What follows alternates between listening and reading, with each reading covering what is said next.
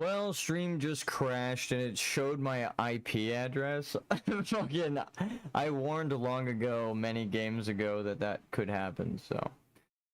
I tried to disable it and then it popped up again. I was like, why is this a thing that happens on my computer? I think I just have to uninstall that software. Anyway, we were explaining lore for hours. I started late actually, so it's not that bad. Yeah, I disconnected.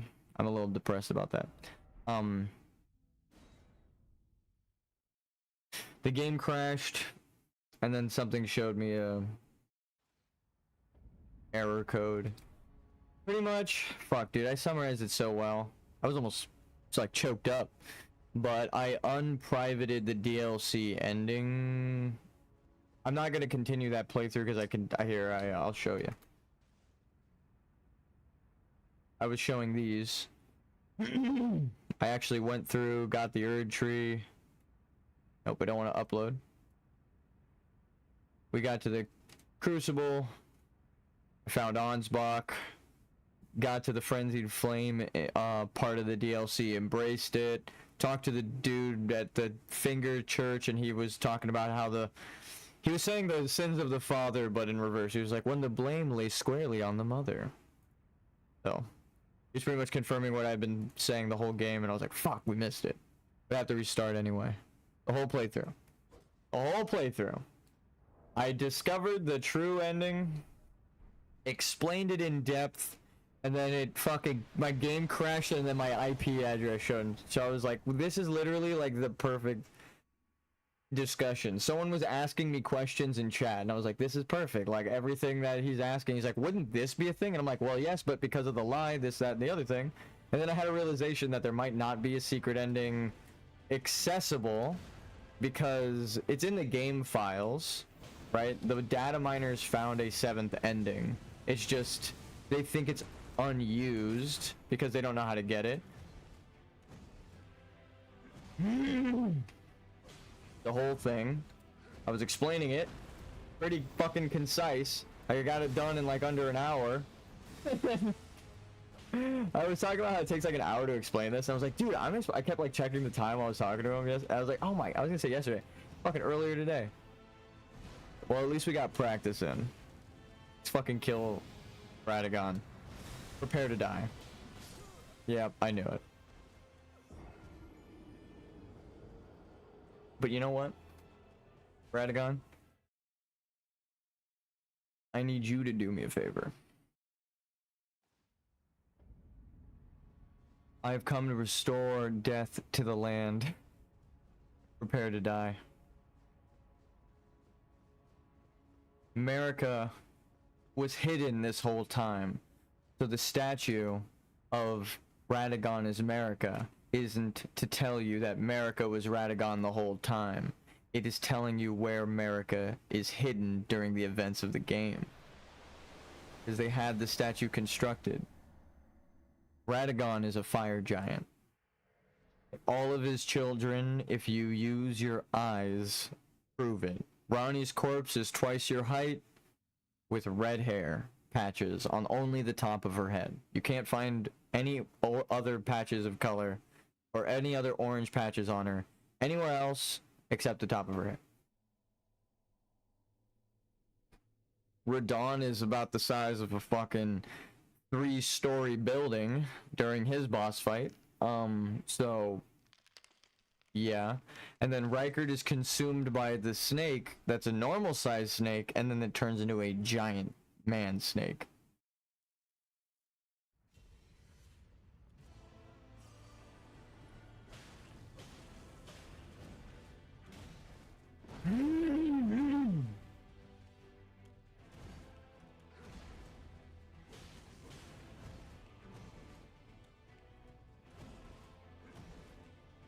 You don't need to borrow power. Like America stole the runes for your lineage. Damn, that missed, but whatever. You are strong enough if you practice, right? What doesn't kill you makes you stronger.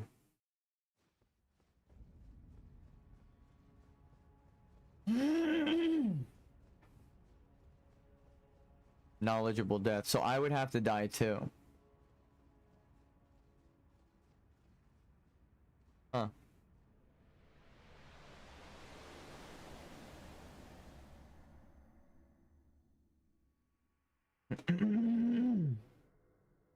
Right? You can't kill Raya. You can't kill Bach.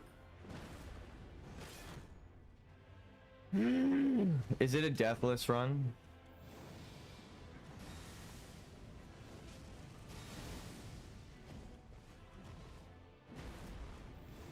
My stomach just turned.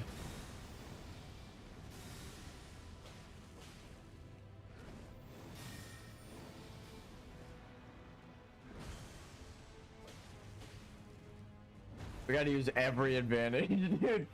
Every advantage.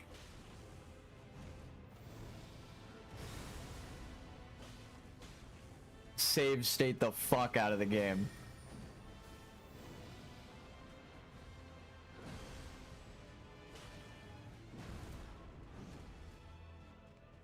You have to write your own, dude.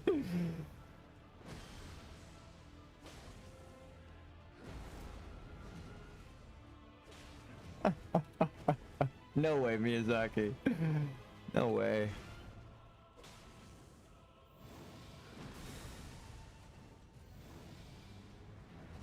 I feel like a crazy person.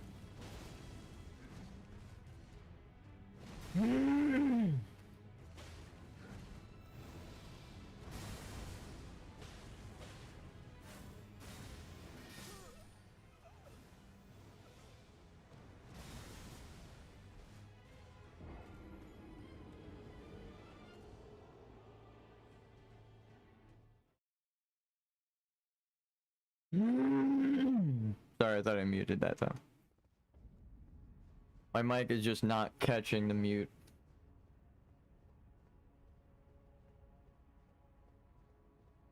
There we go. I have water. But it's not helping. I'm gonna lock in.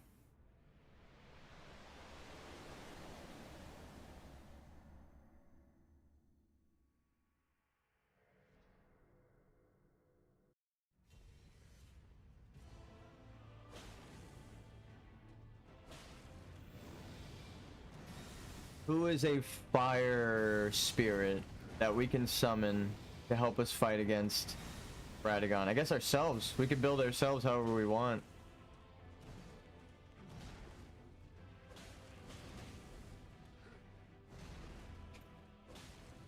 Mimic tier.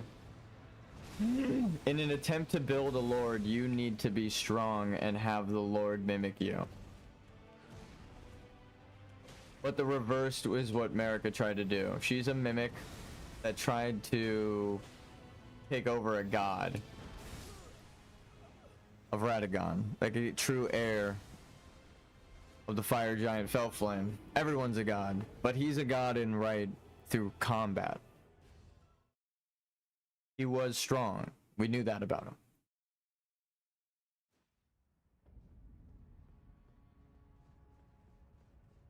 It's about all we know about him, actually.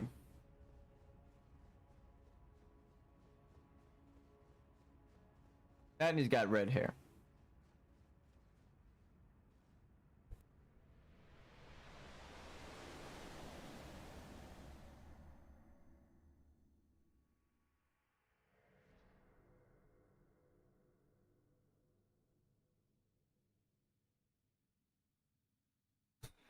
I'm choking back tears. No.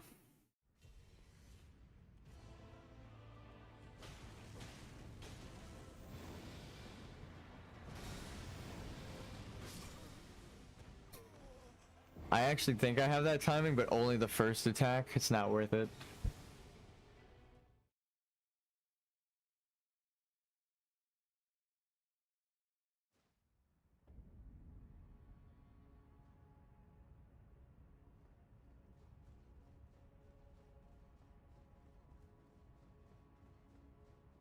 Lavender sleep balm that helps you with anxiety.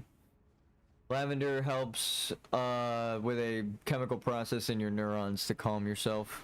It helps fight anxiety. It's scientifically proven. It's weird. I thought it was bullshit until I had it explained to me. The GABA neurons. I can't believe I fucking remembered that. Holy shit. GABA. That's crazy that I remember that actually. My brain is in remember mode right now. Fuck.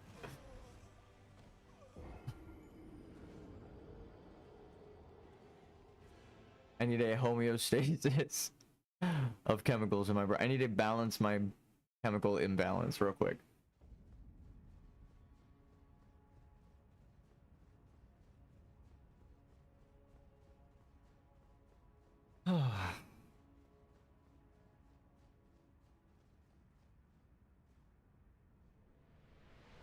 Putting in your earbud.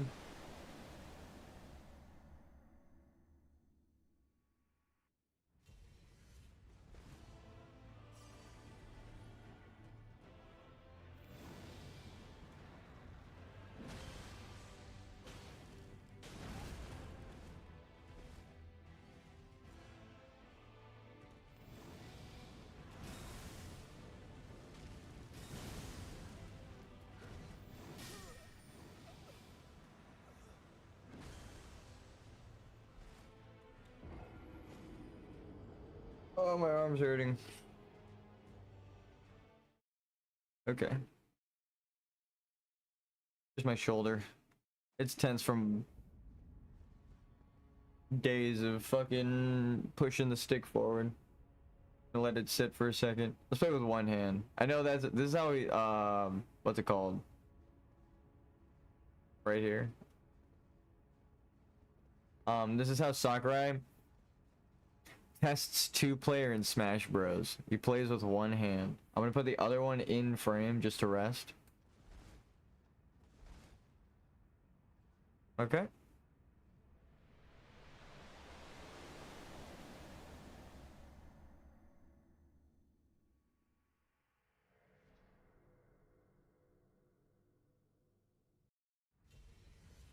Oh fuck! Oh god, I can't even like lock on. Nah, I like as soon as it started, I was like, oh shit. How do I even attack? I have to like put my fingers over the controller and shit. That's not even. How do you do that, Sakurai? He does it on stream, or like in the demos when he's showing Smash Bros. It's not like he says he does it. It's like I've seen the man do it, right? It's like what the fuck? How do you even?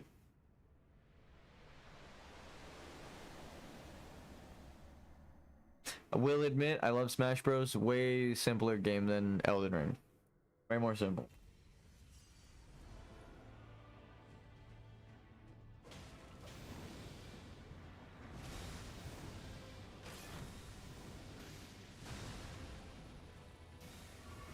I'm guessing that's your guard break move.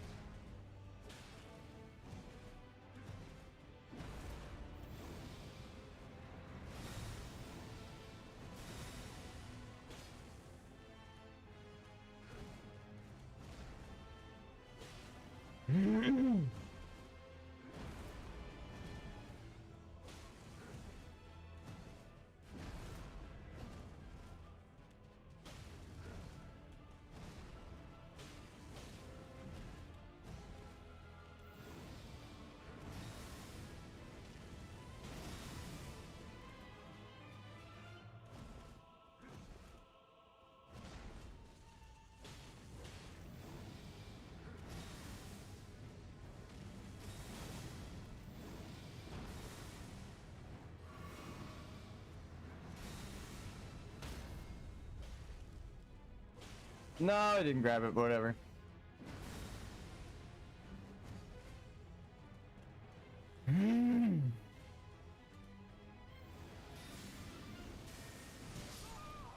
Fuck me, dude. Not the time to flask. We got him halfway down.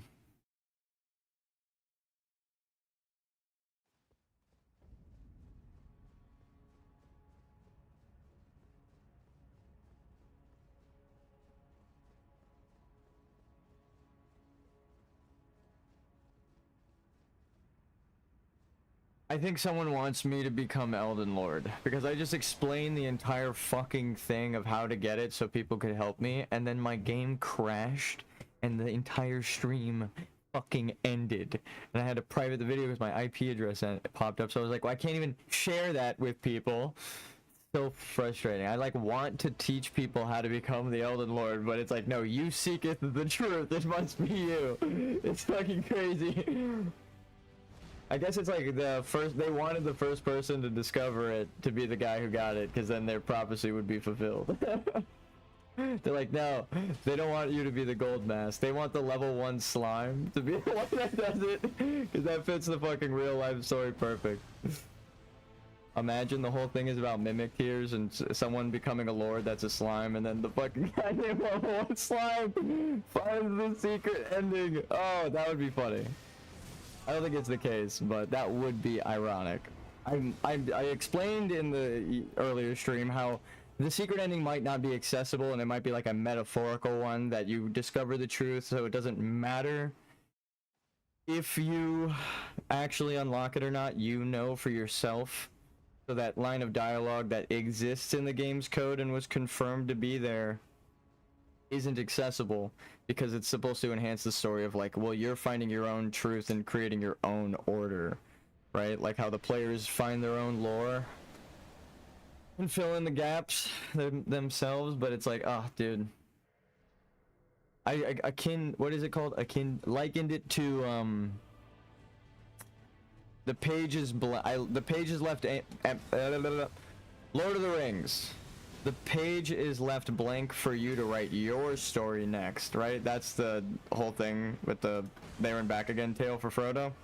It's like it's not over, but there's more. It's like, yeah, I know, that's your part of the story, right? That now it's your turn. The cycle continues anew. So it kind of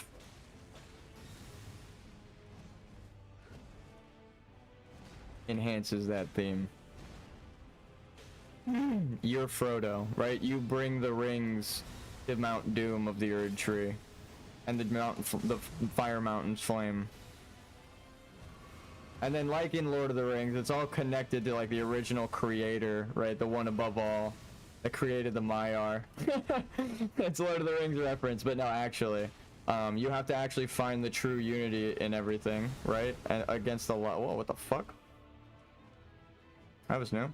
Never been hit by that like that. Normally we roll through that. It was like a wave version of it that went backwards. Cool. We learned something. So if we died there, our death would have taught us something. Valuable death. The cycle continues. We didn't die though. We live and learn.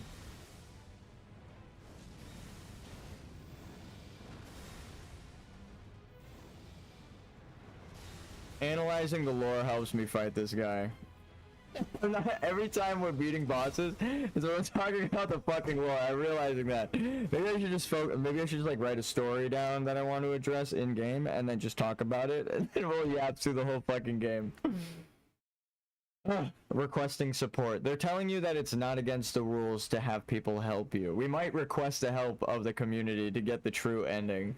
That way, we are the true Lord, right? We sought the truth and befriended spirits of heroes past and future and other worlds, you know, just to fucking get it done. Unifying every power, that would be crazy. And we even have to invade people because you have to do mogs. You do everything.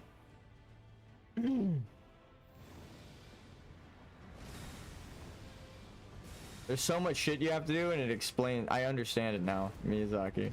Again, it doesn't even matter if you get the ending at that point, but then it kind of does, like copium. But I do want it. You go through a metaphorical change, right? Like you have now viewed the game in a different light, so you get to enjoy the game a second time which is like what you wish you could do, right? Don't you wish you could play through Elden Ring for the first time again? You can, if you just realize that everything is a lie in the Golden Order and play through the game again. So Miyazaki actually made it possible for you to like change in real life. It's insane. I only realized it because the game really forces you to do it when you don't level up. It's like, congratulations. You're gonna have a tough fucking time if you don't do it the way it's designed. If you don't use people's weaknesses, not like a cheesy strat that glitches it out, but like, oh, this thing immediately kills him, like that just killed me immediately. It changes everything. Also, goddammit, our streams have been cursed lately. I started late today.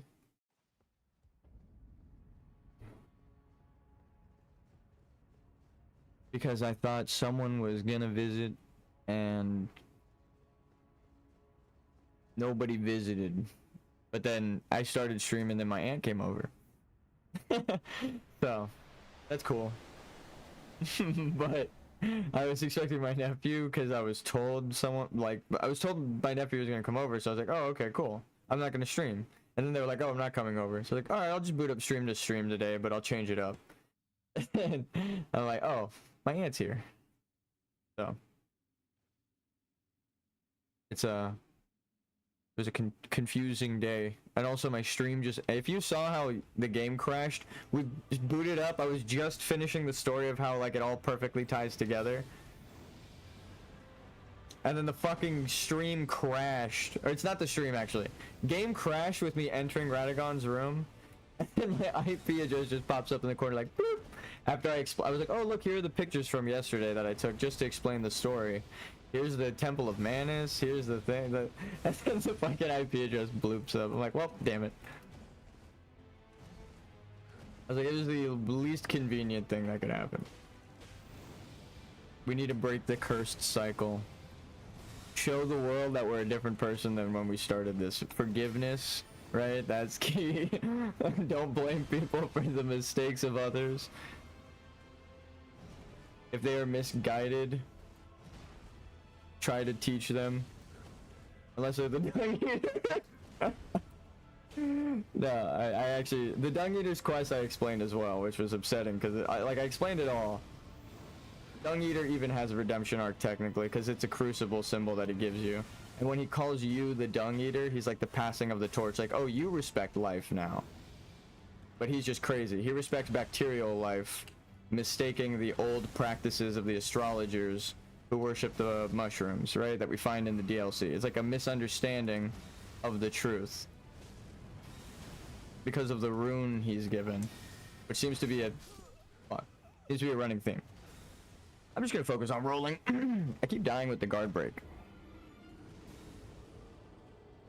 I think the timing prevents you from guarding. Like, you're supposed to roll, because if you guard, they don't want you to feel fear. I know that's stupid, but it's like, I'm like, why are the hitboxes so big up close, but then like it seems easy to dodge far away? The whole thing is you're supposed to learn the hitbox is really what it is. But I mean, you're so naturally, you're not supposed to be scared of them. You're just supposed to dodge them and understand them. It's the whole thing. Again, I think it's because it's the 9th game in the series, and players have theorized like this for years about it in the community. They can like borrow the story, and then it, again, that blank page at the end goes back to you contributing, right? Like how we're all contributing to find it. When we find the truth, it's like, well, we did it as a community. We wrote the story together by using our eyes, so we created the alternate ending. It's weird. That's why I'm like, it might not be in the game. That's why I'm a little hesitant. But the fact that there are files in the game that have voice lines and stuff, I'm like, shit. And then the people who data mined it even further were like, well, it'd be tied to the one thing that confirms it's all a lie. It's like, fuck, dude. But you have to do it in the perfect order, which is what we did on accident as a level 1. You got to keep like certain characters alive, certain characters have to die, and then you have to go through the DLC at a certain point instead of the main game, and then come back to the main game because it changes the context. And then if it changes the context in the game world, then your character knows now something that they couldn't have if you beat the game without the DLC, right? So it's like a news cycle. You've probably begun New Game Plus to do the DLC if you're going to do it the right way. So that's why there's a way to do it without beating it. Because you could just do the DLC after you beat the game, like I did the first time. But you can also do it in the middle of the game and it changes everything. And that's the way they want you to do it. Because it scales to you. There's no wrong point to do it except, I think, the end.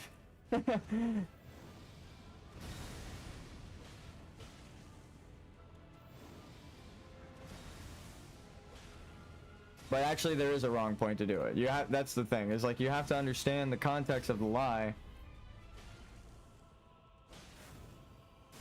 To be like, oh, I can't do it this late because then this person's story doesn't fulfill their prophecy, right? Which is the main thing about Dark Souls, is you're trying to fulfill the prophecy. If you want to restart the world correctly and morally. Because you could just do it like the frenzied, or you could do it like the evil way in Dark Souls. Or you can do it the not as evil way, where you don't kill her for the truth. You already know the truth, so you allow her to live, and it's like a good ending, quote unquote, in the bad ending. That's why there are two versions of the bad ending, or the dark ending and then the bad ending. I think the dark ending is the true ending to fulfill the prophecy, but you have to create the right context in the game for it to make it the good ending, the good in the bad, right? The silver lining ending. The bittersweet ending, which is why it's like, why is it always tears? To teach you about death.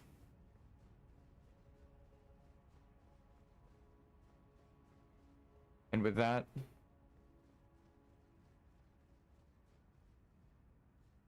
prepared to die.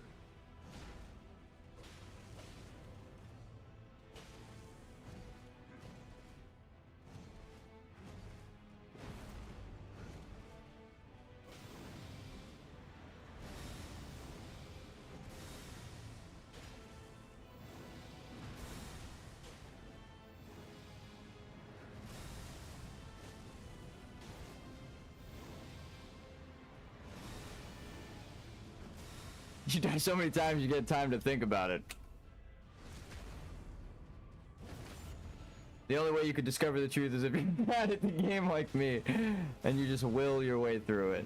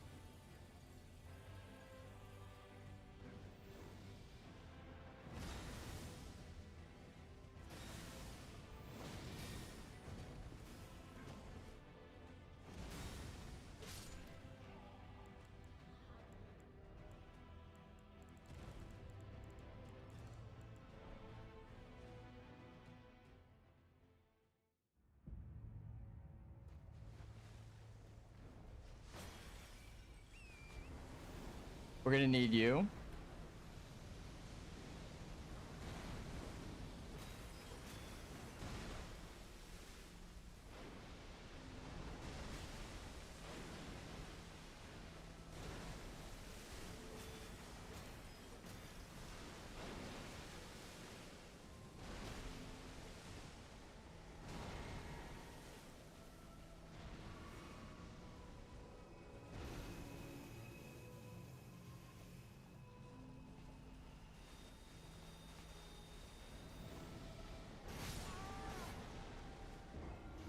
You're actually better off for that move being far away. It gives you a good distance to jump over that.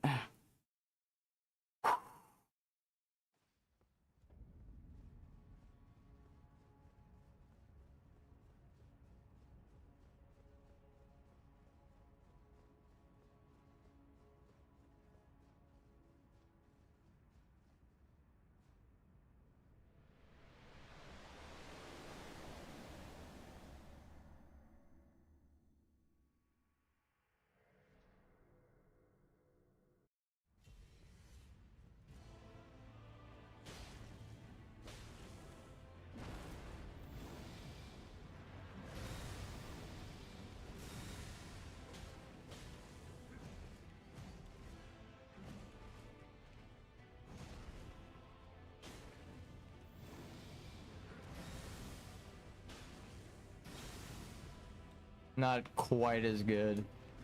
2 power attacks.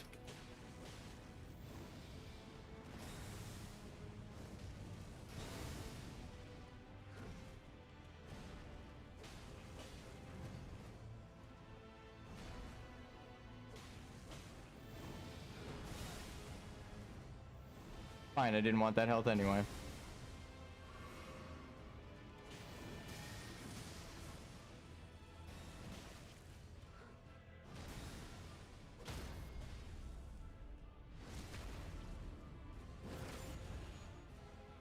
Stomp, if you will, sir.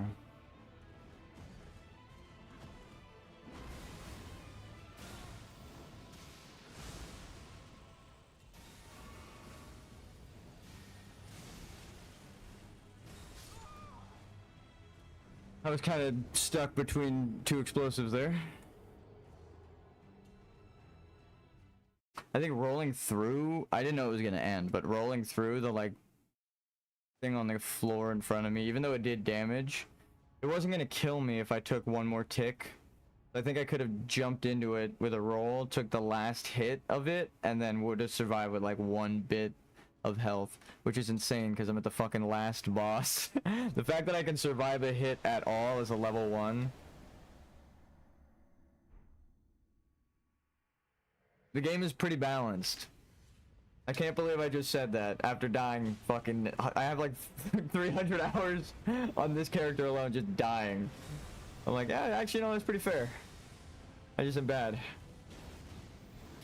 See? I thought that was an opening. No, I was alright. I gotta lock in. I was just joking around there. Actually, though, joking out loud, too.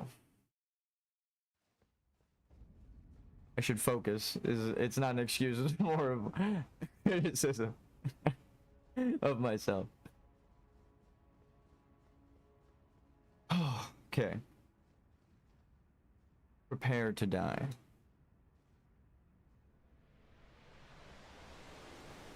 Headphone adjustment. I turn away from the mic to breathe. Chocolate rain style.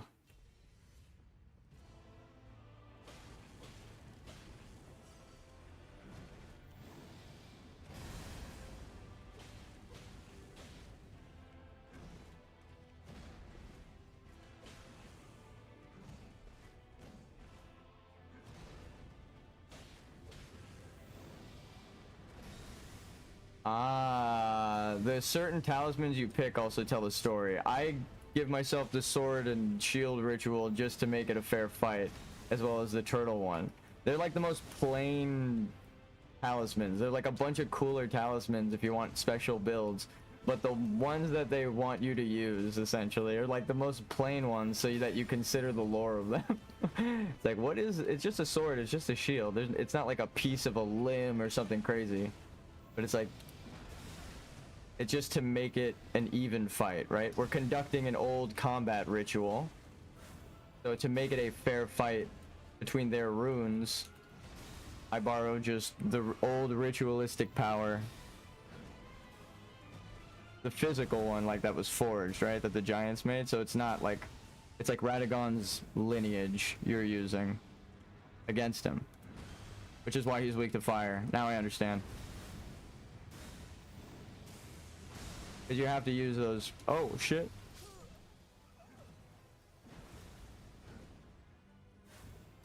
I attacked one too many times. But understanding why he's weak to fire now.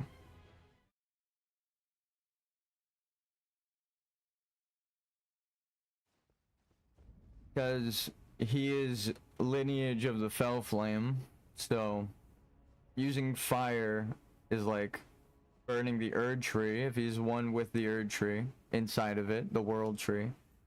And then also, he's forsaken his lineage, so it would be awakening it, defeating Marika, who's imposing her will on him. So if you use his power of the ancient rituals and the fire, right, the thing that they've counted as blasphemous because it can defeat them, you can not only defeat them but like morally do so, because you're like helping Radagon out of this.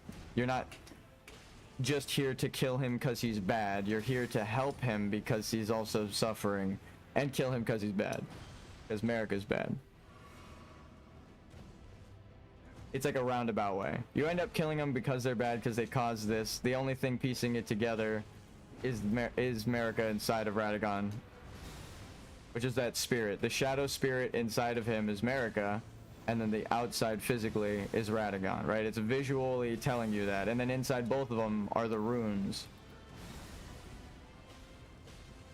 Marika's trying to put herself into Radagon, but he's using his will to stop it, right? And continue the natural cycle, reforging the Elden Ring. Now that he knows the truth, right? He's trying to repair it, but she's also in him breaking it because she wants to keep the order alive. Again, she's fucking evil all the way through. Damn it, I swear I rolled there.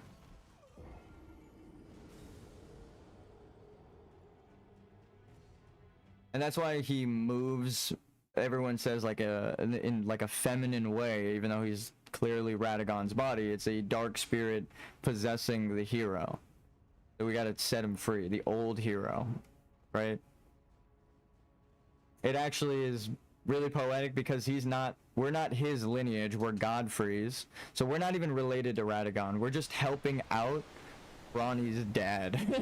Like, we're not even, again, we're just like some dude who shows up, we're like, oh fuck, it's all messed up here. We gotta fix this shit. We're kind of related to it because we are sins of the father. We gotta pay for it, right? Through ritual combat, we gotta make up for it. For Godfrey and Marika, the evil spirit within him. It completes the story, and it's like, is she evil or is she just misunderstood kind of thing? But then like the more you analyze the story, it's like, well, it depends on what kind of person you are. But if you value life and want it to thrive, right, and you're not like the dung eater, and then you value life, you want to protect everyone through ritual combat, not just kill for killing's sake. So you're trying to fight them because they're perpetuating the suffering of your loved ones and yourself and themselves. They're torturing themselves. It's beautiful.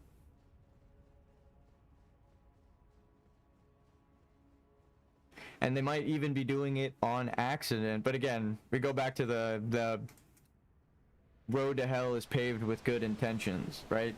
You could have good intentions, but if you do terrible, terrible things, then, well, did you really have good intentions? Or did you just have good intentions for some people and not others? Like the demi-humans, like Bach, or Raya, or Selen, the puppet people, right? Pydia, the Albinorics, like Latenna, right? All of them subjugated by the Golden Order. So Miquella not allowing people in to the DLC, right? Not really telling them the full truth, because Ansbach doesn't know the truth, and then when he finally is free of Miquella, he's like, holy shit, Miquella was scary, please, we need to find truth, it was eating away at me. And then when he finds the truth, he's like, oh my god, Miquella's even crazier than we thought. It's like, again, kind of the one person who was under his spell and then was seeking truth is like panicking, right? It's like, oh my god, this is crazy. Miquella doesn't even understand the depravity of their actions, right? That's what he says. He's like, he doesn't even understand how fucked up he is because of the Golden Order. He's doing terrible shit, taking away Radahn's will, taking away Melania's will, taking away Mohg's will, right, to put his own in place, just to do the same thing his mother did, right?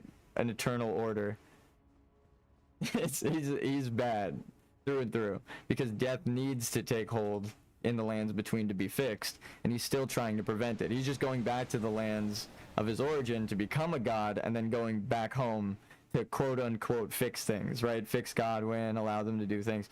But he's still, I mean, he's guiding Tarnished into there, but then again, he abandons his love and allows them to just kill each other. Like, he doesn't say, like, he doesn't tell them the truth of, like, I'm gonna become a god, we're all gonna fix things, right? He's just fucking trying to become a god at any means.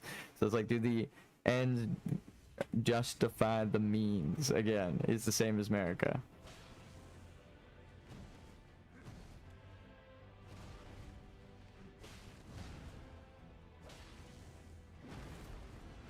No love ahead. Likely wicked sort.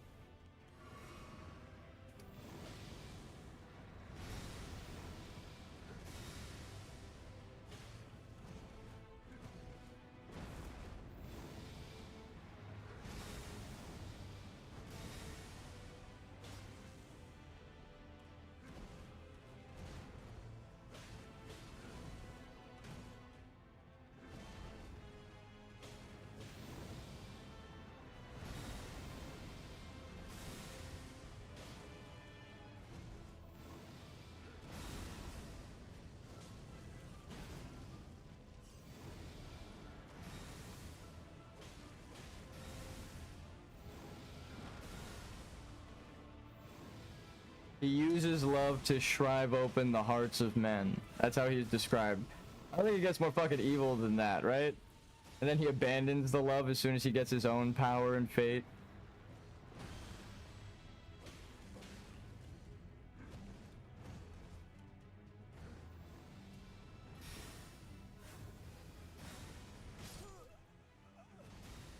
He swung near me. I know it sounds insane, but I understand now. I have to just accept the fucking death and move on. Alright, Miyazaki. All you designers at From Software. I'll be right back. I hope you're watching. Get this fucking ending. Whether it be metaphorical or not.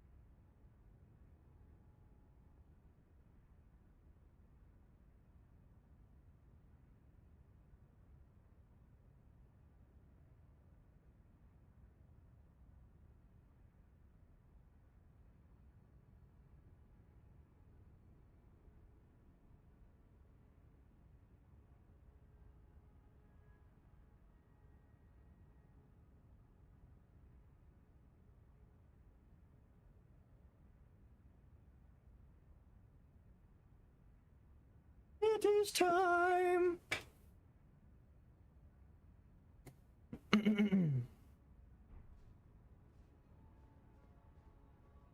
Stay hydrated.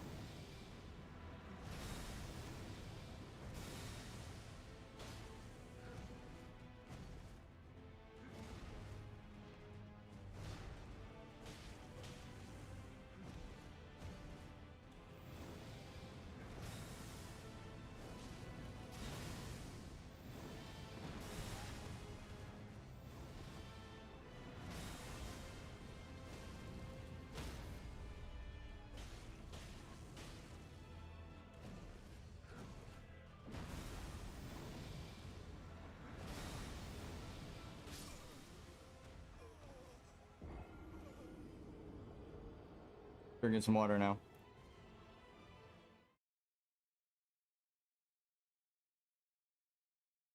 Can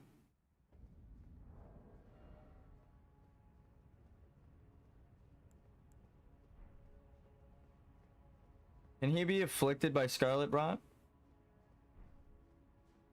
Thematically, it would make sense, but it said he was immune to hemorrhage. Is he immune to...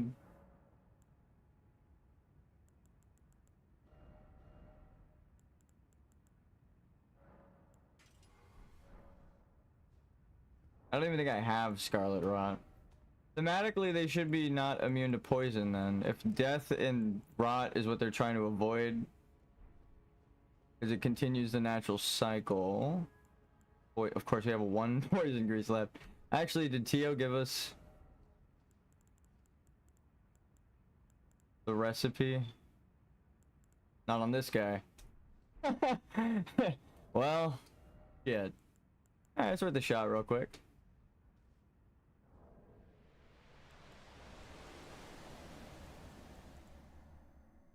I have a 1 grease.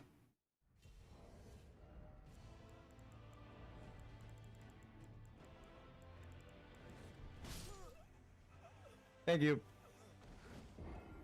I was gonna use the opening, but I barely missed it. It's okay. Just hold W. No, you should take a second. Defeat sucks, but you gotta accept it to move on. I get it. It's always been the theme of these games, though.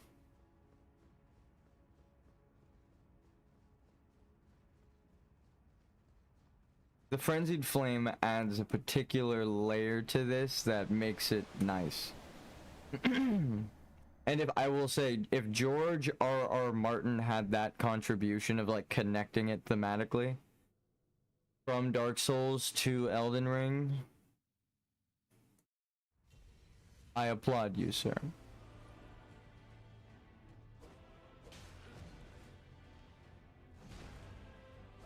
Because if you take the Frenzied Flame, you're essentially saying what Melina assumes, right? That you just want the world to burn and die and reset, right? You don't care about life. But if you accept the Frenzied Flame and then use Miquella's Needle, you're telling the game, I understand the pain and I'm moving on from it with unalloyed gold, right? Like, I'm using purification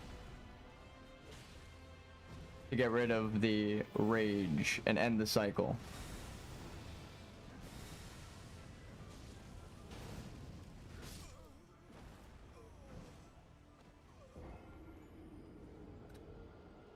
It's showing understanding on multiple levels. You are understanding the game mechanics if you understand how to even fucking use Placidus Axis Arena, but you're showing that your character understands the world while you understand the theme of purity, cleansing the flame, right?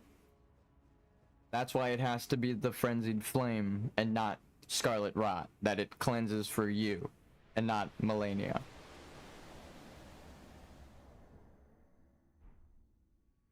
Like for Millicent, it stops her Scarlet Rot, but for you, the item is only for the Frenzied Flame and outside of time.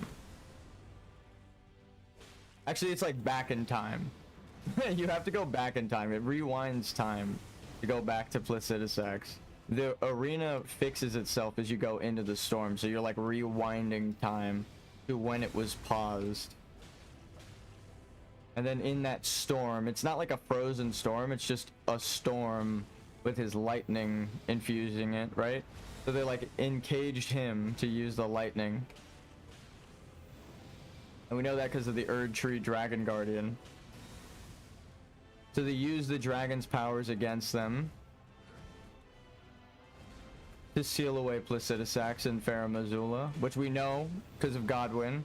So Godwin ends up being like not so innocent with Fortisax. Fortisax respects his strength, but Godwin helping the Golden Order is why he can't be revived. His quest is about his death too.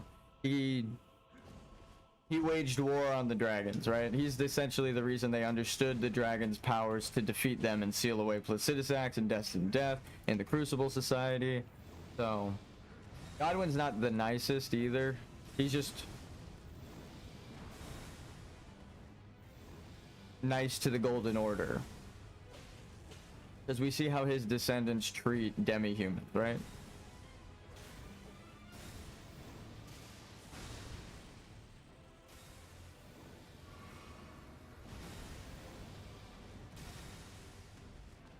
Damn.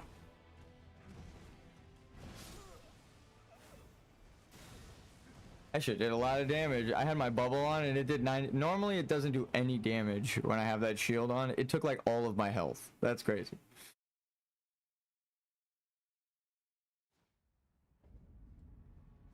That shit will kill you if you have like 60 life. Vigor. Vigor.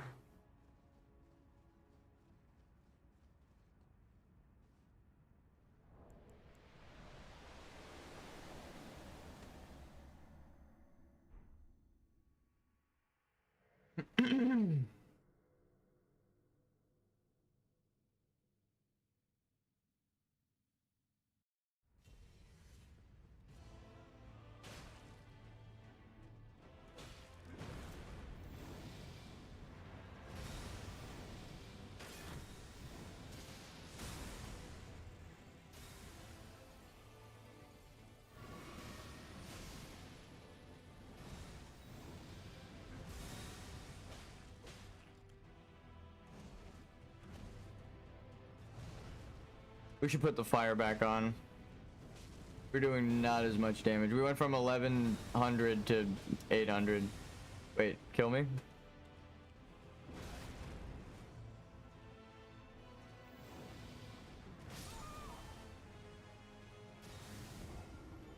We're doing 1% of our damage.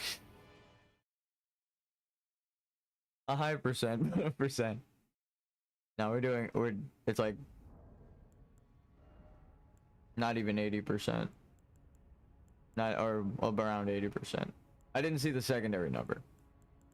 Just because it's 11k. We almost have 12k. Oh.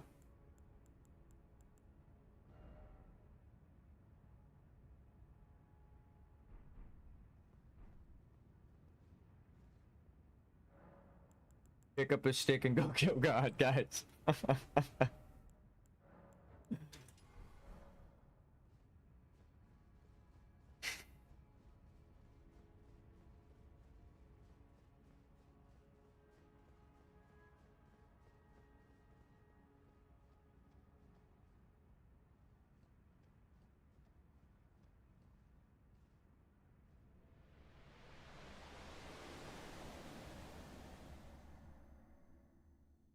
wonder what happens if you make a multiplayer password, like a complex one, and then you have only one person set the markings. Can you like guide people? Can you like create a guide with a multiplayer password? I mean, you'd see all my joking ones, but you'd have to like make a specific character and then make a multiplayer password for them for people to join, and no one can write a message anywhere. And then it's like only your friends or some shit. All right, America.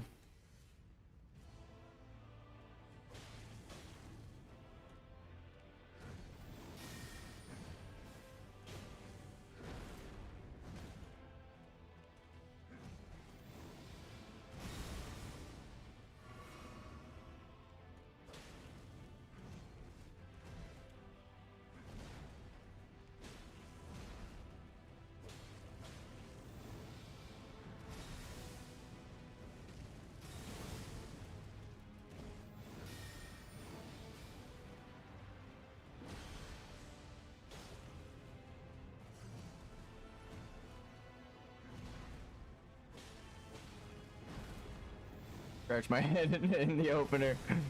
I was like, well, I don't need that hand to attack, so like the perfect time to fucking scratch your head real quick.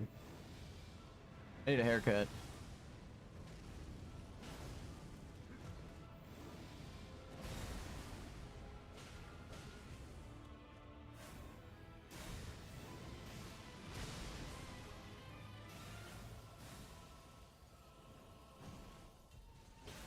I was hoping that would turn into a sprint attack, if I'm being real.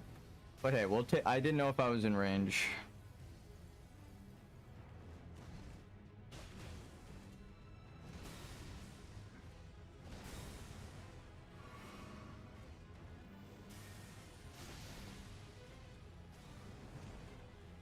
There we go.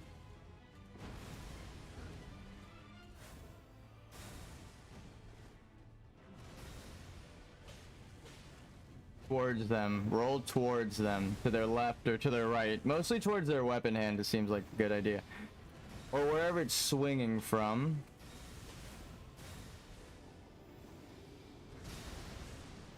So that you can get around it faster. Get to the source so you can avoid it quicker. That's just, it's not like a metaphorical thing. That's just advice for combat.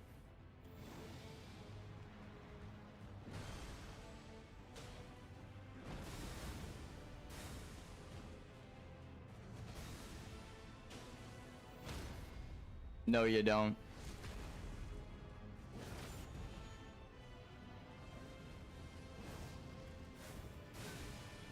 No shot.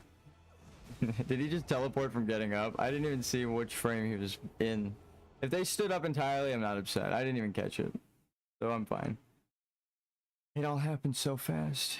I don't think it's an animation cancel. I think it's like a Melania tied move, right? Like she can tie waterfowl dance to any move so that when you hit her, sometimes it staggers, right? Or it'll stagger, and then sometimes she'll choose that waterfowl as the next move, which gives that first move super armor so you can't like knock her out normally, but she gets a little bit more poise. I think that's what just happened, but I've learned. I'm not even upset. I'm like, alright, I know what I fucking died to. I just messed the timing up.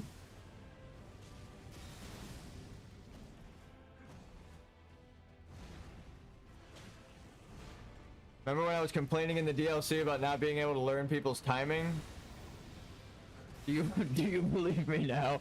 No, I'm just kidding. I was like, why do they fucking... You hit them in the DLC and then they'll just jump away from you. I'm like, what is happening right now?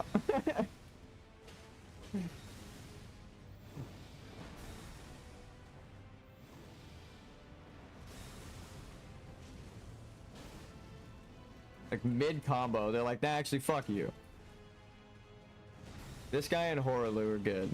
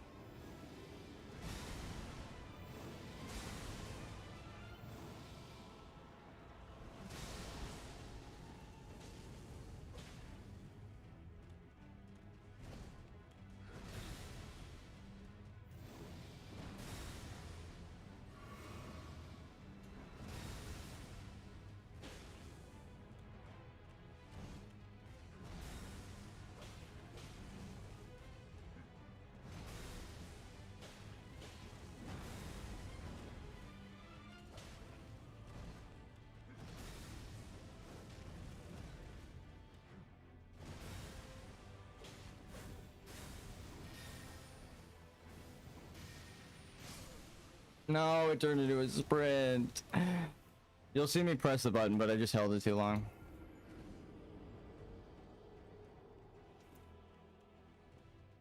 Ah, whatever. The lower you get them, the more confidence you should go in with.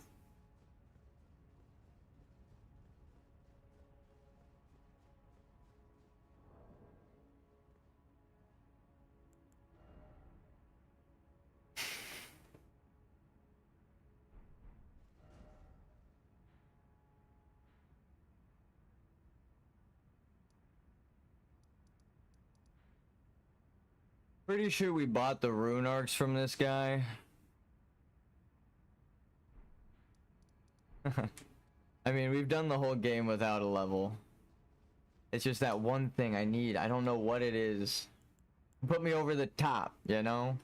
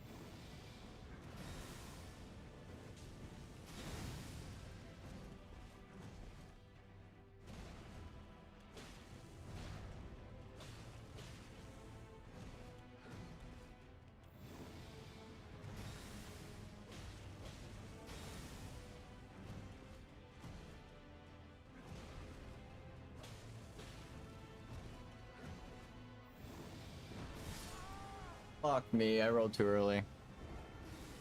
Better to jump there. Only if you're not near him. I think. I shouldn't even try. I should just remember the timing.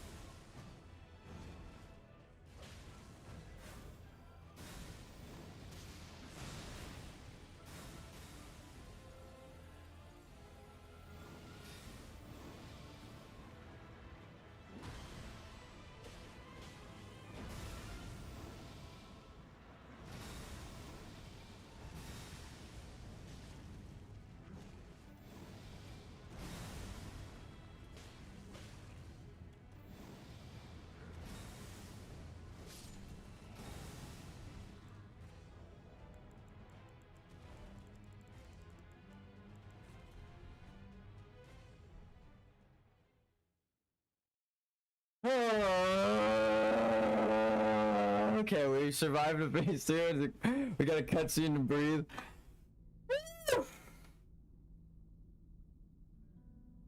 That was the roar of regalia. I understand now. Oh my god.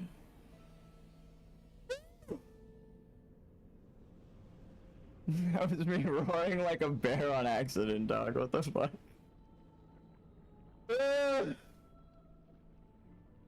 Phase 2! After this fucking lavender shit to calm the fuck down. Oh, they merged together into a sword for the god. I'm sure there's some sort of symbolism there, but I don't give a fuck. I analyzed it earlier days ago. Let's fight this guy. Where's he? Knight versus dragon to save dragon from princess.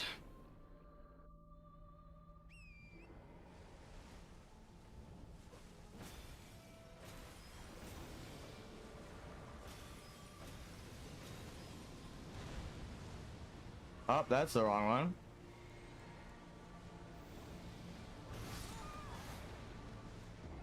I kind of fucked up there entirely. I drank a heal, and then I tried to recover by drinking the cerulean tear.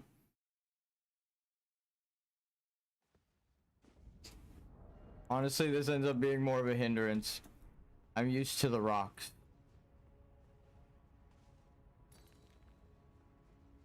I'm not even gonna blame the rocks, because you know I'm not taking those off my bar. That's part of the game, baby.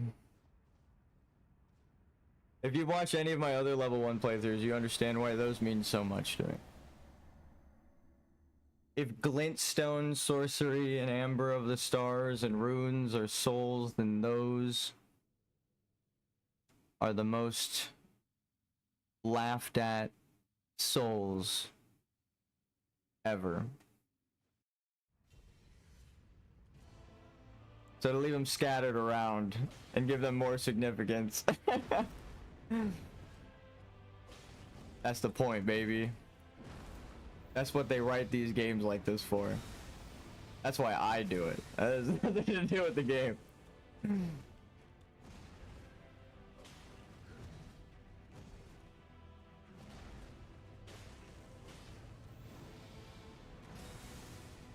People do love them because, I mean, if you know how to use them, they're the best. And also that explains why they scream when they shatter, right?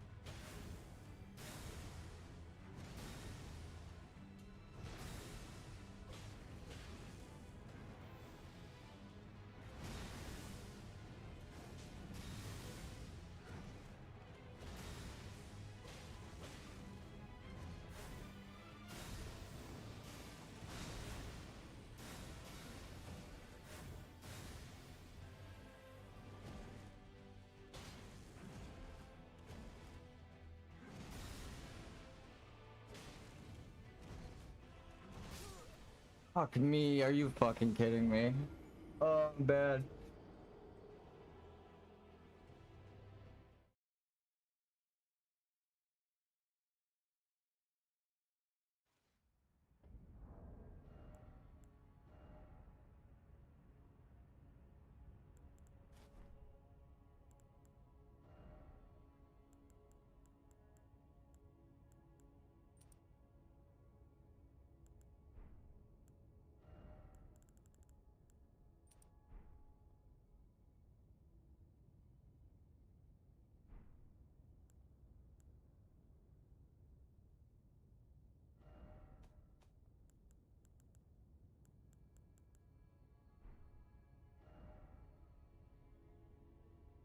Fuck. I was like, can we just get a bonus person to help me out for the first phase? Ah, damn it.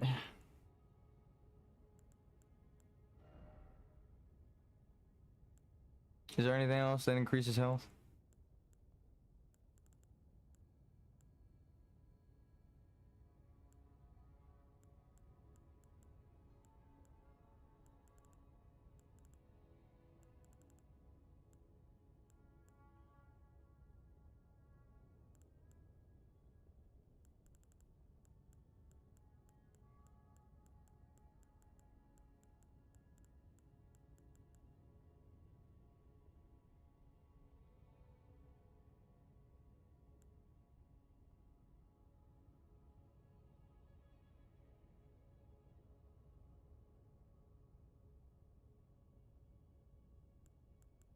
Oh, no. We shouldn't fuck with it.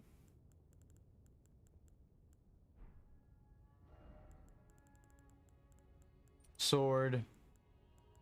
Shield. Bird tree. Oh.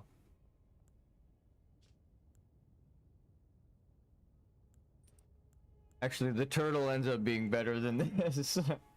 Because you want, in the heat of the situation, you don't want more stamina. You want that microsecond where you run out to regenerate enough that you can roll.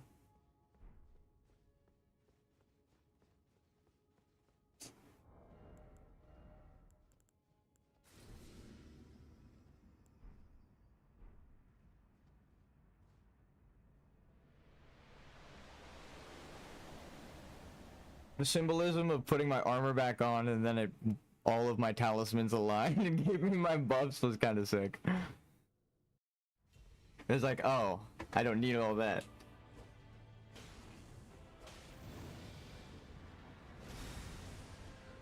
It was accidental, I should say. I don't think that was the point of the game, I just think that was cool.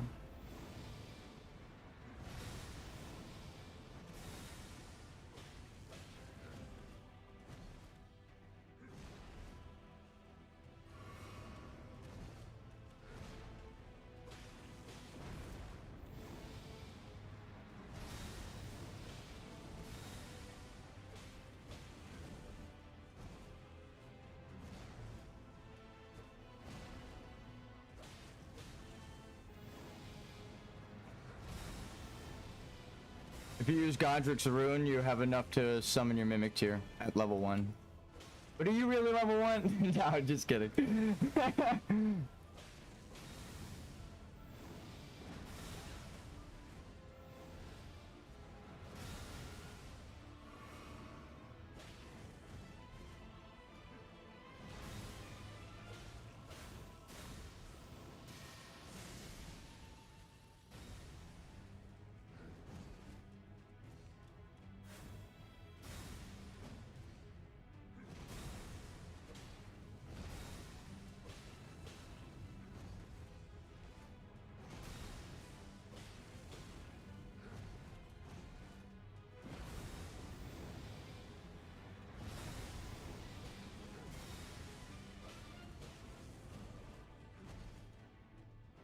That right there is why you have the turtle talisman. Look at my fucking stamina. That regen is insane. Embrace the lesser subjugated dragons. Everyone has a seat at the table. Even the turtle. Even the turtle is here. I'm dead. I was kind of laughing at that. Everyone's got a seat at the table. Even dog. Even dog.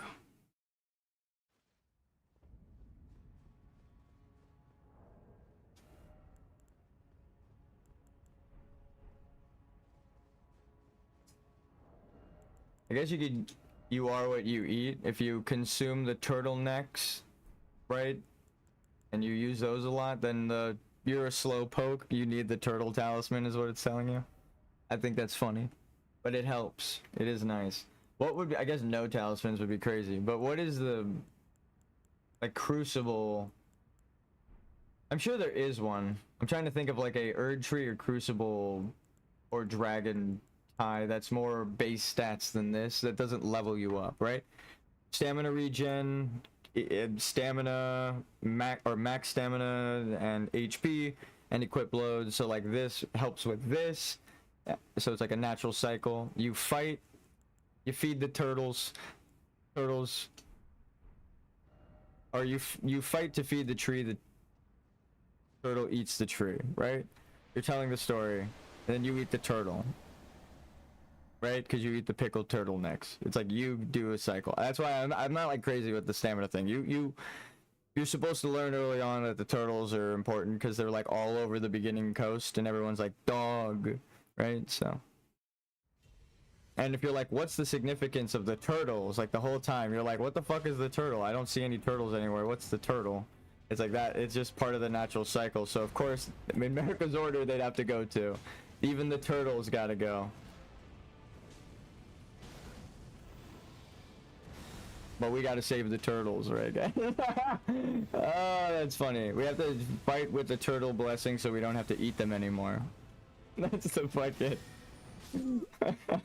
No, I'm just kidding. I don't really like pickled turtlenecks. That doesn't sound too appetizing.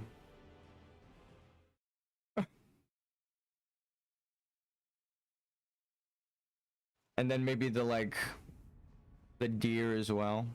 I don't know. They gotta tie somewhat to the underground Noxtellan society, but I just don't know. It's gotta be some sort of symbolism like that. I'm sure every animal has one. I could sit here for hours and talk about it. That's the joke, I'm sure. They created a world, you guys. Like everything in it.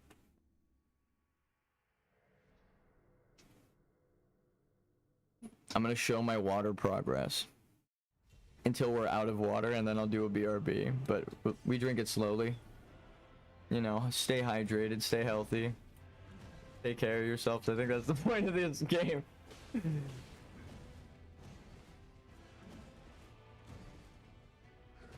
You need to seek to be whole. No, I don't know. It is asking you to be a better person. Like, that is obvious, right? Like, that is tied into every fucking quest in the game. It's like, do you want the money or do you want to be a good person? This is essentially every quest. Money is runes.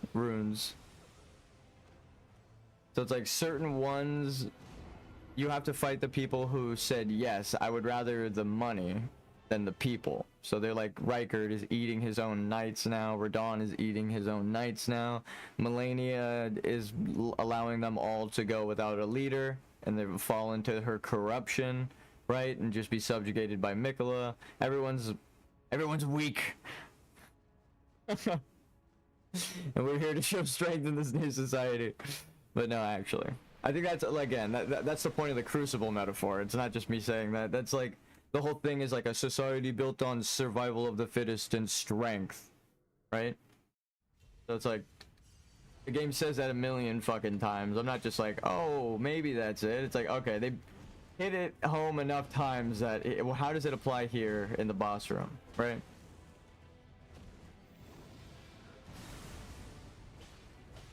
Especially if you're fucking stuck for hours and days fighting these goddamn bosses. Really get time to think about it.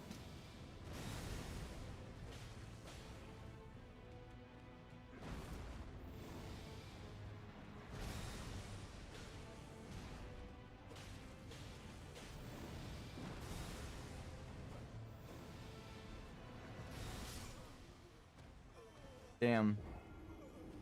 I tried to go up the timing of the attacks, and then also I looked at my phone. But I'm not gonna blame the phone. I thought I had the timing. Normally it's 1, 2, 3, dodge, or dodge. In a large opening, if it's not, use your Ash of War, right? They gotta give you some point to use your fucking equipment. Just find the point that you have to use it, and then learn all of the dodge mechanics until you get there. That's how every boss goes. Except Melania is a little different, as are the DLC bosses. I feel like, I dare I say, Melania's done really well, but a lot of the DLC bosses are good, but then have like... just the fact that they can jump out of your combo hurts my feelings as a sword user.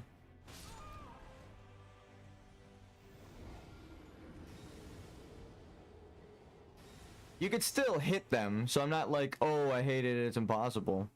It's just like, damn it, like how I'm hitting Radagon and Horalu and how we're doing these fights.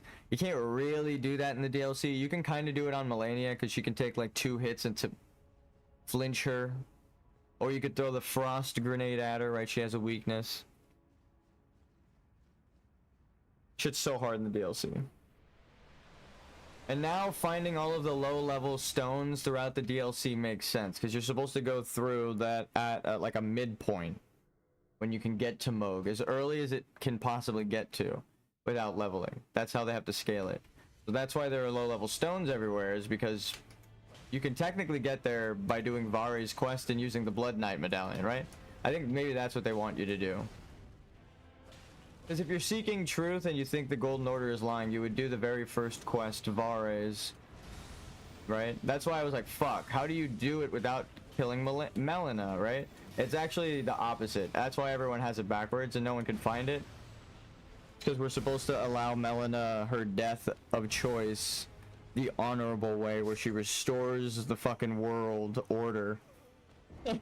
Or you could selfishly allow her to live forever like Marika has. Even if Marika sacrifices herself into Radagon to allow it, she ends up allowing for this accursed land, right? Of undead. And golden poop.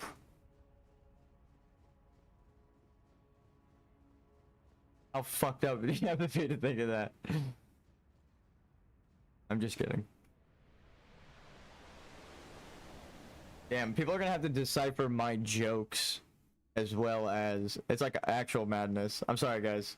The Frenzied Flame is leading me, and then when you see it yourself, it'll be like, ah.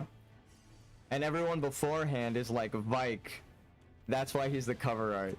Because if you, even if you do the Frenzied Flame, even if you get every ending, if you don't understand it and do the perfect order, you're just another Vike. Someone guided by their maiden to the flame and lost, right? By the madness, trying to save her, or save the land, or do something like that by allowing death, right? Even if you have to kill her to do it. So I guess it's because he doesn't embrace everything, right? He just embraces the flame. But you can only embrace the flame if you take it in, right? You would need Mikola. That's why it's like the true... now I understand why it's crazy. If Mikola truly wanted to be the good guy, they would infect everyone with Frenzied Flame and then cure them with their unalloyed gold that they found. But they're not doing that, right? They found unalloyed gold for their sister and themselves because they cure themselves in the cocoon and their family, but just to go to war and make themselves a god. They don't actually just tell everybody like, hey, I found the cure for all this, right? Which they did. So it's like, Mikola's the bad guy because they could just tell people the truth and then it's all over. But they're trying to be a god like their mother. So it ends up being a cyclical nature, right? That's the bad cycle, is trying to be a god. When you have to just be a mortal man. You earned all of this as a mortal man. No leveling, no runes empowering you. You did it. You're the Elden Lord. Or Lord S, who knows? You're the Elden Lady.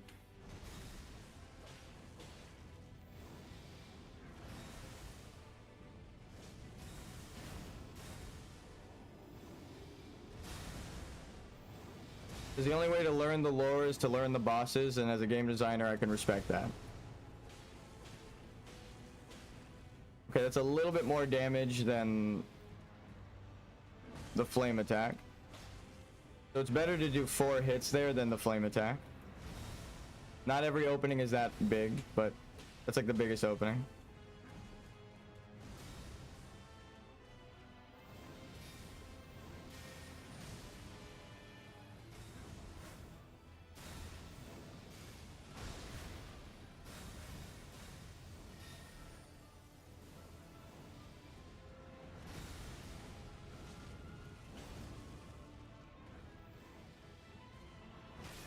No. I have.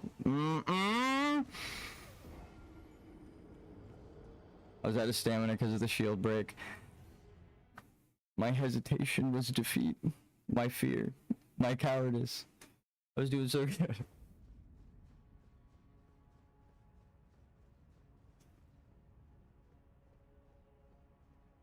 get my hair out of the way, get comfortable. Allow yourself the victory, guys. Holy shit, that was poetic. I didn't even mean for it to come out that cool. You gotta fucking get comfortable, is what I meant to say, but I didn't know how to phrase it. Okay, yeah, what my past self said.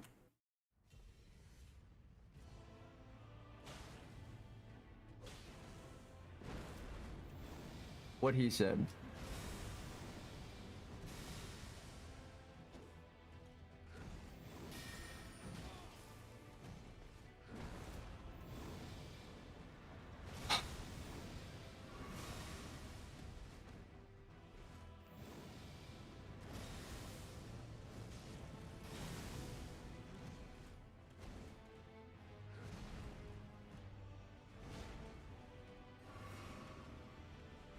Certain openings are attack openings, certain openings are heal openings. You gotta learn how long it takes to heal, feel it out. Just keep spam healing and just heal once and fucking ingrain it in your very being, right? It's the same in every Dark Souls. As soon as you learn that, you're playing, baby. Learn how to heal, and then you're better at the game. Learn how to heal and then you won't need to heal. Is the craziest shit I can advise. Because you'll know the timing of how to dodge the attacks by then. You're gonna be like, wait, where do I heal? Where do I heal? And then when you find it, you've beaten the boss. Congratulations, that's the opening. Right there.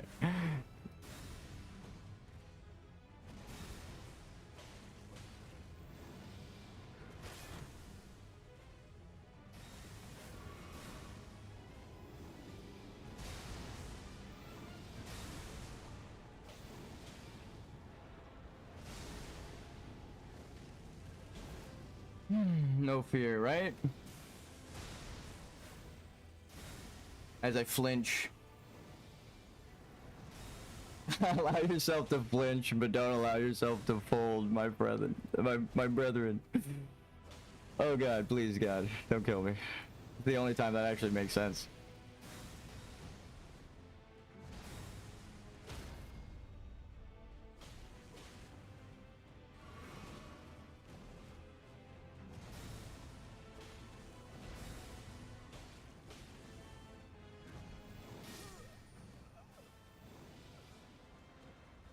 We're getting there. We're learning this boss. This is what I didn't want to do, but we have to go through it to get done with it. Right? Ah.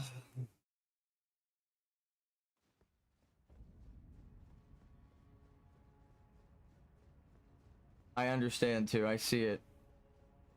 Miyazaki, you sly bastard. It ends where it begins? Are you serious? Ugh.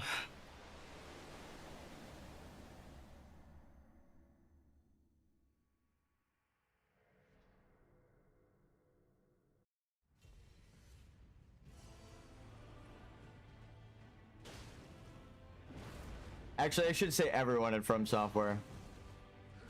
God damn, I can't wait for the credits to roll. That's the craziest shit I've ever experienced. I'm like, I want to read the names of the writers, the fucking designers, I want it all. I don't care that I will not understand how to even pronounce their name. I want to know. I want it in my brain.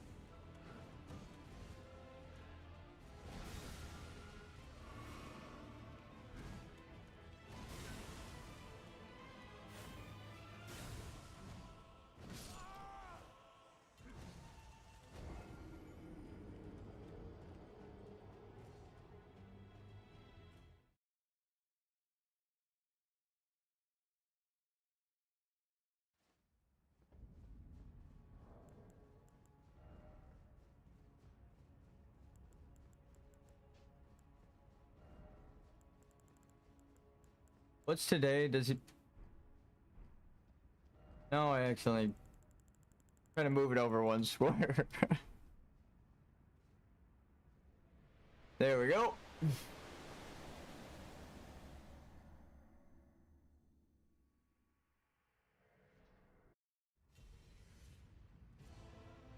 Woo! Sometimes you just gotta sit up straight, stretch.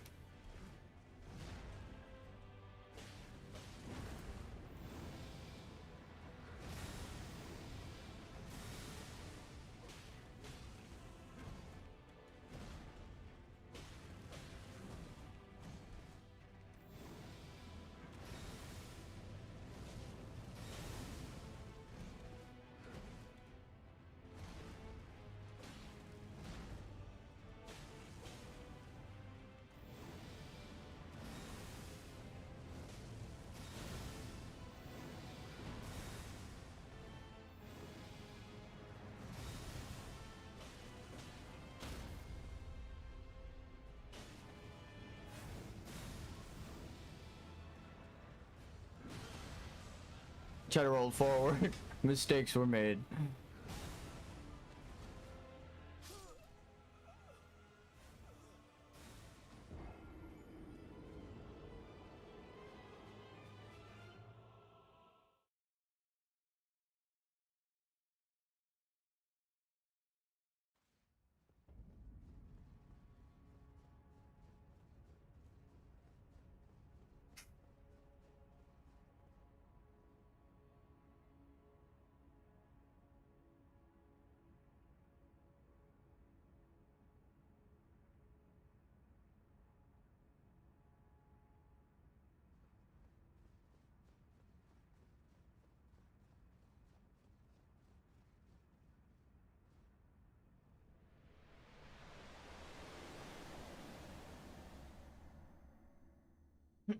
Damn.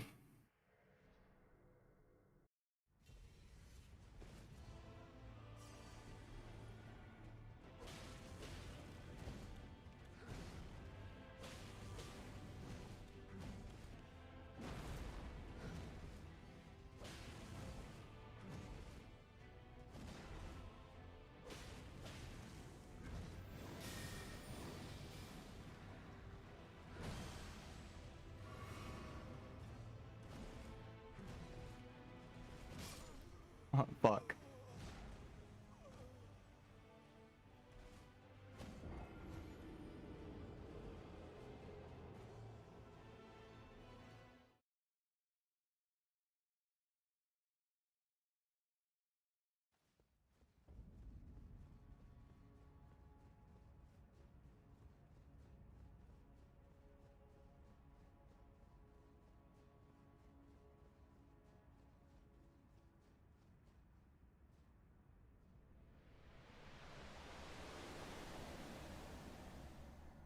Bound to happen if you keep trying and you seek understanding in your failures, right?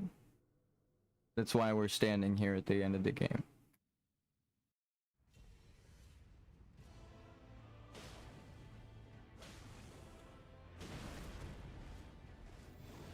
You get hit, You just get right back up.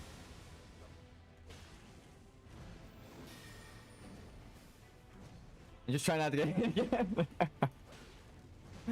Just for long enough to heal, right?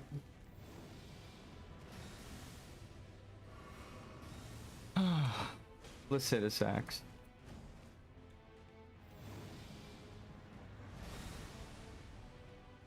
Sometimes defeat isn't the end, right? You gotta heal. That's why they stuck him at the end of time, or froze him in time, because they didn't want him to heal. They didn't want him to get better. Or die, because they're borrowing his power.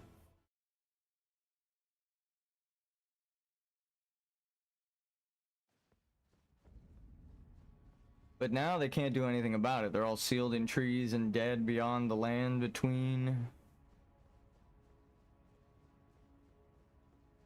Damn.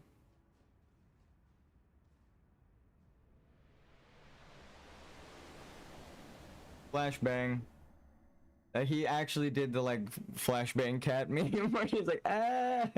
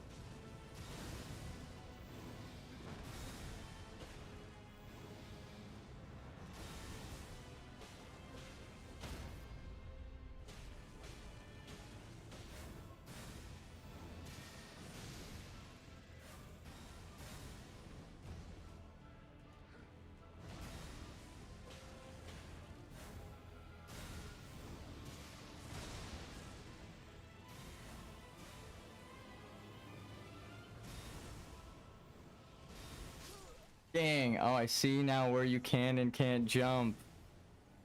Oh, and it changes. Oh my god, I just learned that. I just understood what was killing me.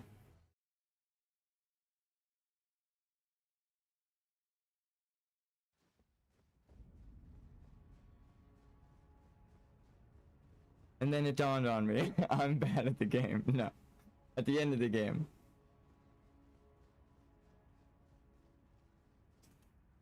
I baked some cookies though. I got to hang out with my family earlier. It was pretty good. Or last night I was talking to my brother. Even though he's sick, I was still just hanging out with him. We were talking for like an hour about like video games and stuff that are coming out.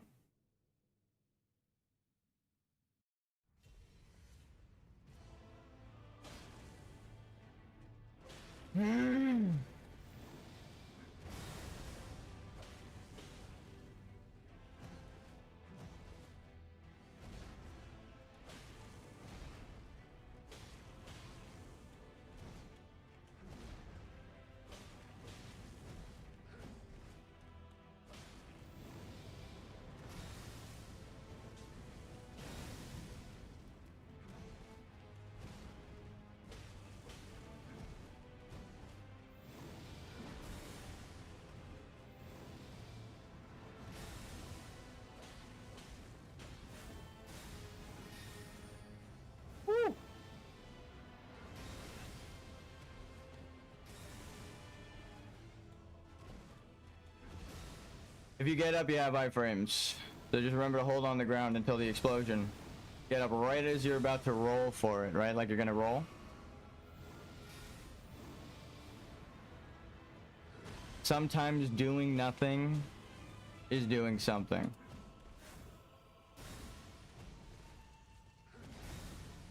All you had to do was nothing, America. All you had to do was not fuck up the world.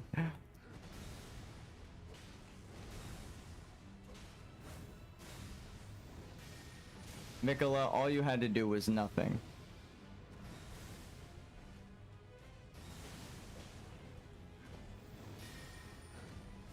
It was fine.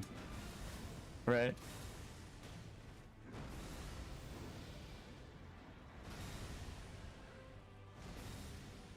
It was a religious fear that ended up ruining this fucking planet. Isn't that ironic? Huh. God damn, where have I heard that story? I wonder how I'm able to draw those parallels so well.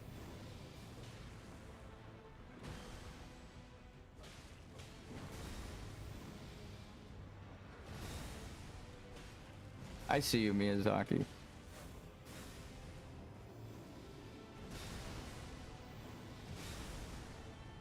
And it doesn't matter what the fuck happens. As long as your timing is right, you can get that shit perfect. Again, game design. I see it.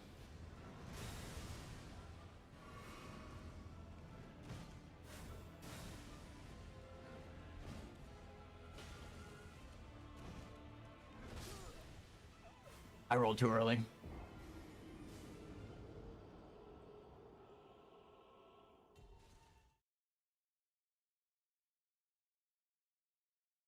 I have a lion's mane of black hair right now.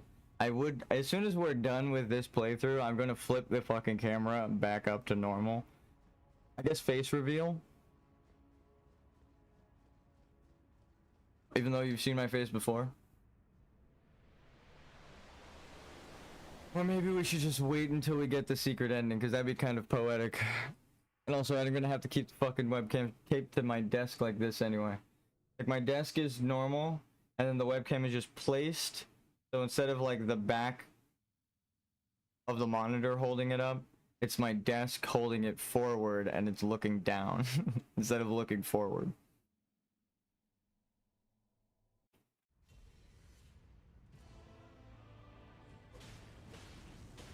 The reason I haven't been picking up the camera or changing the camera angle much is because unless I hit the camera on accident, it's because it's just taped to my desk right now with scotch tape. Talk about making your own way.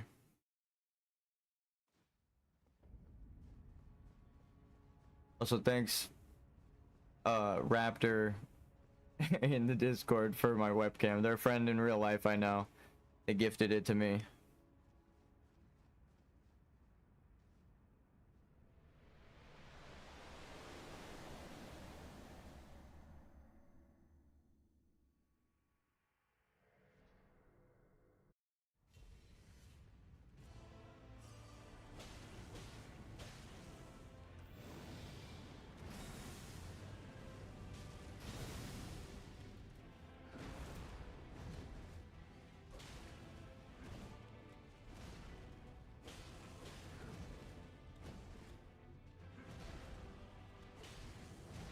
No fear through understanding. That's the entirety of this game. That's how you beat these bosses. You're no longer scared of the moves, now you attack in the openings.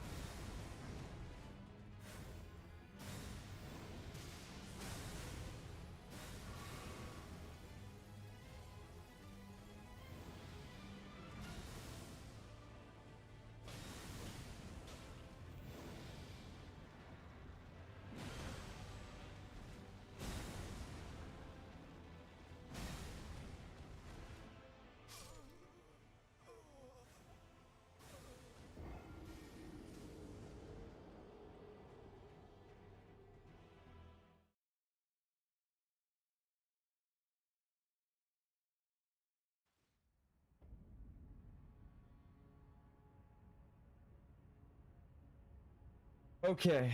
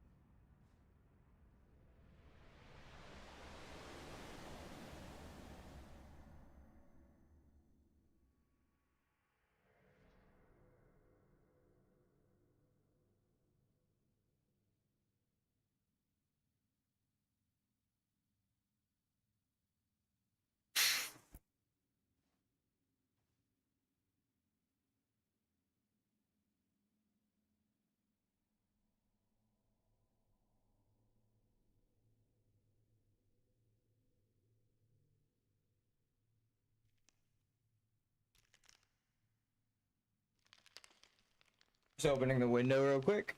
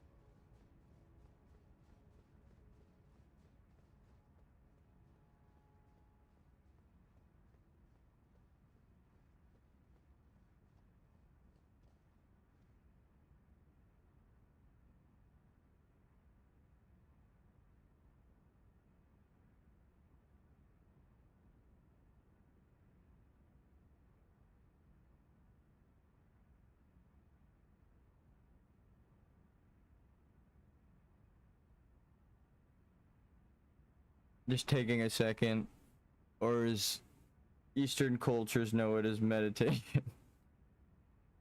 Oh, I just need a minute. Oh my god.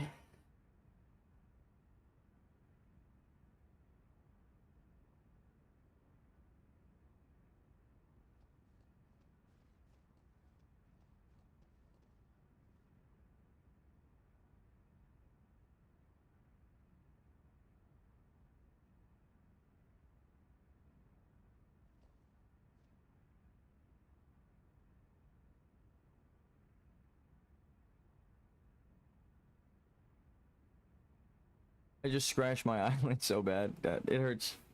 God damn it. Oh, that sucks. Give me a sec.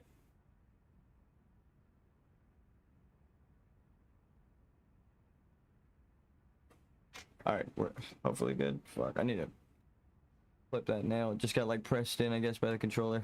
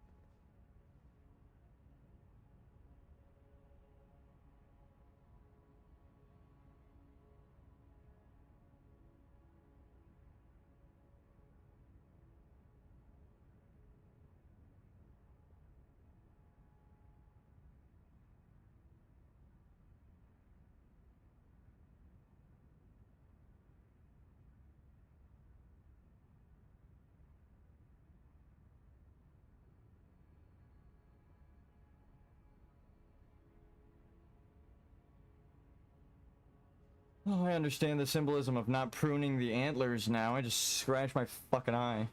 Like, ah, shit, my eye. My left eye hurts.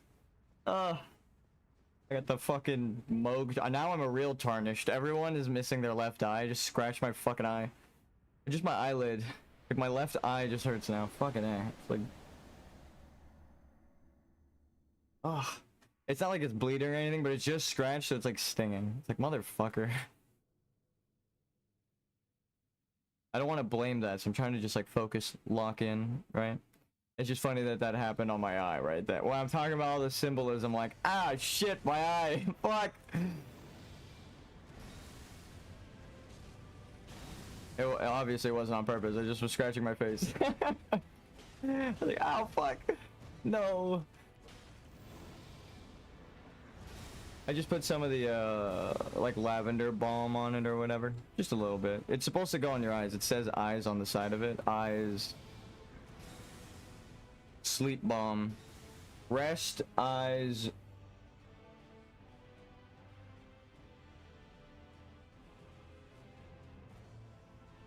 Mind. Whoa!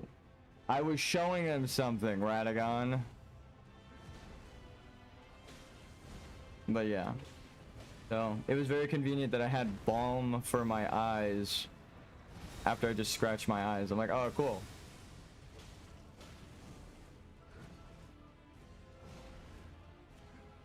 Oh, and that's what the balm is for. You use it and then you could see spirits. That's crazy. Dude, I just used multiplayer balm in real life on accident. Wait, what the fuck? I was like, oh yeah, that's how the furled finger call remedy. It's a remedy because it's a balm. That's why you rub it on your fingers. I'm like, what the fuck, dude? What the hell? That wasn't intentional. I wish I could be that coordinated and smart, but I got this like months ago. It just lasts a long time. Like before I even decided to replay Elden Ring.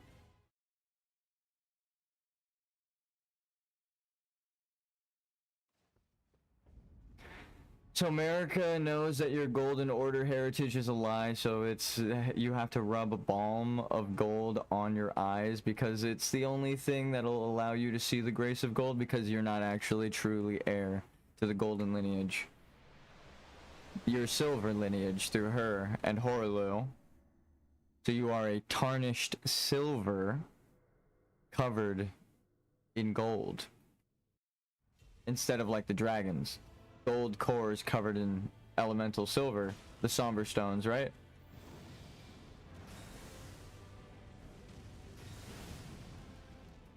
It's just a direct tie though. It's not like a, oh my god, all this meaning. It's like, actually, it's just the game tried to tell you that with a bunch of items. I'm just remembering them. It's just trying to focus on the quotes. I've talked in circles. Again, reference past me, watch the entire playthrough, and I've already talked about all this. And explain the lore. I even have a document I pull up, but it's like a map of the fucking cosmology that I accidentally made. Because I was just trying to see everyone's bloodline. I was like, oh, I guess it goes back to this giant dynasty, right? I just wanted to find out who Mesmer was related to. That's what all this stemmed from. I'm like, who is Mesmer related to? And is it Renala or Relana? Because then it's incest. He's not though, because it's Radagon and Marika's child, and Relana is of the descendants of Noxtellans. If Marika's an Albinoric, shadow spirit lady from the stars, which explains the Elden Beast being a star creature now. Even that mystery is solved. Because of what we're looking at, right? It's just that's Marika's visual design, similar to the Elden Beast. She put the rune stars of Radagon inside of her, but is halting the cycle, not allowing herself to be gripped by the rest of the cosmos. And then that is literally what happens at the very end right here. She is gripped by the fucking five-fingered Elden Beast, and then continuously she returns to the cycle of the cosmos. That's why her spine fuses with Radagon into like a single blade for that thing to use, right? It's an extension, an arm, if you will, another arm, right?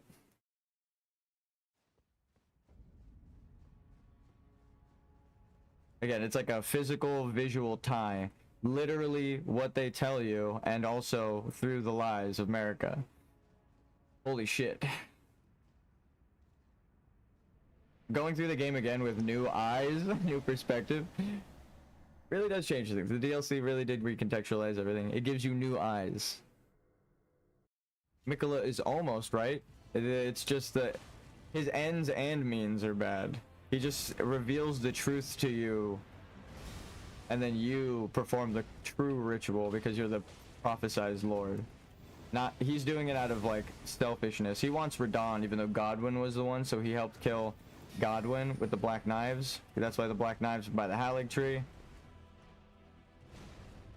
Why there's so much glintstone sorcery in the Halig trees, like the consecrated snowfield. Not just the astrologers, but they would find Ronnie's original ties to the astrologers and be like, well, I need you, and I need everyone, right?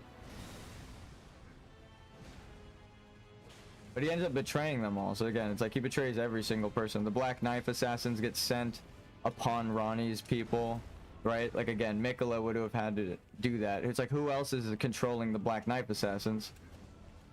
We find them in Mikola's Halig tree, right? Protecting it, the entrance, and you find their armor set there. It's like, it's them. It's Mikola. Or Saint Trina doesn't want to do it and is trying to compel people with love, and then Mikola is the bad force that's compelling people. And that's why Saint Trina's like, Mikola is gonna end up being a prison, or godhood would be Mikola's prison, right? Because it's gonna be trapped in Radon, and same thing as Marika, trapped in the vessel with red hair. So Mikola is again the bad guy for multiple reasons, but Saint Trina, the secret ending tells you, she is the goddess of love, right? If you want to love everything and fix the fucking world, you need to listen to her. She is pure love as well, because she is only love that has been abandoned by the person who is mixed with the goddess of love, Saint Trina, and sleep. So they put Saint Trina back, but they split themselves away from it and said, I abandon all of my love here, right? So again, what is it? No, I don't have it. It's on the other character. I left a message right at Mikola's cross that says he abandoned his love, that says no love ahead, likely wicked sort, and then I do the Mikola ring. So it's like telling everyone that Mikola is the bad guy because they abandoned Saint Trina. Like, I left one little message there saying, please, please find the truth, people.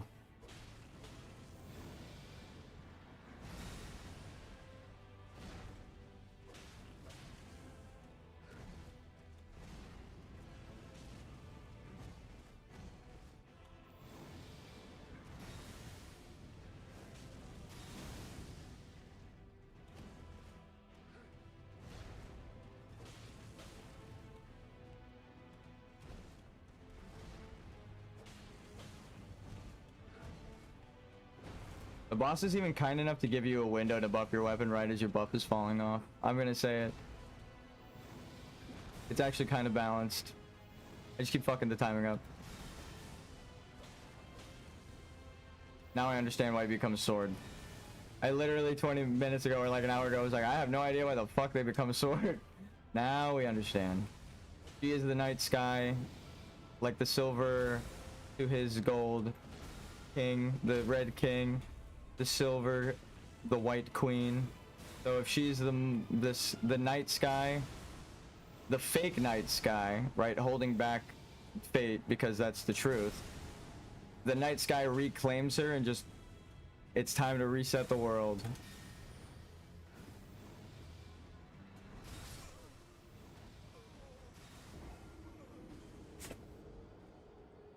I see you, Miyazaki. And then you can find the perfect order and be the one to do what Marika and Mikola cannot, which is finally unify everything in a correct order that makes sense, right? Everyone has truth. Everyone has understanding. The glintstone is allowed to flow because you do not fear what comes next. You don't fear the malformed stars. They're not malformed to you, right? They're just stars. They're just the stars that are trying to find a way to manifest correctly in this fucked up night sky that Marika is holding still with Radon, right? We know that. Radon is holding that night sky back because of the Golden Order. Oh. It's like, why would she be holding back the night sky and the fates, right? She's holding back the Elden beast. That's why she keeps shattering the ring, because as soon as order and everything flows back into place, Marika gets turned into a fucking sword. She joins the rest of the cosmos. As an Albinoric woman, she would be made up of stardust, right? So she's trying to avoid her fate of returning to stardust, because she would know what it had been. So again, furthering that she's an Albinoric and not the true night sky like Renala, right? Because Renala is a living person. We never see Marika. We only see the spirit. And it's not like Mikola, the gold, who abandoned their fate, or the lion, Siraj, who she stole the godly powers from. She's a shadow being. stuffed in this golden vessel trying to lie about their identity. Marika is Radagon, is what she wants everyone to think, right? That's why she left the statue behind. Why would she have the statue built? If she's Radagon and knows that that's how the statue works, why would she leave that statue up? She's an omnipotent god. She would know that it's a secret. It's her order. It's her golden statue she had commissioned. It's the lie she's trying to tell. That's why. The answer actually causes more questions.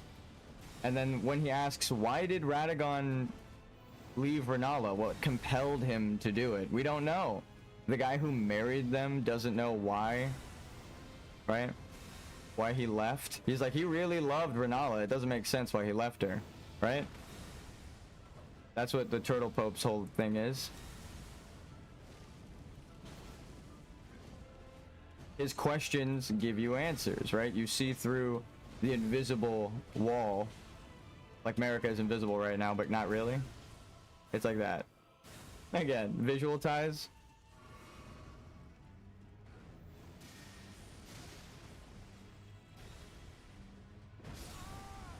I try to roll, I promise.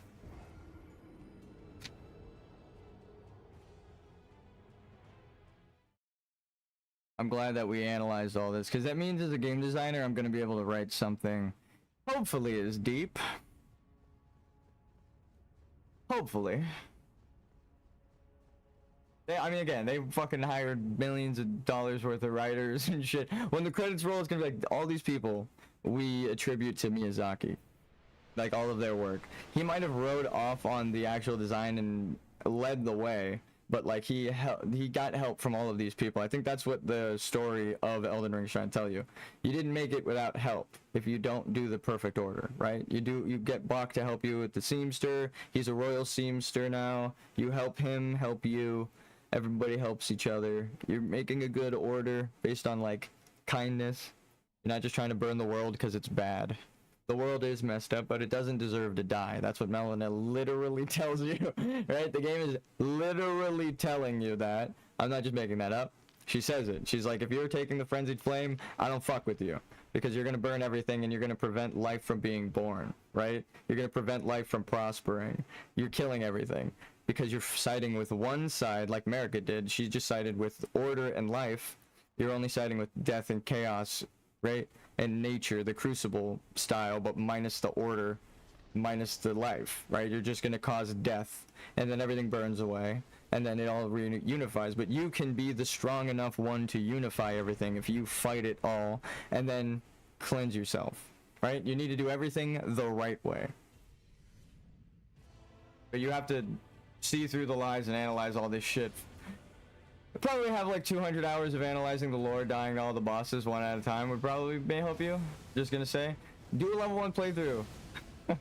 If you want to do that. I said at the start of this, if you want to design a game like this, do a level 1 playthrough. Now I'm not gonna, I'm giving myself a gold star for that one. Past me, you did not know how fucking right you were. God damn. I was literally like talking to my brother about it and I was shedding tears of joy because I was like, even if it, like, it doesn't even matter if the ending is accessed, right? I feel like I can show what Miyazaki wanted the players to do, the path, right? And be like, look, Marika is lying because everything makes sense in this order.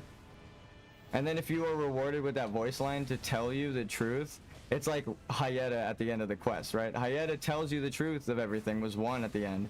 So if you end up sacrificing your character, right, all of this stuff to do it the right way, then you know all of the truth, so you can help restore the order. So again, you help everyone in the community find truth. It's really poetic, but it's you used Bach and everybody to get here without leveling, so you had help, right? That's why I'm like, I love all of the community. I don't like that they just assume that the Manus guy is lying too, because he's kind of proven right. It's like, just because he proves all of your theories wrong doesn't mean it's like the end of the world, right? It's like now we get to play through the game with a new perspective. That's the benefit, right? You get to play through Elden Ring for the first time again. You're welcome. Go look at it again with this new light. America's lying. And the Golden Order is telling, like, all of her bullshit. All of the items are telling you half-truths, right? Dual identity. They're telling you something happened with their existence, right? They are evidence of something, but you as a tarnished Golden Order, you're not entirely sure what it is. That's why some of the items just straight up leave open-ended questions. They're like, I actually have no fucking clue about this.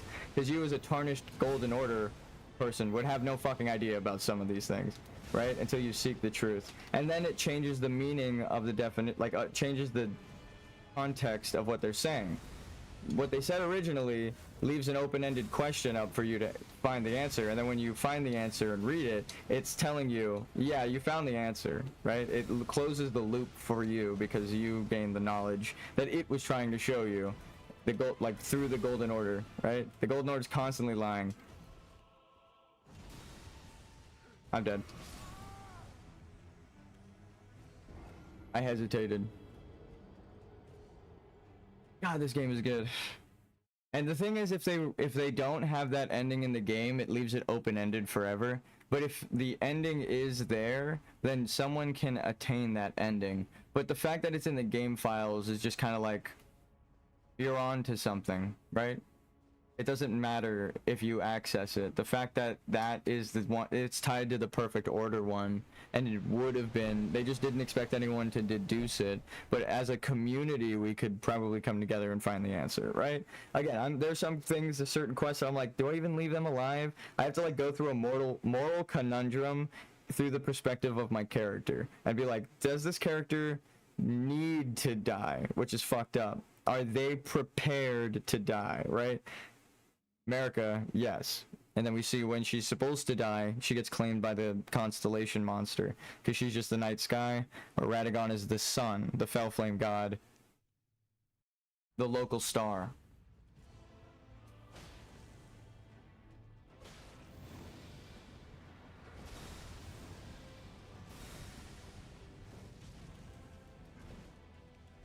That's why the Erd tree is the sun. Right, all the sunflowers point towards the trees. And that explains why the shadow tree kind of overlays onto the Erd tree. It kind of wraps around up to the Erd tree. As if it's seeking light, right? So, like, based on where I said the map is, where it spirals to is now the one source of light. So it might be veiled, but it's still shined upon, right? She can't deny the true order of things any longer. That's what it's order, because Radagon is constantly repairing it. So things are breaking and fixing, and that's why things are all thrown out of whack. Order becomes chaos, right? When there's only order and everything is supposed to make sense, it's just like, what the fuck? It's all chaotic, right? So because they hid away the chaos and it's only one side of things, there's no chaos to this order. It's only order. When you follow the trail, it's like, this is all fucked up. It doesn't make sense unless America is the liar and this all is twisted. So America is trying to contain Radagon's light within his corpse and replace him, right? That's what we're seeing. It's the shell of a man, the spirit of a shadow woman possessing it, and then within both of them are the Elden Ring. So it's telling you the story through like layering. You gotta peel back the layers. How many layers is that actually? That's the Elden Ring, America, Radagon. 3 layers. Yep, the trilogy of light, the power of 3. Mind, spirit, body, or whatever the fuck. Mind, spirit, soul. Body. It's finally time we just look up the answer. What are the dragons in alchemical symbolism?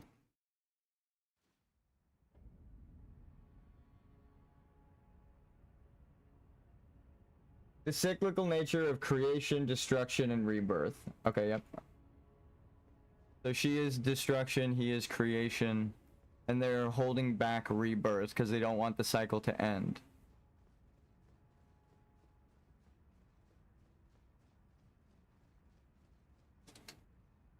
So that's why America says the dragon's blasphemous, and Reichard finds the truth that it's supposed to rebirth, and the dragon's fire, the snake, is supposed to consume the stars and everything. The world should burn after the chaos and order unify and lives out its entire existence, right? You're allowing the order to take place. So you would have to collect. I see how to do it. I actually see the ending now. Thank you. Thank you, America.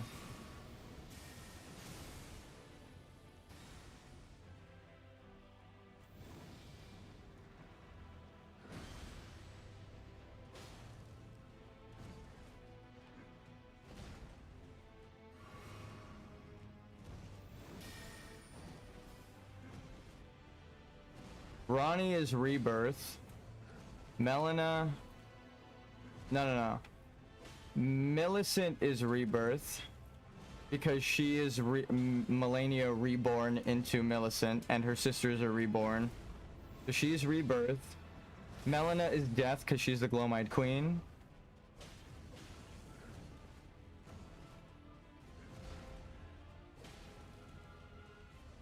Oh, and Ronnie's the stars, which are the nighttime.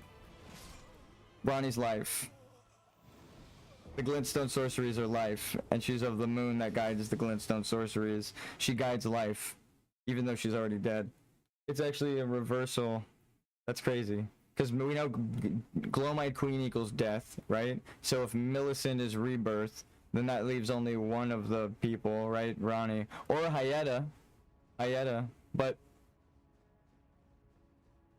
I mean, yeah, she's a maiden. But she clearly represents the frenzied flame, which is the three things: death, rebirth, and creation. That's why there are 3 fingers. And she cut off the cycle. That's why there are only 2 fingers. We were trying to make a 5-finger thing, but it's just telling you count to 3. Trilogy. You don't need to count to 5. You just need to count to 3. 3 fingers are telling you that, right? Of course there are 5 fingers in the complete society, but it's trying to tell you America is holding back the natural order of things. The society had dwindled away as they mastered the fingers, which are supposed to be intelligence, so. Oh, and that's the Temple of Manus' significance. You're supposed to allow Medir, the mother, to consume herself with the star, continue the cycle, and then you are allowing fingers to be reborn somewhere else, so you're starting the finger cycle again somewhere else. So you even give them a seat at the table when you destroy her. That's why her death is her being consumed by a black hole. It's like, what? That doesn't make any sense. No one fucking dies like that in Dark Souls. That was a particular death, or a very peculiar death for someone who's tied to the microcosm.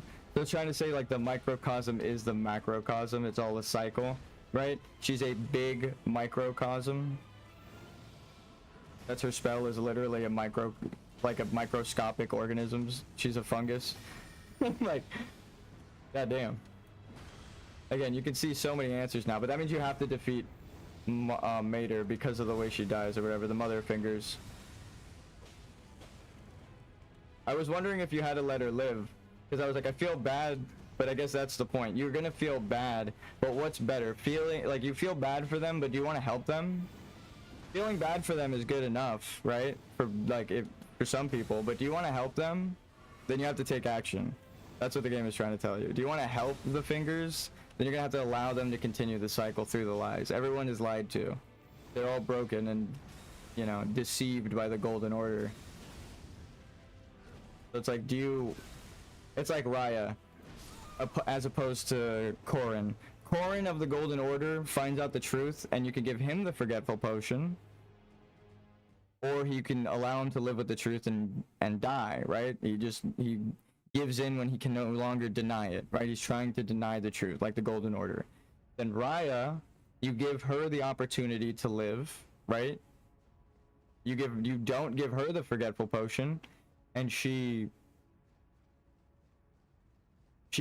decides to live, right? She says, damn.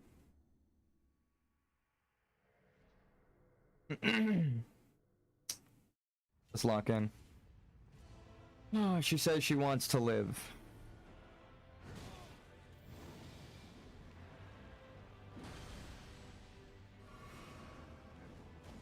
That's why they're connected for the forgetful potion. What happens when you face the truth? Are you like the Golden Order, or are you like Rykard, where you don't care if they consider it blasphemous, you know it's helping the natural cycle? No matter how scary it may be, Eldritch Horror. Are you prepared, right?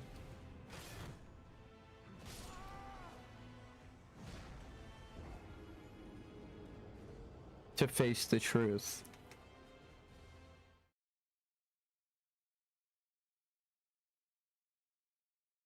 That you need to get better at the game if you want to learn the lore.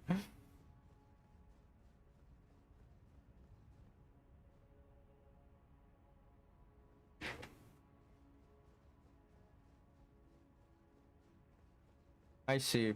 I see the perfect order.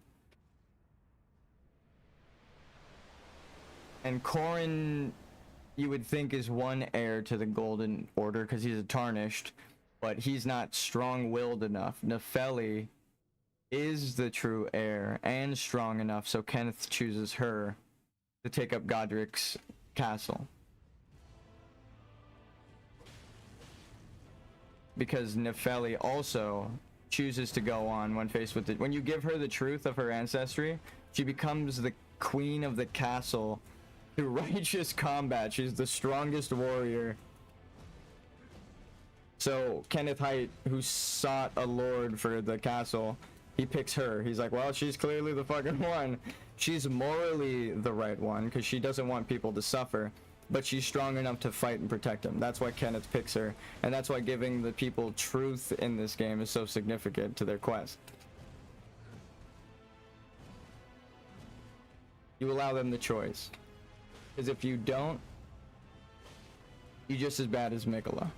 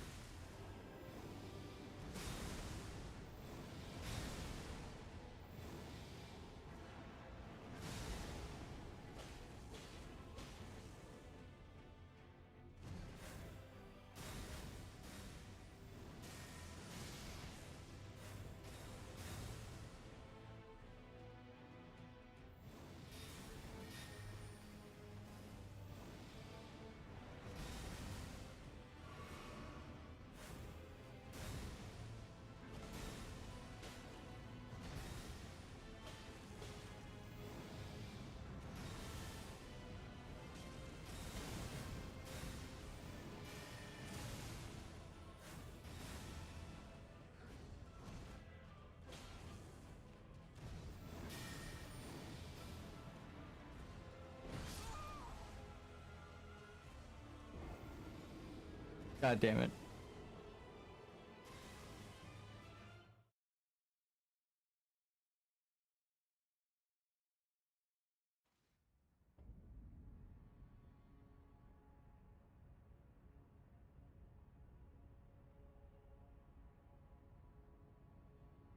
Soliloquy.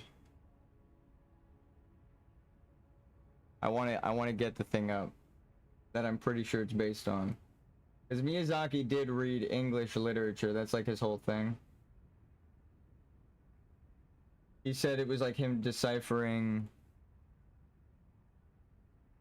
English text and religion and stuff as a Japanese youth and man.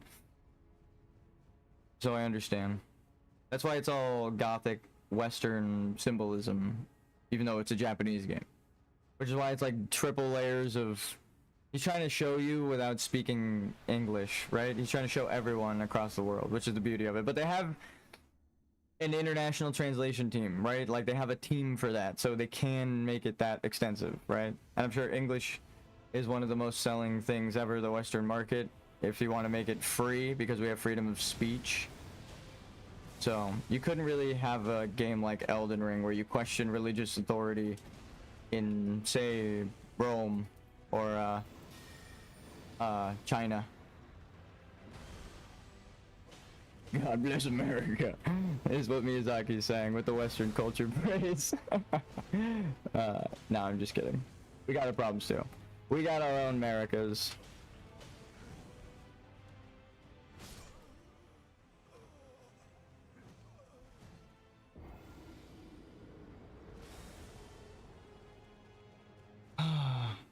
I have it up. If I defeat them, I'm gonna fucking read this, I swear.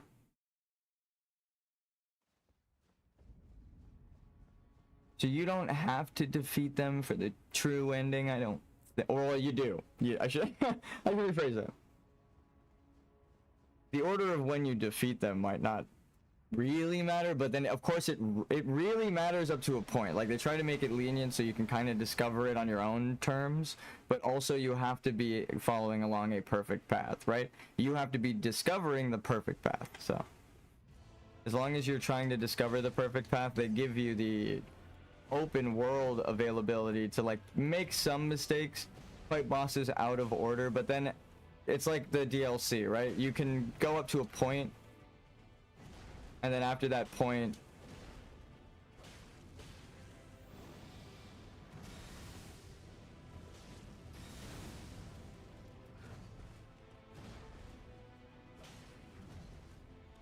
I just rolled my eyes so hard. You don't want to loop back. You loop back too many times, right? You're repeating the same fucking cycle. You gotta be fucking kidding me. My god. This game with its fucking thematic design is insane. Like, it's getting so good that I literally rolled my eyes like, okay, goddamn, I get it. Jesus Christ.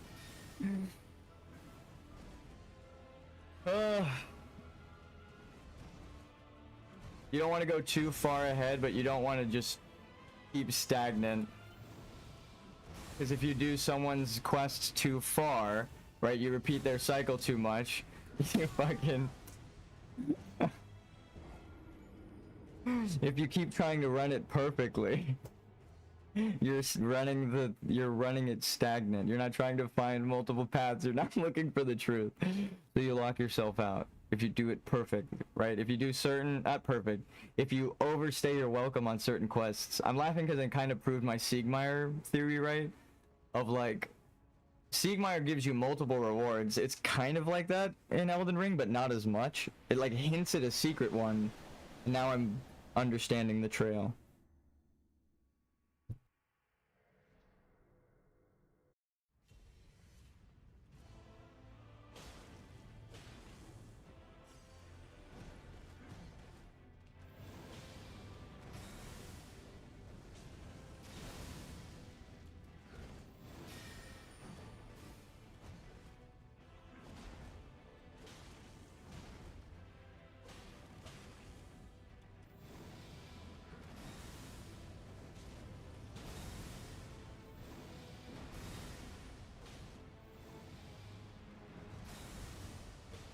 It explains why people don't like the Tarnished outside of the Lands Between, because they think themselves as like some chosen by God race like the Newman, right? Except the truth is, it's their descent, their lineage is a lie, right? But more than that, if they go to a different world beyond the fog that has its own like cosmology, it's double or triple fold, which now I understand it's always triple meanings. One, they're coming in as they're coming in as invaders. Two, they think themselves better when they're not. And three, the people who had their own world that they were researching what the fuck is happening, why did the stars stay still, it would constantly lead them to the tarnished, right? Everyone else looking for truth blames the people who are at fault. That's why everyone outside the land betweens hates the tarnished, because you come in like, I'm the chosen one, but the truth is you're no different, right? You have to steal and borrow power because you're a weak human, as opposed to the demigod giants that you invaded the world of and corrupted. Goddamn, Miyazaki. Now I understand the Newman showing up in every fucking game. Like a person who shows up from beyond the fog, and they're a douchebag, and they end up causing the world to fucking get destroyed. But it's like sins of the father. Like, oh, but they didn't know better. Can you blame them? Is their thing. But it's like, yeah, they're actually, they're lied to. But if they go to a world that's telling them they are lying, and then they fight and kill everybody, right, and steal the power and stuff, and they're using, and they're probably defeated and have to return, right? Because if they don't, or they might go off to love and actually find the truth, like certain people, and then come back to the lands between trying to fix it, right? Like some people. That's why people constantly wash up and then swear to a lord like Roderica, and they're like, I want to fix things, right? Like you. If you played through the game and you've went through your own cycle, that's why you would show up in the second cycle. So that explains how your character can show up in every single game, because you're the strongest will. It is literally you connecting them to the one playing, and it can be different every cycle because the world is destroyed, right?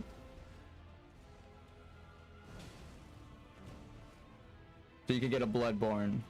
You could get a Dark Soul Lordran. You could get a Demon Souls Boletaria, right? And consistent themes throughout.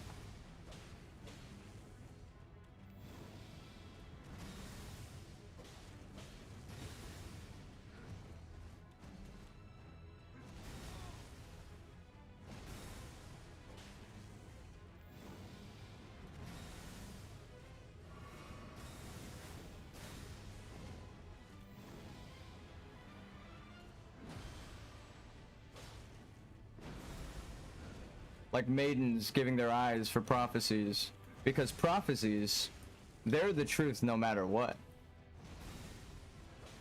No matter how dark and sad.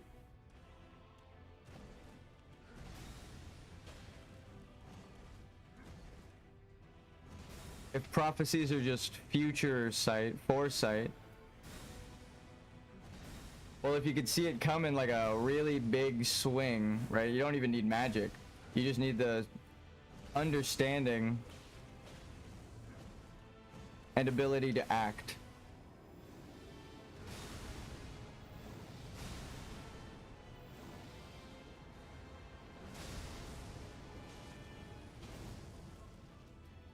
And then you could save your loved ones from a terrible fate of immortality, rotting forever.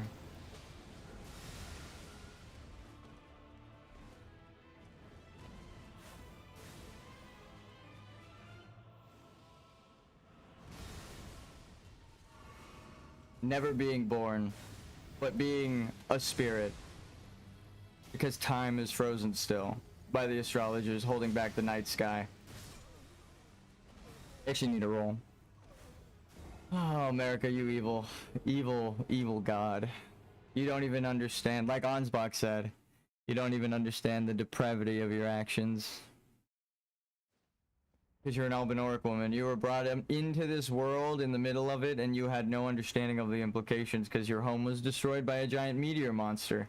You had no one to bring you up except this terrible crucible horn-sent gum and jar stuffers. But we gotta teach them all the truth. That they're all wrong. No matter which god you follow, which ending you've selected, they're all wrong. That's the whole point of gold masking corns. You have to truly find the ending, right? No matter how broken the path may seem, you gotta become Elden Lord.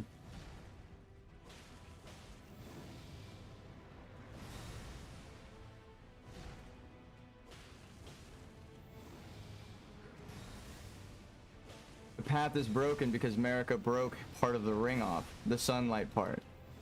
Your maiden knew the truth and was trying to guide you.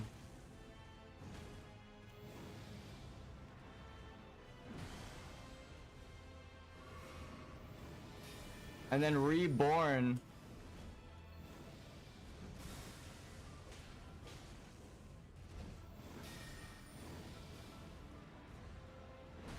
We are Vike, aren't we? Not just metaphorically speaking, but if no one can die and your corpse is possessed, it's like a metaphorical thing. No one can truly die. Like Hyetta, Irina is possessed by Hyetta. Yura is possessed by Shabriri. Vike finds the truth. He is killed. He allows his flesh in the graveyard to be possessed by another Tarnished, who is strong enough willed. Because it's not the borrowed power, right? You're not chosen by the runes. You're not chosen by the fingers. You earned this victory, right? Yourself. You made the prophecy true. Damn. And no matter who copies you, they can't take that away, that you found the truth. Let them share your truth. Like an eldritch tentacle, you reach out. Unknown of their influence. The timestamps, the truth is out there, right? Beautiful.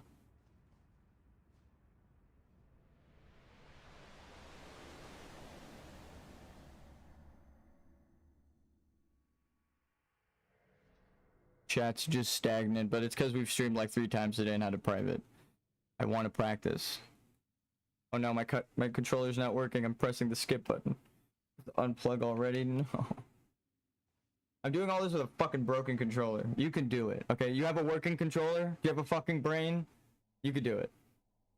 That's what I feel like. Uh-oh. It's really not working now.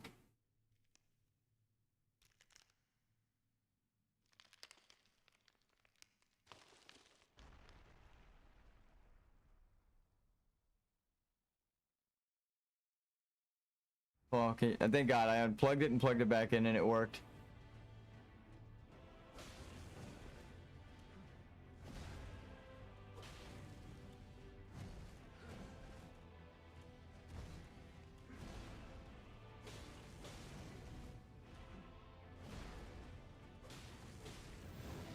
Now we need to move on.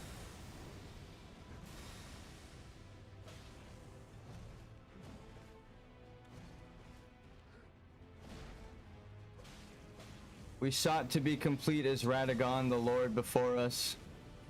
The one strong of will enough to, even when the person can hold back the night sky, right? Radon, the Order is holding back the night sky. He's still able to take fate into his own hands despite Marika. Because Albinoric women and Albinorics, they can't replace the will of those that they're trying to take over. That's why when we beat our Mimic tier, they just, you know, are a spirit and abide with us, right? They understand now, being us, that we understand, and help us because they understand their existence now that they've become you and know everything you know, right?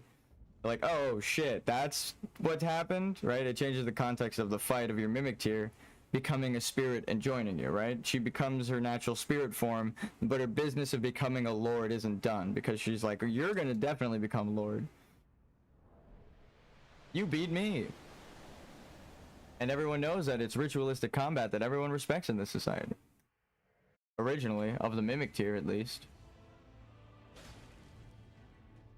The original order of trial by combat and fighting for what you believe in.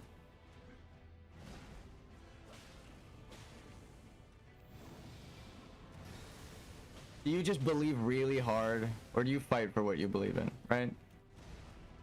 Do you allow others to dictate your fate? Do you let them talk into you, right? Or are you just seeking truth yourself? Or now are you cursed forever by me to know that every time you seek truth, it is from this eldritch slime? humbled.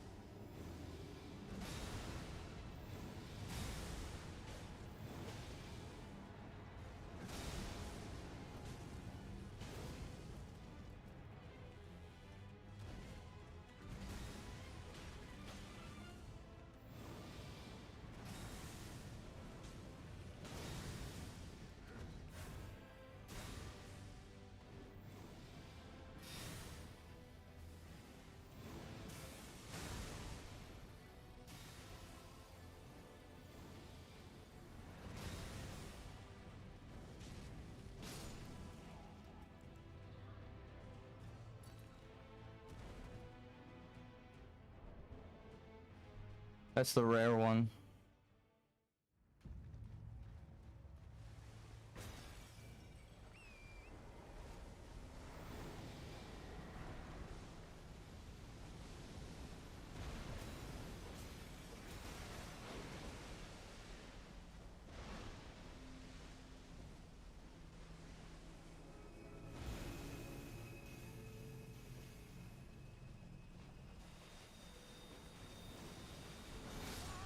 I had my... Wait, what? Did I not drink my... I'm so let down by my character. I know I drank my physic after I mounted up on my horse, but I didn't have my bubble shield active. God damn it, dude. I don't know if it was an input read. But if you go back, I definitely pull up the physic menu because I looked at it. And then I guess I drank another potion or flask or something. That's so goddamn lame. I knew that I was going to get hit by something, so I just kind of wanted to tank it with the bubble. I'm learning the fight. Oh, but I died to stupidity. On my part, not checking the bubble. I pressed the button and trusted the game. Don't do that. You gotta press the button like 19 times. Until the window closes. You just dedicate yourself until the window closes.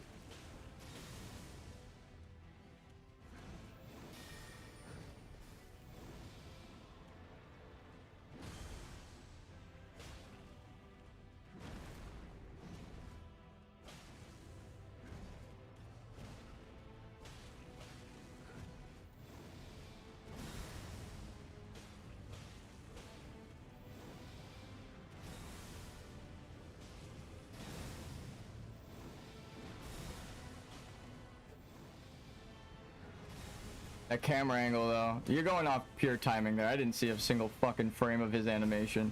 That was toe. Right, it was just staying completely still.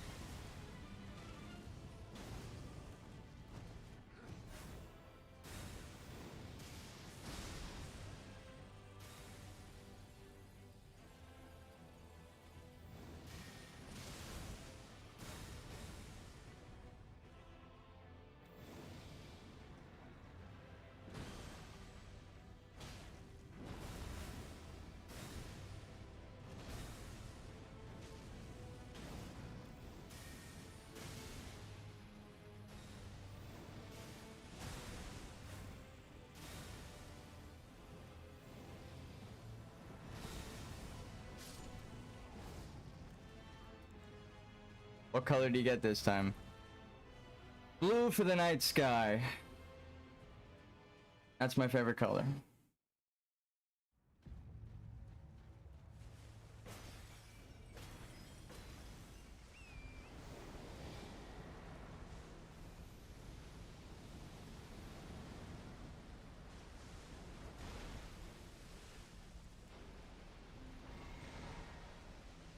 All right, there we go.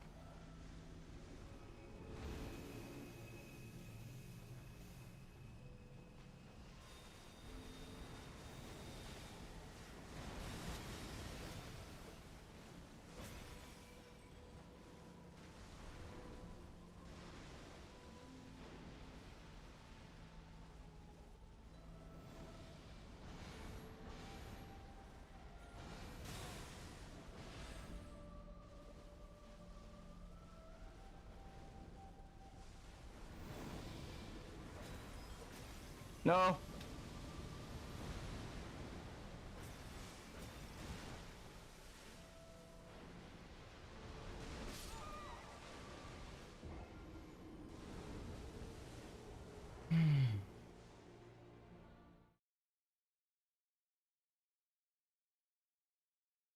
I'm scared of that thing. I think I have to just as soon as I saw the beast, I was like, I'm no longer scared of Radagon. New fear unlocked. Elden Beast.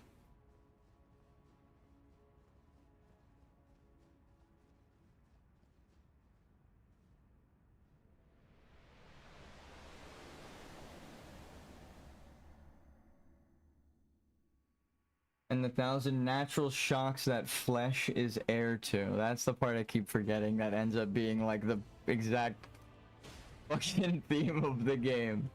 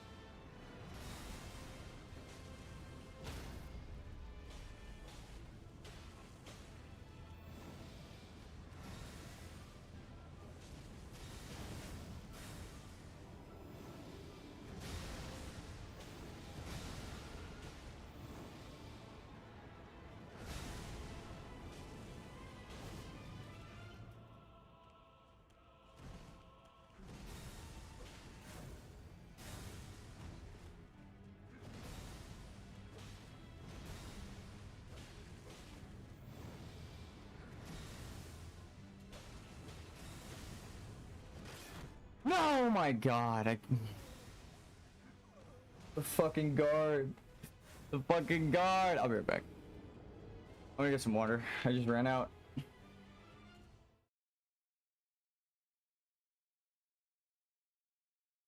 Oh, I don't have the screen up. It's probably so dark. It's a good thing I don't have my second monitor visible right now. It's just Hamlet's soliloquy.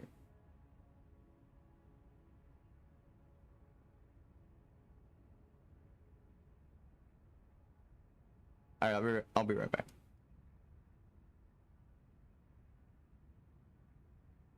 Fuck! No, I'm just kidding.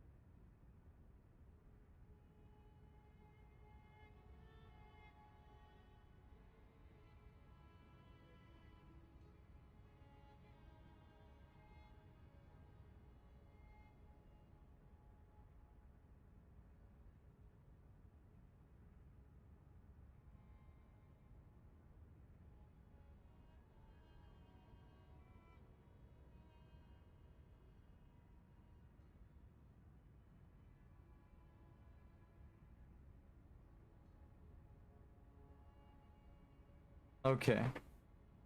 I am eating. I am resting. And then we're gonna kill this boss.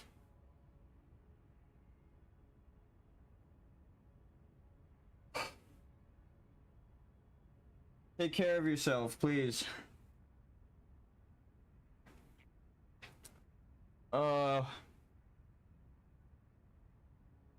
And if you're frustrated, just breathe.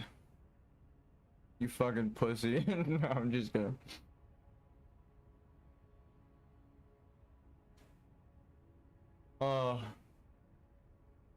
I love you. Stay as you are. No homo. Just kidding. You know I'm not homophobic. Me and my friends, IRL. We say that lovingly. I should explain myself. I know. Sharing the truth is very important, right? You shouldn't hide away from it. I have gay friends that call each other the F word. I would never, dude. Never caught, never doing it, but nope.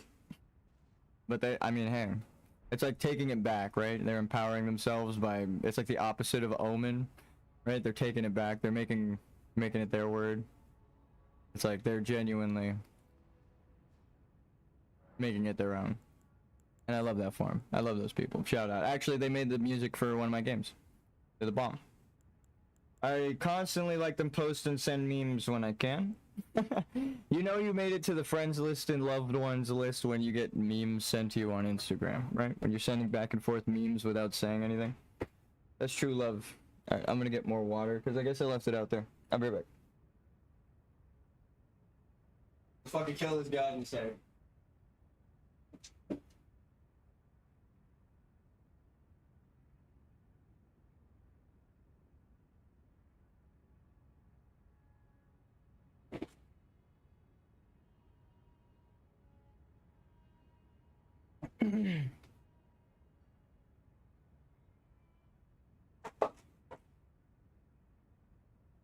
I guess what I was saying before. Whoa.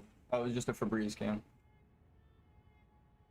Also ties into the whole truth thing, right? Like, I understand the truth of me saying the words, so I'm not a fucking moron, and I'm not gonna say it. Because I don't want to offend people understanding where they're from, right? It's kind of that. You want to understand people, and you want to explain your truth while lovingly understanding others. I get it, Miyazaki. So the true ending, back to the lore, kind of, again, to cycle back, kind of goes from that philosophy, right? I guess maybe that's why I was able to find it. The albatross. Respect all life. What is the Mariner song? Ironically, the game actually has a Mariner in it.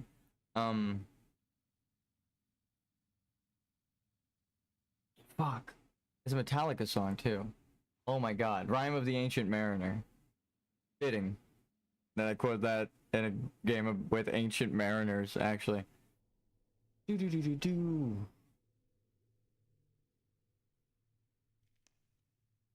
How long is that song? No, I don't want to get copyright claimed right at the start. Oh, I closed the Hamlet thing. Whatever, it's fine. Go put on Rhyme of the Ancient Mariner, and I'm gonna shut the fuck up.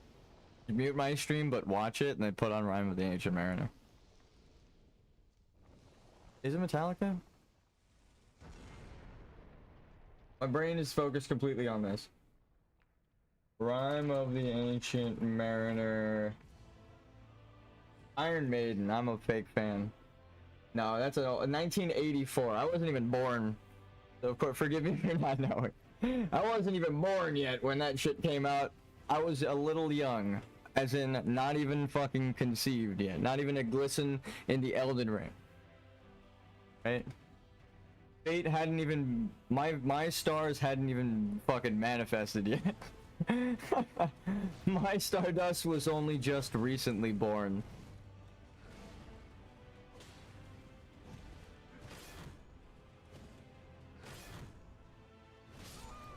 Sorry. Alright, well, let's lock in.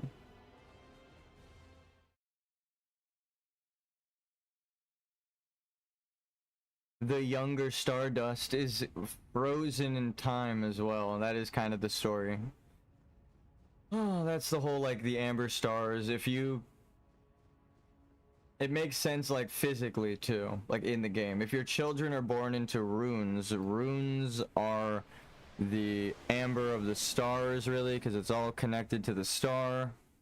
Right? The local star, living off of it, feeding off of it. Then... And then it being... eclipsed by the moon in Castle Sol, which means Castle Sun. The Sun Castle has an eclipse theme, so it's just trying to reinforce what I'm talking about. America the Moon is trying to take over Radagon, but his will is actually stronger than hers, so they're at an eternal conflict, and someone had to intervene because she essentially cheated. She used the Elden Ring to reconstruct him, not her own power. She leveled up with the runes. That's why not leveling guides you through the game correctly. Because you don't do what Marika did. That's the whole point. You're trying to not do what Marika did. Holy fuck, do I have to be a level 1 the whole time? Is that why it's balanced this way, Miyazaki? Please, no. No, because at a point you accept Melina's accord, right? You have to progress the game. So that's my theory, that the game doesn't want you to do a no leveling playthrough, because at a point you have to accept the level up person, right? There's no way. But you also have to accept her thematically, because you need her, if you want the perfect order, you need her to like pass on. Death to die. Even that is fucking... That is a great... Holy shit. In strange eons, even death may die. So you're finally allowing death to die at the end of time. Damn, that's crazy. That's a quote from a book. It's like an Eldritch Horror book, so of course if you're writing Eldritch Horror, that theme would be prevalent. That's like one of the biggest... What happens when everything is dead? Like a conceptual horror, right? I'm going to introduce you to a true concept horror that they're basing it off of. If everything is dead, right? Then the concept of things dying, right? Ending, there are no more things to end if everything is dead. So death in turn dies because there is no death anymore. Nothing is alive to be dead, or nothing is alive to die. So even death is gone from the world. So in strange eons, even death may die. It's like a logical fallacy, right? That's why people believe it to be like a cycle of nature, because it's like, if everything is supposed to die and nothing is born or regenerates ever, then there's no chance of existence, right? So it's like the horror is wrong, but it's in the answer you get, or it's in the question that you get the answer. Well, it would be possible, right? That's why it's scary. You think it's impossible. But then Elden Ring is telling a story where Death, the Glow-Eyed Queen, must die.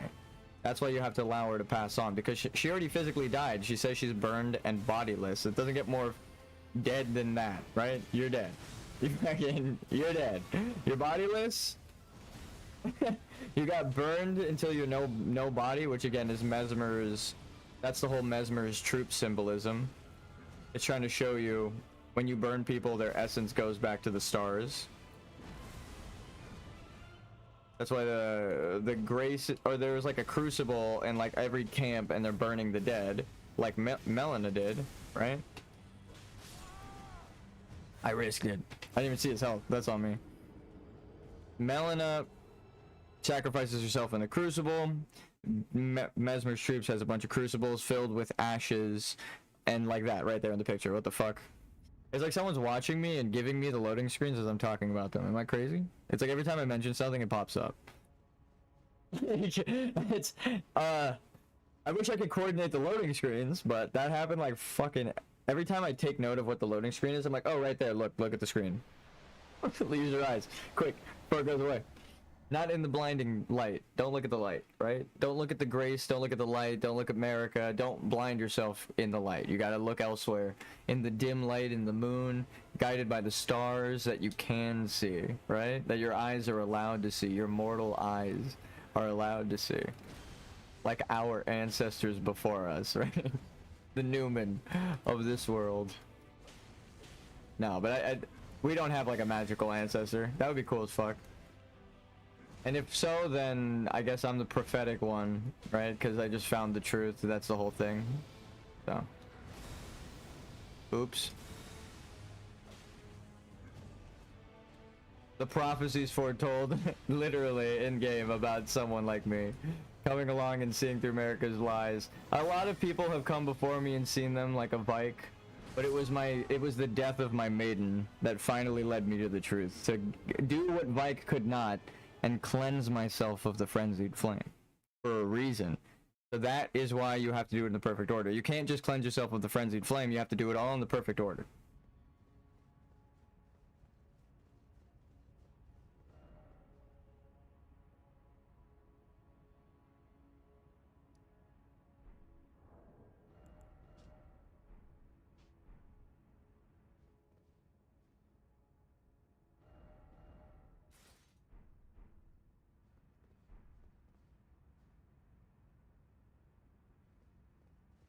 I guess you can remain frenzied until the end, right? It's really picking a...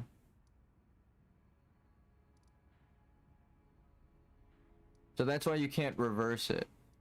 Fingers are gone. You've accepted their fate. They've passed on too. Everything needs to die. But like a meaningful death, or go to live on, because that's what Melina, death, is telling you. You can't allow Frenzied Flame to end the world. You actually do the bad ending if you do Frenzied Flame ending. That's what I suspected from the original Dark Souls. I'm trying to analyze the map, make sure I didn't fuck anything up.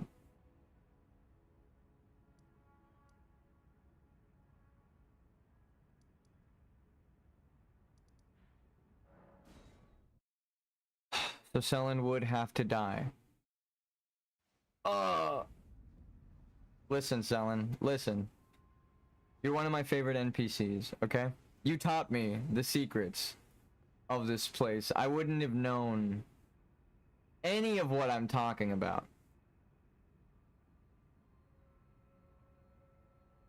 if it wasn't for you, right? Renala is weak, I guess by Crucible definition. Well, I guess she's not weak because they could put you in a bubble, right? So out of respect of the Crucible, in my nude order, you will be reborn anew. All shall be reborn anew, right? It's a cycle. Oh, this is a grieving process. Give me a second. There's a bunch of reasons why her quest needs to end the way it does. I've been trying to spare everybody. She gives you the truth.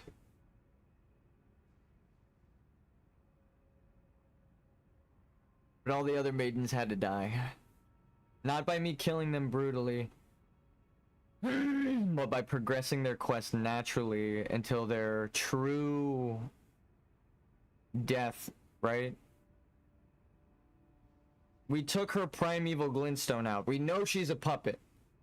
She's not supposed to be alive. She's a puppet. It's her spirit puppeting herself, but she had died. Probably long ago in ancient times.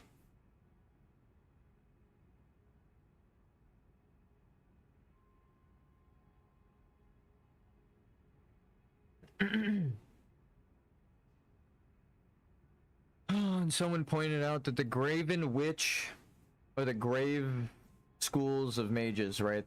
The pile of mages, are a bunch of sorcerers' mind like opening to the glintstone. So she technically gets what she wants in a roundabout way, which is what the whole point of the truth is. You're seeking truth. I can't deprive you of the truth because I want to keep you alive. Ah, my apprentice. You've saved my skin once again. Do you see this? The Queen of Caria is no more. With the bodies of Masters Azure and Usat returned, the Academy can hone the primeval current. so that we, fallen children of the stars, shall beam with brilliance once again. My apprentice, will you stay with us here at the Academy? Oh, I know it's not possible.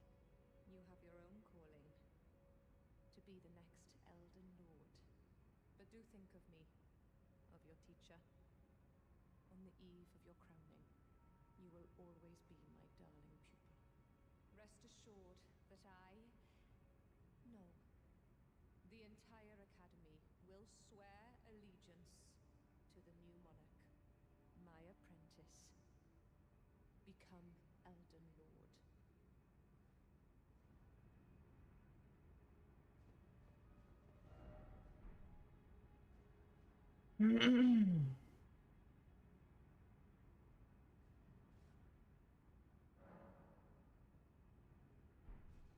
Wait, what?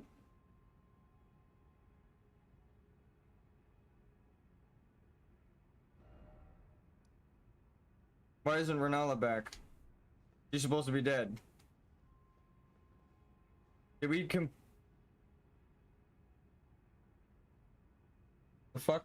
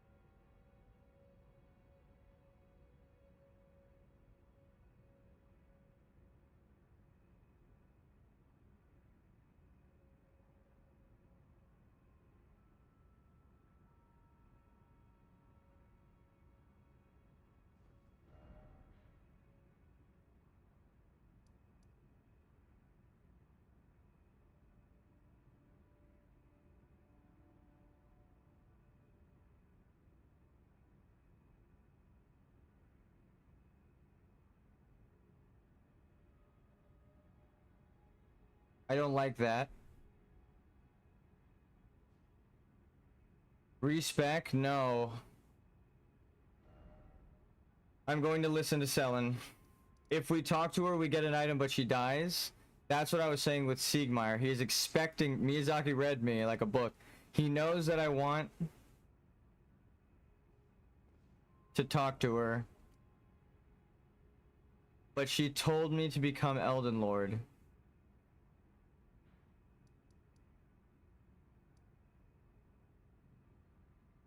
Selen is alive in my world.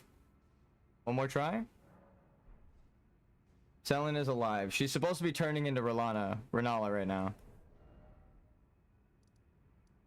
I keep fucking up their names. I used to get it perfect, now I fuck it up.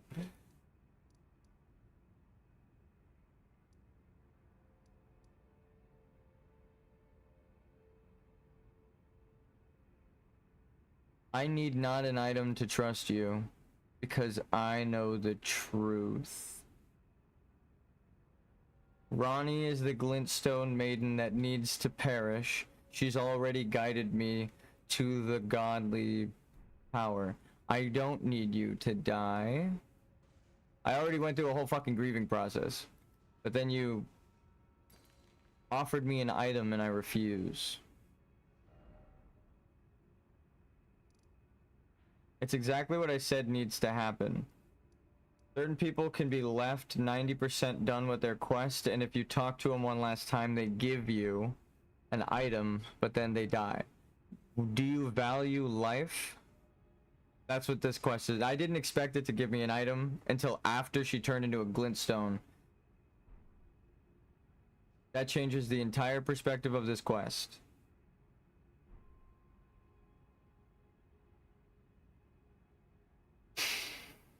You did beat Renala. Because I left her sitting here and now you're here and she doesn't come back So by way of strongest, you are the strongest. It isn't until I take your weapon that you can't defend yourself and you die.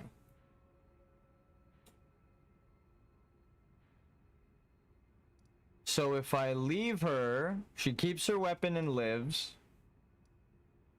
because I trust she won't take arms against me. I trust the truth.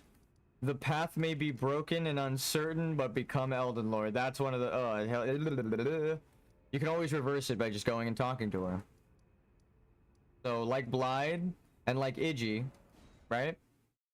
It's the same way that we left Iggy alive. We completed Ronnie's quest, we married her, Celavis and Pydia are dead. But Iggy, no matter how many times we rest at this bonfire, isn't killed by the Black Knife assassins. And Blythe is still here because we didn't kill him, because we know the truth that America is the knight and controlling him. So if we could kill her, Blythe may still be crazy, but we need to become Elden Lord and instill perfect order to make him normal again. We would need the perfect ending, and maybe that changes the world state, because they said it's tied to a world state of some sort. You don't think it's Blythe? Because he never died. He's sitting here fending Ronnie's tower. He can't be defeated by the Black Knives. They never kill him. So if we never kill him, we're not a murderer who just kills him for no reason. He lost his mind, so we kill him. Right? It's like, but if we don't kill him, again with Selen, if we leave them here with their weapons, they can defend themselves. And if they're not strong enough, we can let them seek the truth, right? Corrin, Bach, Raya, and then that's why Corrin and Raya's quests are tied together, is because it's trying to say, what do you do with the truth? Do you fall into despair until it consumes you, like Corrin? Or do you take up arms against the sea of trouble, like Raya, and say, I want to make my mother proud. I'm going to go out there. Thank you for sparing my life. That's what her last letter is if you spare her. And don't give her the tonic. When she faces the truth, she can stand against it. That's why Raya needs to be spared, and you need to do Volcano Manor's quest in the proper order. That's why they give you a way to do it offline, because even years later they want people to be able to find out the truth. I think I found the secret ending. As soon as it offered me that item, I was like, oh. So a new maiden to replace Ronnie. So essentially you don't pick Ronnie's ending, right? You allow her to pass on, and you side with Selen. You come back like Radagon. She is the... Now that you are the heir to... You've earned it by right? Ritualistic combat. You are the heir to the sun, right? It blesses you, the Fell Flame God. You know it's not Fell. It's just a flame god. You embrace the flame, you fucking Miyazaki. Dark Souls, you're gonna become Gwyn. Cyclical nature. Let's create Dark Souls. That's why people thought it was a prequel. And a sequel. Because you need to use the flame to recreate the flame. That's what the whole hiatus thing is telling you. And the whole theme of Dark Souls is the fire, the age of fire that is in fear of going out. So you need to create an age of fire that has no fear of going out. Do what Gwyn and Marika could not. Embrace the cycle. Ronnie has to die, but Selen yet lives as the head of Renala, right? Renala's queen of the full moon. Renala's manor. Right now, Selen's there because she has her weapon. As long as you leave it with her, she doesn't go away. Garank here is the Beastman. We feed him the death root so that the Moon Wolfman gets his death connection back. And then we restore death and order, right? Because we kill... let's see. Is he mean to us? Oh, I'm sorry I defeated you, Malekith.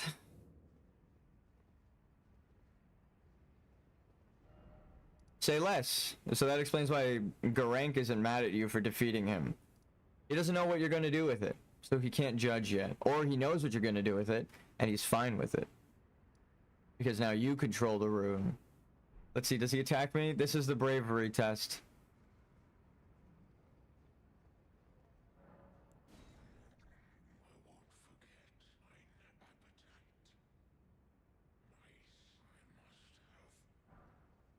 Yeah, he's not mad at us. It doesn't get any less mad than giving you a gift for feeding him, right? We feed the puppy snacks, he's fine.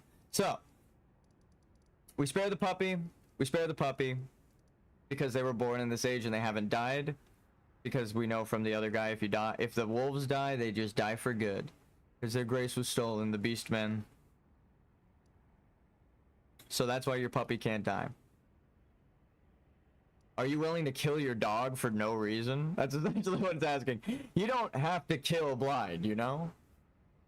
That's what the game is telling you. Death doesn't need to occur because someone's crazy. You can teach them the truth in time when you learn it yourself. You just need patience and understanding. Literally, and then figuratively, and then narratively your character, and then metaphorically, and then metaphysically, and then however the fuck you else want to connect it and loop it back in. I think we did it. We even had Blackguard alive, and then we taught him the truth of interacting with people, right? He isn't killed by the Dung Eater because someone else is killed by the Dung Eater, and then we defeat the Dung Eater over here. If you never buy his prawn, you never buy the shrimp from Blackguard, and then you set the Dung Eater free and then kill the Dung Eater, he's never around to murder the ones you care about. Again, like I'm saying with the theme, the Blackguard gets to live as a thief, right? Until you buy the prawn afterwards, right? After Lindell is turned to ash, I think. And now he's not covered in ash. You know that he's just taught a lesson, the truth of man, share some food with them, and then he moves on, right? He just goes into his journey as a tarnished. Who knows where he winds up? He's just fine because he learns the truth. You teach him by buying the shrimp, but you have to do everything in a perfect order so that not everyone is murdered in cold blood for an unknown reason told by a god in the Golden Order. My head just hurt when I was like, oh my god, that is so fucking real. I almost felt like I was talking about something that was happening in real life for a second there. Almost.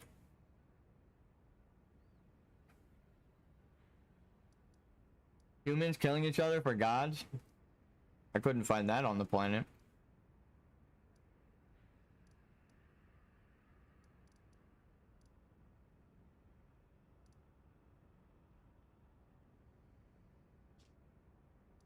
Whether they're real or not.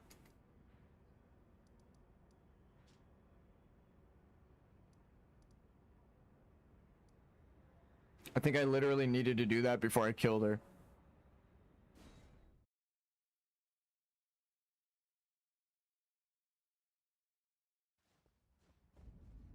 Poor Radagon.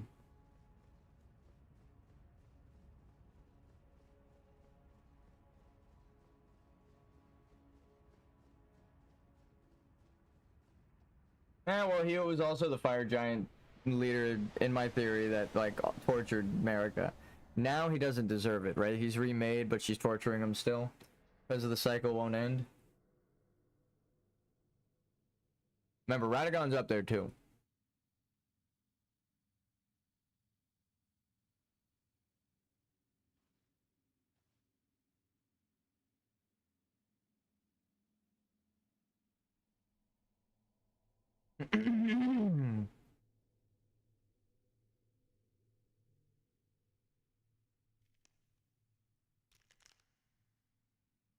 So what? You use a rune arc, you break the rune arc. When you break it, you get power. So she breaks a rune arc and gets the rune's power.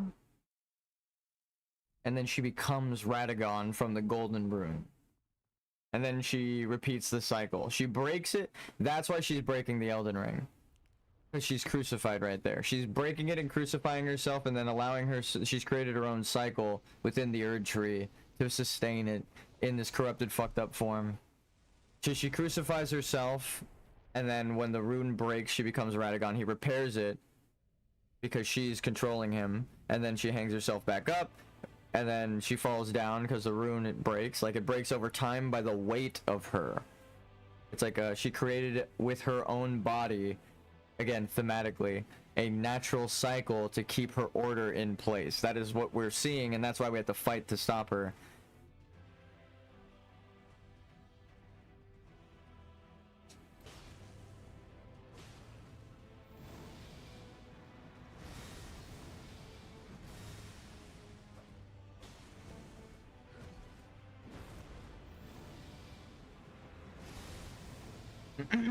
And Radagon, because he's being controlled.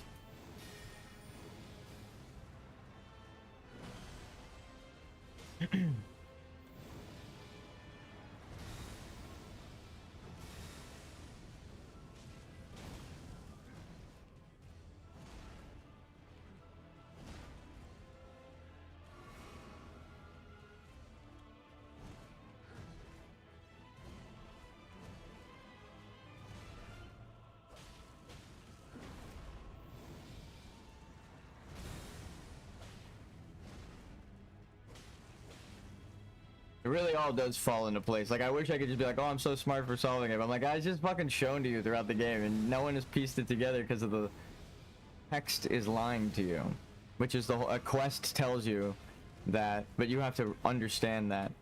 I literally think I scared a viewer off the other day because I was like, the whole thing is from the Tarnish's perspective. It's like the text is lying to you, and then he went through the Corrin quest line, like his belief in real time on stream. He was like, no, that can't be true because, and he just didn't really say a reason. He's like, isn't it not? And I was like, well, no, because like all of the things that are called blasphemous are only blasphemous to the Golden Order. And then after explaining that, it was just that he never stopped. He just stopped talking. I think he left. Again, it's hard to face the truth. So I understand, but damn, I think I lived it in real time. That's why I'm like laughing. I'm like, oh my god, he really called out the community. You have to say, fuck, I was wrong about all of that shit. And that was the whole thing. He wants to teach you you're wrong about all that shit. In real life, all of your preconceived notions of truth. You need to see through the Golden Order's lies. Now, okay, I understand Melania's boss fight a little better. I'm upset at you though, for making me suffer through it. Alright? I used like 32 rune arcs on it, Miyazaki, just to learn that I need to be a better person. I spent days. What kind of therapy is this? Torture therapy.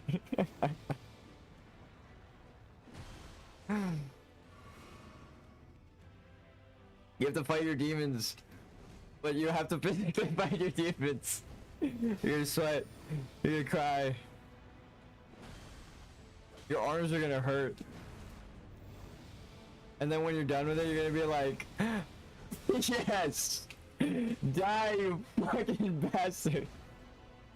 I understand why you deserve it now. They put people through this and killed a bunch of Tarnished non-stop to continue a lie.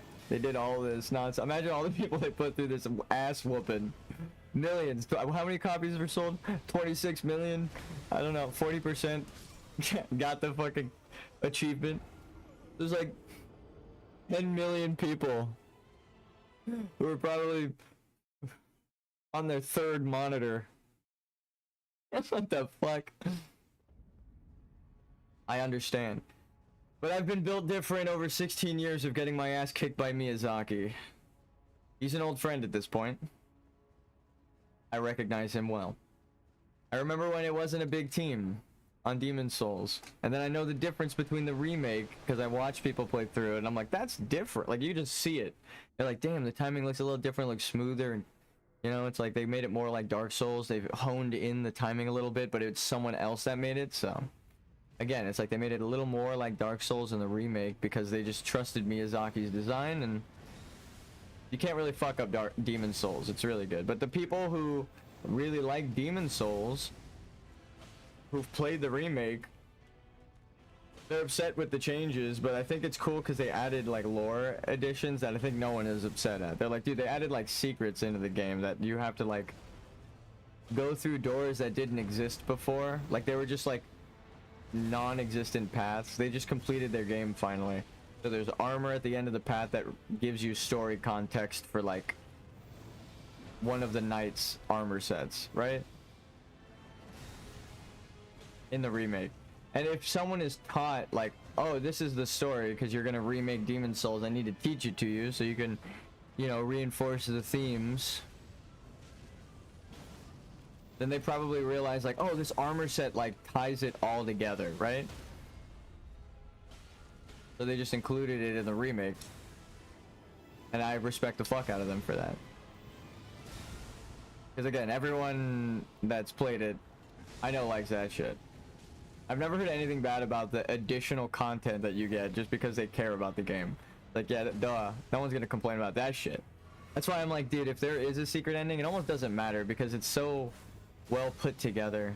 It's like, again, I was genuinely like thinking about life. I was like, I need to go hang out with my family. That's, it really hit me with the touch grass. But I was like, okay, I'm gonna bake cookies for my family. We're all just gonna kick it, talk about shit. Video games helping people? What the fuck? I thought they were the devil, right? Well, I guess if Miquella's the devil's definitely in games. That's so funny though. Miquella's theme of being the angel of light, the demigod. I thought it was a spear move. Fuck me, dude. It's not on purpose, I swear.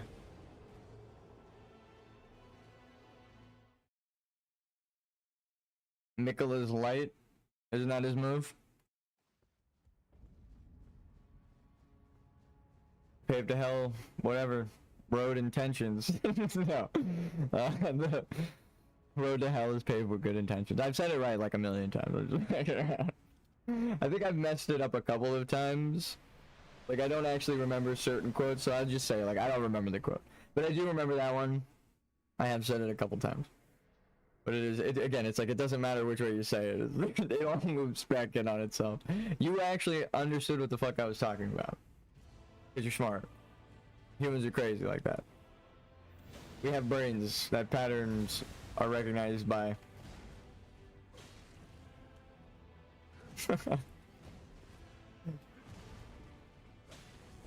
Looping back in on it like a neuron, whatever the fuck. What is the... Oh yeah, I guess the Elden beast. I was gonna make a joke about like, what's the microscopic organism? Oh, it's the biggest creature at the end of the game. Telling you you're a tiny dot in this world, right? The boss is a tardigrade.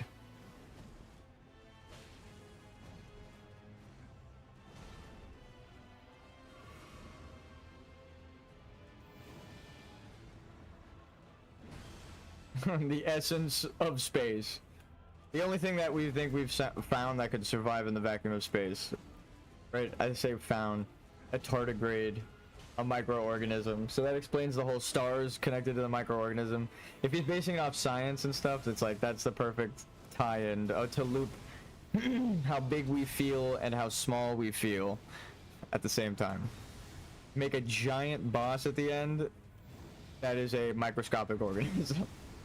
A giant amoeba with the cosmos stuffed inside of it, right? Like, oh, you remember the space makes you feel small?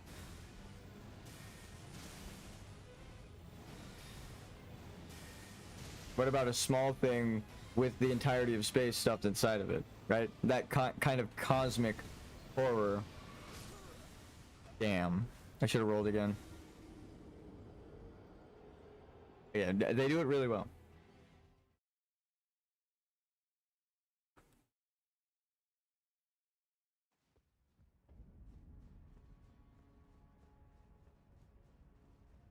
I only know they're like cosmic horror because I hear that's what Bloodborne's all about. Never played it. I'm sure it all ties in with Bloodborne somehow and all the stuff I've said. No clue. Never played it. Never. Don't know the lore. I know they cut a piece of content that ties it all together. With Demon Souls. That's all I know. Maybe again, the connection was too obvious, so the Empyrean thing that I mentioned explained. Can I see the Elden Beast, please, real quick? I just need to analyze it for lore now. I've analyzed your visual design long enough. We've been here for days, dude. Actually, I did take a break and do some of the DLC for fun. It was just wearing on me. This shit is not easy. I mean, if it wasn't evident, I'd fucking get him, like, after a 10-minute battle down 90% and then die to, like, one hit at the end. Like, oh my god.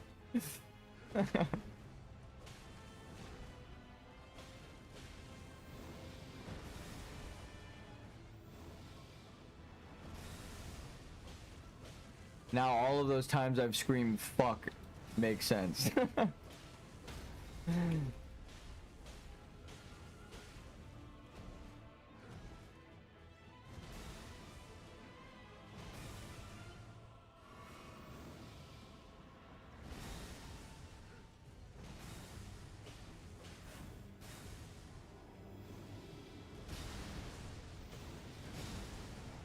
One, two, three, four.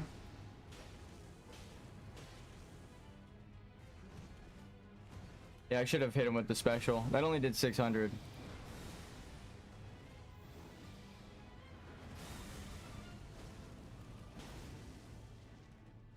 If you don't go too far from him, oh fuck, I'm dead.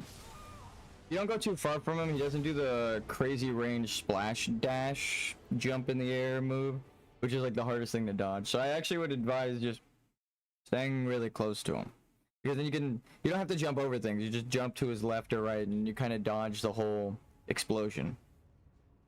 And you know, circle around and hold backwards when you hit an end, right? You want to keep angling it so that you have space behind you, and then hold back. Spacing is important so you don't keep running into walls. I learned that on the Boreal Dancer. I'm like, oh, I gotta fight this fucking giant spinning top with swords attached to every fucking limb, and they explode in this tiny room. How the fuck am I supposed to do that, right? The battle tactics my brain now contains is kind of crazy. I see you, Miyazaki. I wonder if, like, if you gave me a sword and made me an immortal fucking creature, I would probably be a problem. Like, yeah, I don't think a force in the cosmos could stop me. It's just the craziest shit. Oh, I can't. I just keep coming back. Dude, I'm about to fucking Doctor Strange your ass. Keep coming back. You have no idea what kind of cosmic horror you've awakened. But no, that's funny. The cycle continues is what you're telling me? Well, damn. Hate to see the thing I come back as.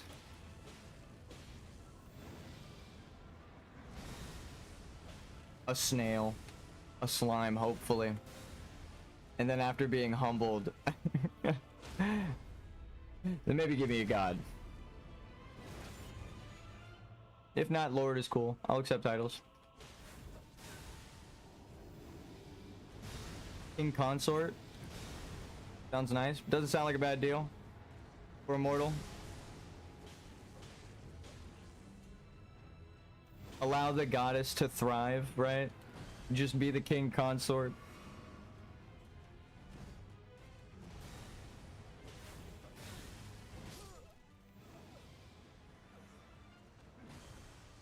It was a little bit of a hesitation, but it did feel like an animation cancel.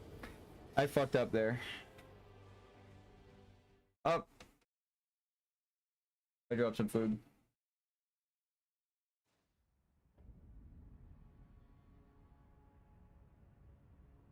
My napkins.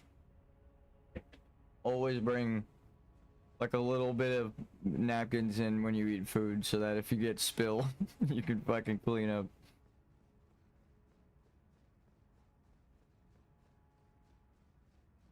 I'm not saying I'm better than anyone. I'm just saying there are people I am better than if they're racist or homophobic or sexist or, you know, any of those things. Prejudice in any religious way. kill people for their religion, you know, oppress others. I'm better than all those people, but other than that, if you're just a normal person, probably worse.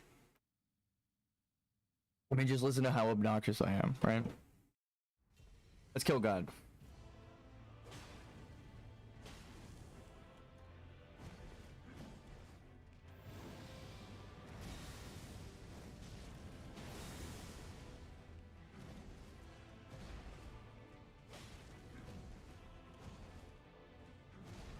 This one's for the racism against the demi-humans.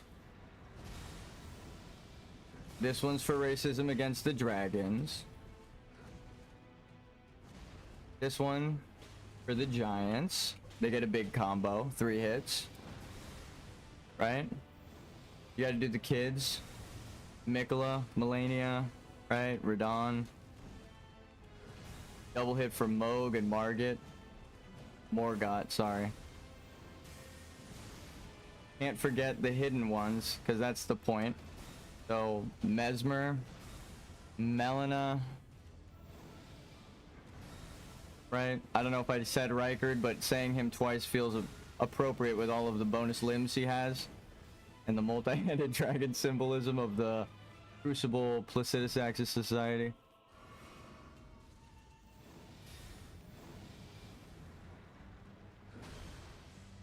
That's for America and Radagon because you don't respect yourself, clearly. That one's for me because we're related. Damn it. I should have saved myself for the end. I mean, really, you could just go on forever about why they're a bad boss, right? Now that we've known the truth, we're like, this person's so evil. What the fuck? We could just keep going.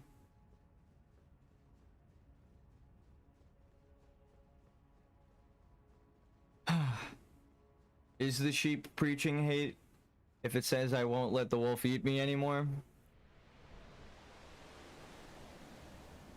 Depends how they fight. That's my answer. Do they grant that wolf an honorable death?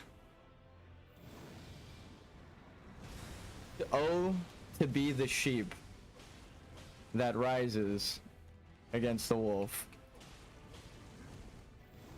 Or the rat to rise against the lion, right? Both symbols work. Of the oppressed. The lesser drakes of Placidus Axe, right? Viewed as lesser. The ingrained ancient racism. That's why Bale was fed up with the ancient order.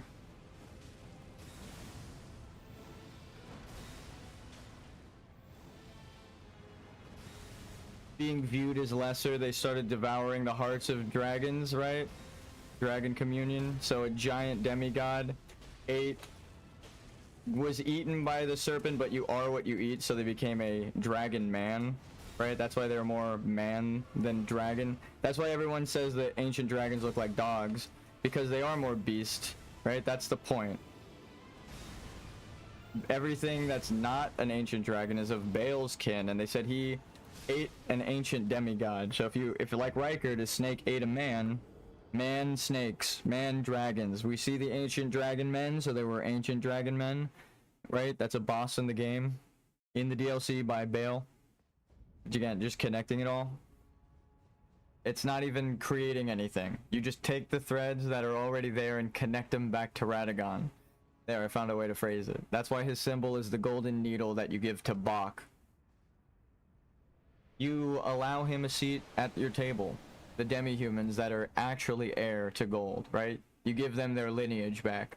You give them Lindell. You're like, here, no more oppression. No more racism. No more Omen, right? No more Hornsent oppressing the shaman women, right? No more sexism. Transphobia, I guess, would be the hiding of Mikola. Trans lives matters is what Elden Ring says with that. Unlike, what is it? What's her name? Fucking idiot who wrote Harry Potter. Miyazaki leads into the origin of the divine hermaphrodite being the magnum opus, right?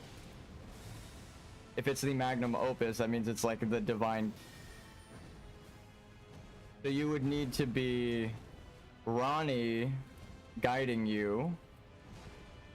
Like the night sky guides the stars. So Ronnie guides you. You have to do Ronnie's quest.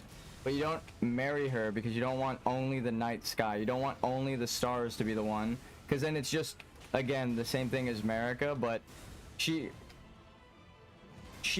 tells you that there's love and kindness in her heart, right? She doesn't lie because she's in a doll form and she accidentally speaks too much truth, and the too much truth is that she loves everybody secretly, right? So she's like, okay, truthfully, I love people, right? I want the cycle to continue because I want to end their suffering, right? And then when you exhaust all the dialogue and you complete her quest, she's like, tell Iggy and Blythe both I love them, right? So she's like, all right, I told you I love you guys, just like convey the message, right?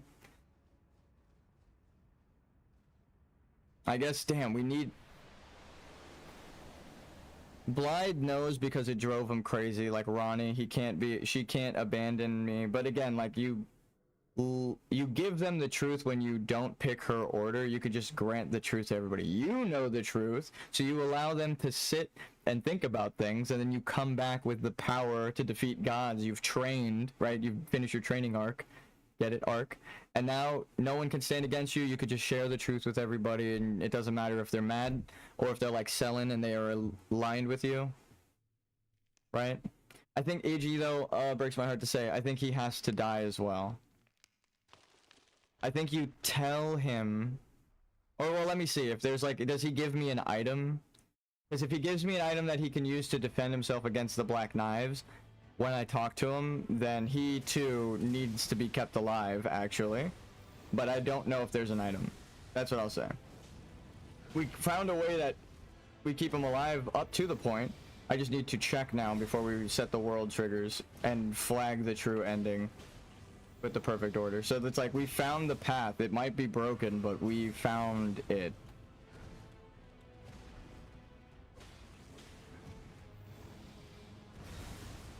It's almost like the Golden Order thing happened, right? I was upset that all of the lore masters, right, were dismissing someone who tells the truth.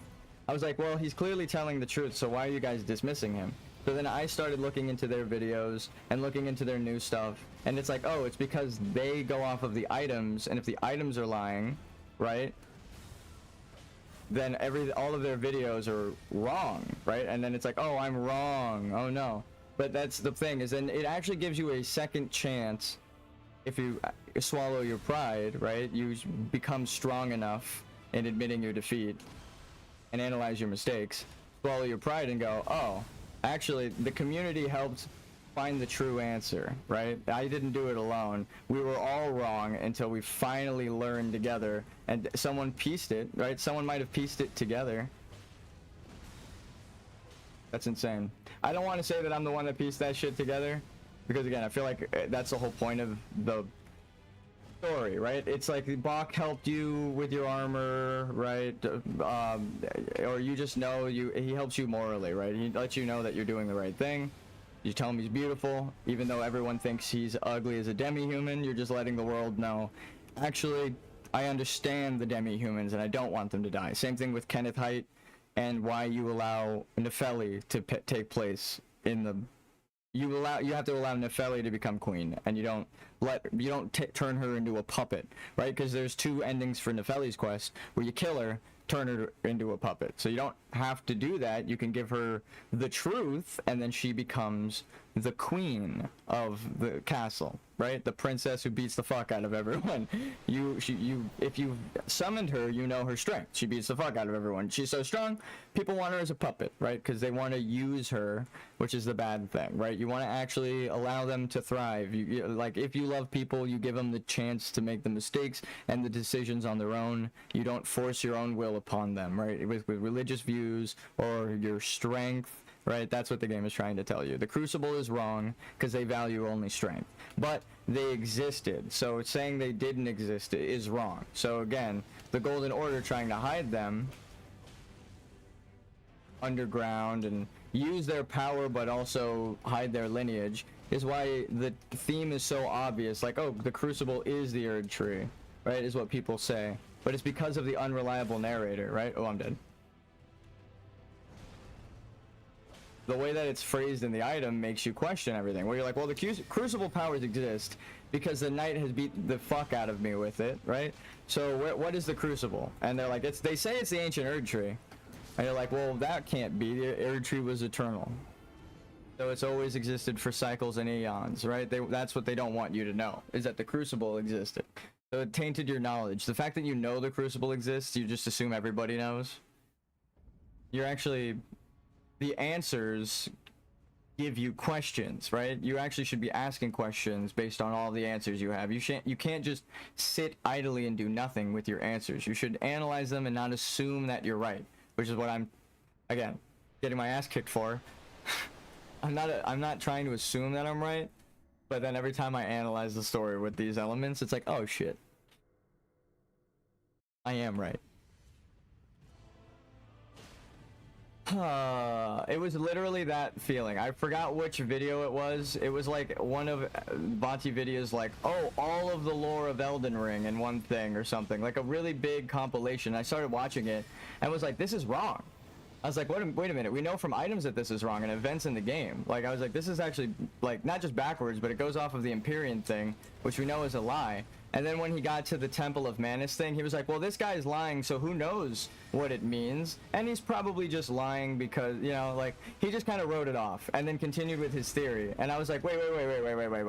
You mean the guy that's supposed to be telling the truth, that we know is telling the truth? Your whole story premise is that he's lying? So I didn't even waste my time on it. And then I started looking for my own answers. So it was like the order that everyone holds dear, Vati Vidya's lore. I questioned it and was like, no.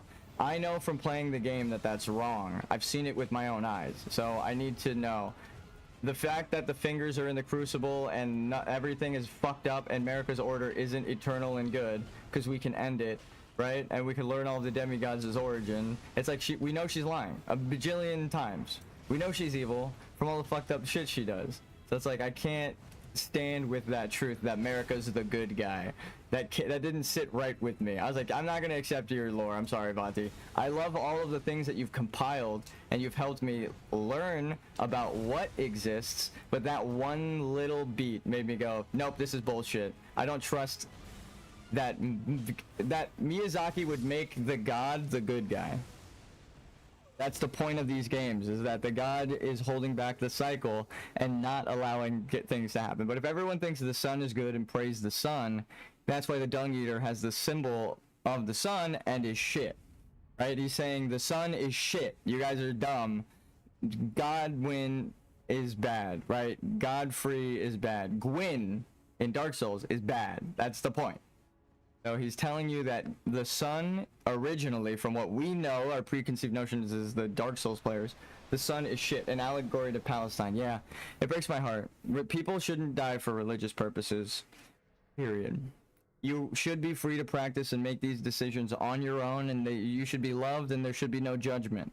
I don't give a fuck what religion you are, as long as you don't force it down my neck. That's what I always said. But I feel like a lot of people feel that way nowadays. Allow people to practice in peace. You know, even if it's a brutal society where they kill each other honorably, if the Horn Scent or the Dung Eaters view it as a honorable death, right? You defeated me, you claim my title, right? That's how all lordship works, and that like in real life, that's what we know. You defeated me, you claimed my kingdom, right? You defeated the Dung Eater, he calls you the Dung Eater. It's not an insult, it's telling you your significance in the story. You value life because you fought him and you didn't want him to kill people, right? You saw him eat someone and kill him, and then he defeated you, or you saw that and you didn't run away, right? You fought him to defeat. So it's like you stood against the religious zealot that's killing people for no reason. The sun is shit, and there you go. It completes the allegory. It doesn't matter which sun you worship. You can make a fake one.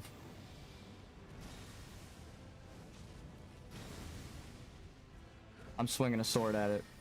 I got my shield up. Fuck, I almost rolled out of that. The explosion is a grab box too, so if you get hit by the explosion, you still get pulled back into the grab. That's why I just kind of back up from him when he's doing that. There is an attack pattern that I'm learning. That's why we keep getting them so low. I need to like eat and rest. I might take tomorrow off, but I feel I've earned it. I've analyzed it. I'm gonna give you guys a day to catch up on the lore. Thanks for tuning in though right now, Orange Boys. I'm not giving up right now, but I may in a bit because normally is around the time now isn't around the time I would end it. I appreciate if you guys share my lore so people know that the slime is the one that deciphered the fucking code. Because right now, if you go to the wiki, here, I'll do it again. I'll update the wiki. If you go to Elden Ring endings for Elden Ring cover the possible conclusions of the game.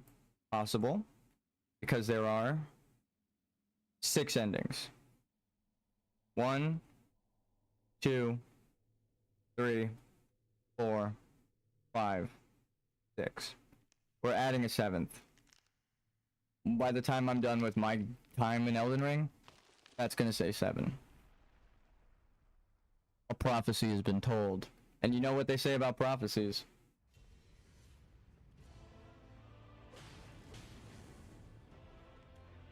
What was it? I was behind, but the allegory you made about the sheep comment. Oh, to be a sheep that rises against the lions. Or the... Yeah. The wolf, actually. The wolf eats the sheep, which explains that the doe is underground, right? And the sheep literally being in the madness. The lions were eating the sheep. The sheep are the madness flame, the herbivores that are... They feed off of the land, right? You are what you eat. If the land is broken up and consumed by madness, then they are consumed by madness, right? So the herbivores having madness in the sheep area where there are giant sheeps of lightning, the sheep, again, they're meant to represent that. The wolves are the night in this game, like Blyde and Malekith are the wolfmen. They represent America's lineage of silver and the moon. And God, fucking damn it, no, Radagon is the golden sun, fell flame fire giant, right? That's the whole thing. I forgot, yeah. So yeah, it's like, and then the lion eats the mouse. So the rat people being oppressed and becoming the blood omen people, right here real quick. What I'm saying is that there were astrologers of night that were rat people oppressed, which is kind of like mirroring real life. And then, oh, I went a little too low. Oh, perfect. I already have it. They're right outside here. We don't even need to wait. We just look right at them. So if there were mouse people that were oppressed, the mother of truth would have granted them strength through consuming blood, right? That's what you need to do. You are what you eat. Are you eating the strong, like the jar? Then you will become strong. So if there are these guys who predate the Mogwin dynasty, they would need rat faces, right? Because the blood dynasty is what like changed them. It malformed them, right? The blood star. So look at the face, rat teeth, rat head. That's why they're so chill and just live in their little hovels, right? They don't bother anyone unless they're bothered because they were just trying to stop being oppressed. So I'm not gonna kill them. They don't deserve it. Oh no, I mean you said something like, are the sheep spouting hate for asking? Oh, that's like a Malcolm X quote. I didn't make that up. Is the sheep spouting hate if they say I don't want the wolf to eat me anymore? That's what I'm talking about. The wolf is eating the sheep here, right? They're hiding the sheep. The sheep are in the madness area. If you go to the madness area, there's a bunch of madness sheep and rats, right? The herbivores just rolling around, the bottom feeders. And what are they feeding off of? The flowing rot that's coming off, or the madness rot coming from the Angry Dragon Mountain, right? Angry Dragon Mountain. There's no more frenzied thing than the Earth right now because the Earth is broken up and it's supposed to be a ring, right? Everything is ring, Elden Ring. So this is a ring, right? That is Palestine. Yeah, no, it's a symbolism for they're oppressing these people, right? That is, yeah. The wolf Israel is saying is hate to stop them attacking. Yeah. Yeah. And then you have the good Blythe, right? That is driven crazy by the fallacy. It is a allegory for a Palestinian person who might not be religious and just wants to defend their nation and find the truth, right? It doesn't, I know it's like they might not want violence. They might not even fight. It just because they're Palestinian doesn't make them the bad guy, right? Just because Blythe is of the moon, he is not like Malekith, right? Who fights you. And then even Malekith doesn't hold it against you. When you find him, right, inside of time, he's not angry that you had to defeat him and restore death. If Malekith started seeing death return, he would just know, okay, well, the prophecy's true. Right, like he doesn't care anymore. It's like he's like, I'm just gonna collect death and fulfill my own prophecy. So it's like you would have to feed him death to make him Malekith again. To allow the wolves their true heritage of night and death and sleep, the eternal sleep of Saint Trina. So that's why Mikola has Saint Trina, because Marika is death, and Radagon being the sun would mean that he would have to be a sun lion scorpion, right? Because the rot is scorpion, and we have a rot next to the scorpions, and they're scorpions with the rot. They're all poisonous with flies because they're stagnated, and that is the one divine tower's land, because this is Melania's scarlet rot rune, right? It is missing its landmass to the east because there's a landmass here. So it's like they really tie it together thematically, but it is an allegory for real life, right? That's why I'm like so like, I see it, Miyazaki. You're so smart, and everyone who worked at it, because I'm sure everyone is kind of feeling this way nowadays, right? It sucks being oppressed. I feel for Bach. I'm here at the end, and the game is telling me, hey, you're Bach.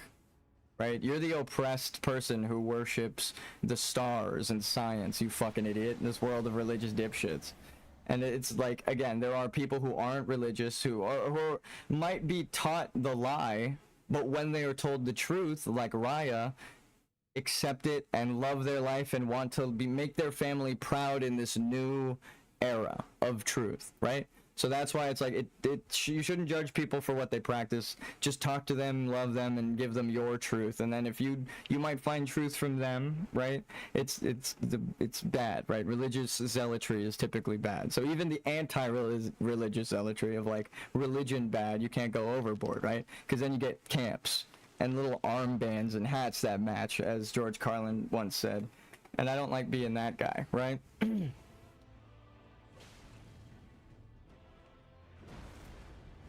Allow them their space to succeed.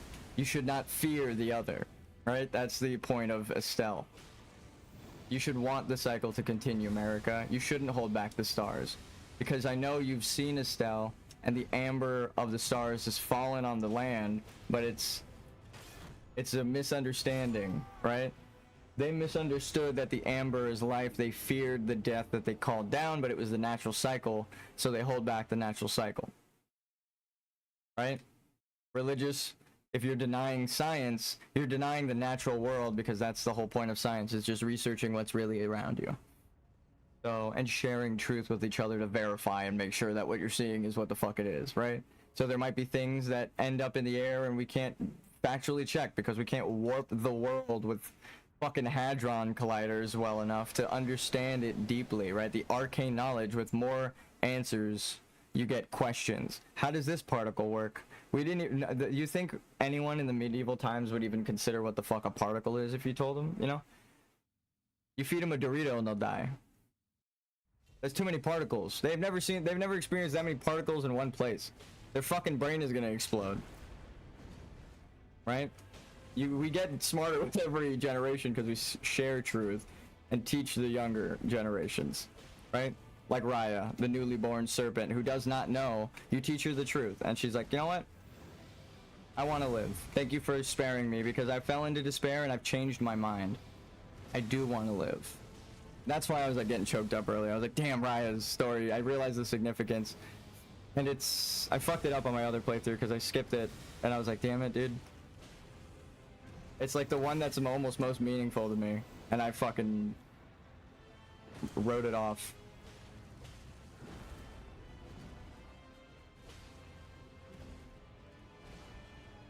That's why there's 180 fucking checks in this game, in the game manager, to see which ending you get, and why the one tied to discovering the truth.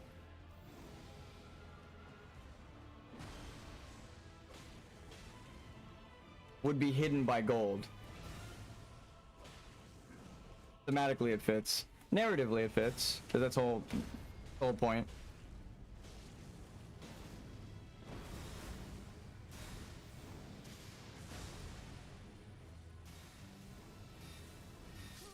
Damn. Barely got me.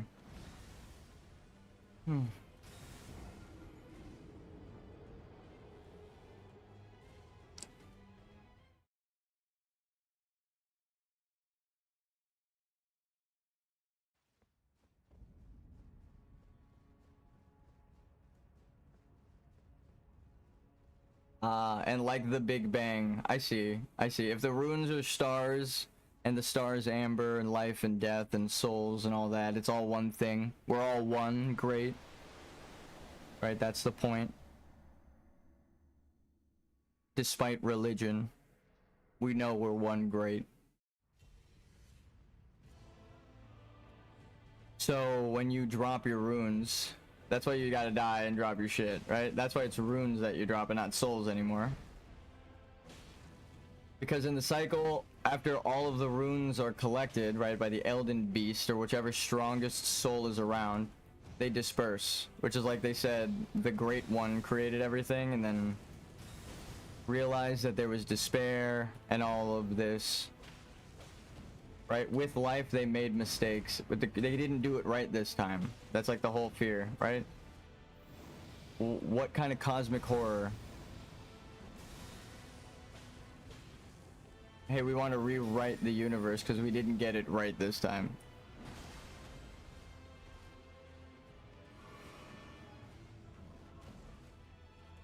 And then you see that the way that they're doing it, again, they oppress people, they torture people, they crucify them if they can't get rid of them, they seal them in shadow realms, they try to forget about their lineage, they overwrite it, they put their statues over people's statues.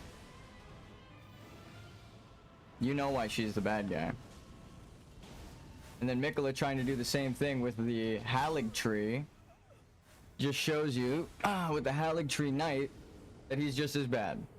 He's just trying to do the same thing with that tree. And then when he discovered that it's all fucked up, he was like, alright, I'm gonna go back to the original place and then make my own thing. Again, instead of sharing the truth with everyone, it's not like we show up and everyone's like, oh, Mikola is telling us the truth, right? It's like, we're guided by kindly Mikola, but it could be like the grafting thing of, they're seeking purification so they kill the weakest because they want to go back to the Crucible Society, right? They're like, okay, well, you're weak. You're weak-willed, right? That's the thing. If they can control you, you're weak-willed. But then it's reversed. That's why it's like, oh god, they're just trying to do the same thing but reversed. Radon can't be controlled because his will is too strong, so what happens to him? Mikola sends Melania after him, and they fight to the death, because if you have strong wills, you need to go. So that's why Melania isn't brought to the end, and part of our venture forth. Imagine if Melania, how the story would change if there was a friendly Empyrean, right, that was guiding us around, like Ronnie in the DLC, but it was Melania, and she was like Scarlet Rot, right? That's essentially what happens, but reversed. She's the maiden that helps us see through Mikola's lies, because she wouldn't be oppressed the way she is and betrayed if Mikola was actually kind. And then he betrays himself by giving away his love and sticking it in a fucking graveyard. So again, Mikola bad. America bad. America bad.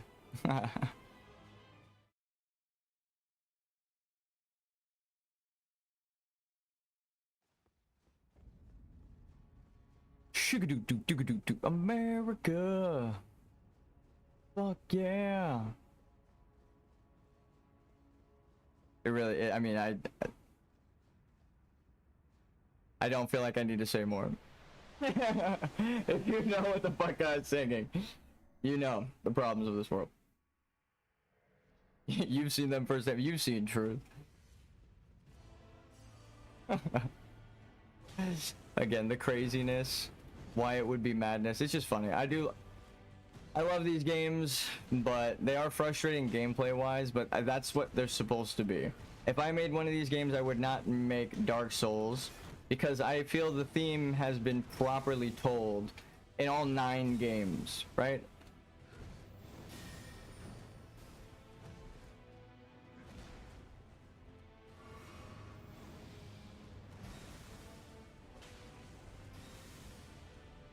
I could make a game like it, and maybe make a game like another Crab's Treasure, where it's got a different theme, it's got a different setting, a visual art style. Like, I would try to make something more unique than just Dark Souls.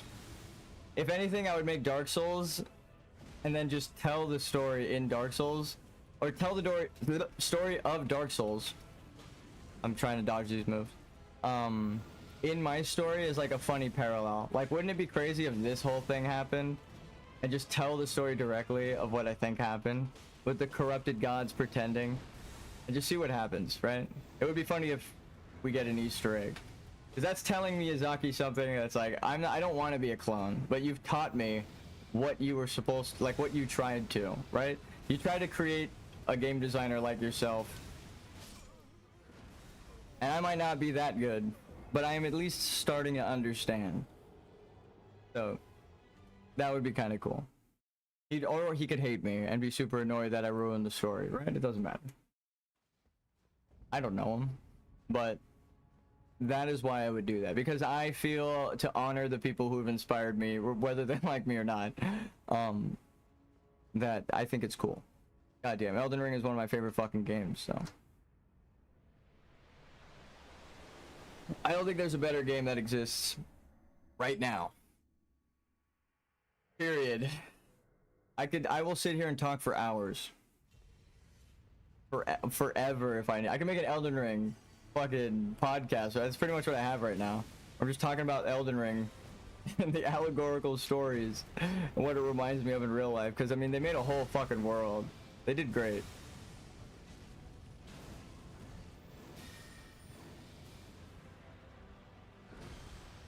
Looking for the secret ending. The secret ending is the friends we made along the way is actually an option, which sucks. I hate that it's literally like the One Piece joke, but you got to keep all of your companions alive properly, and it grants everyone who wanted to die and end their suffering the death they honorably deserve, aside from the dishonor of Marika and Mikola, right? So you really have to understand the lore to beat the game.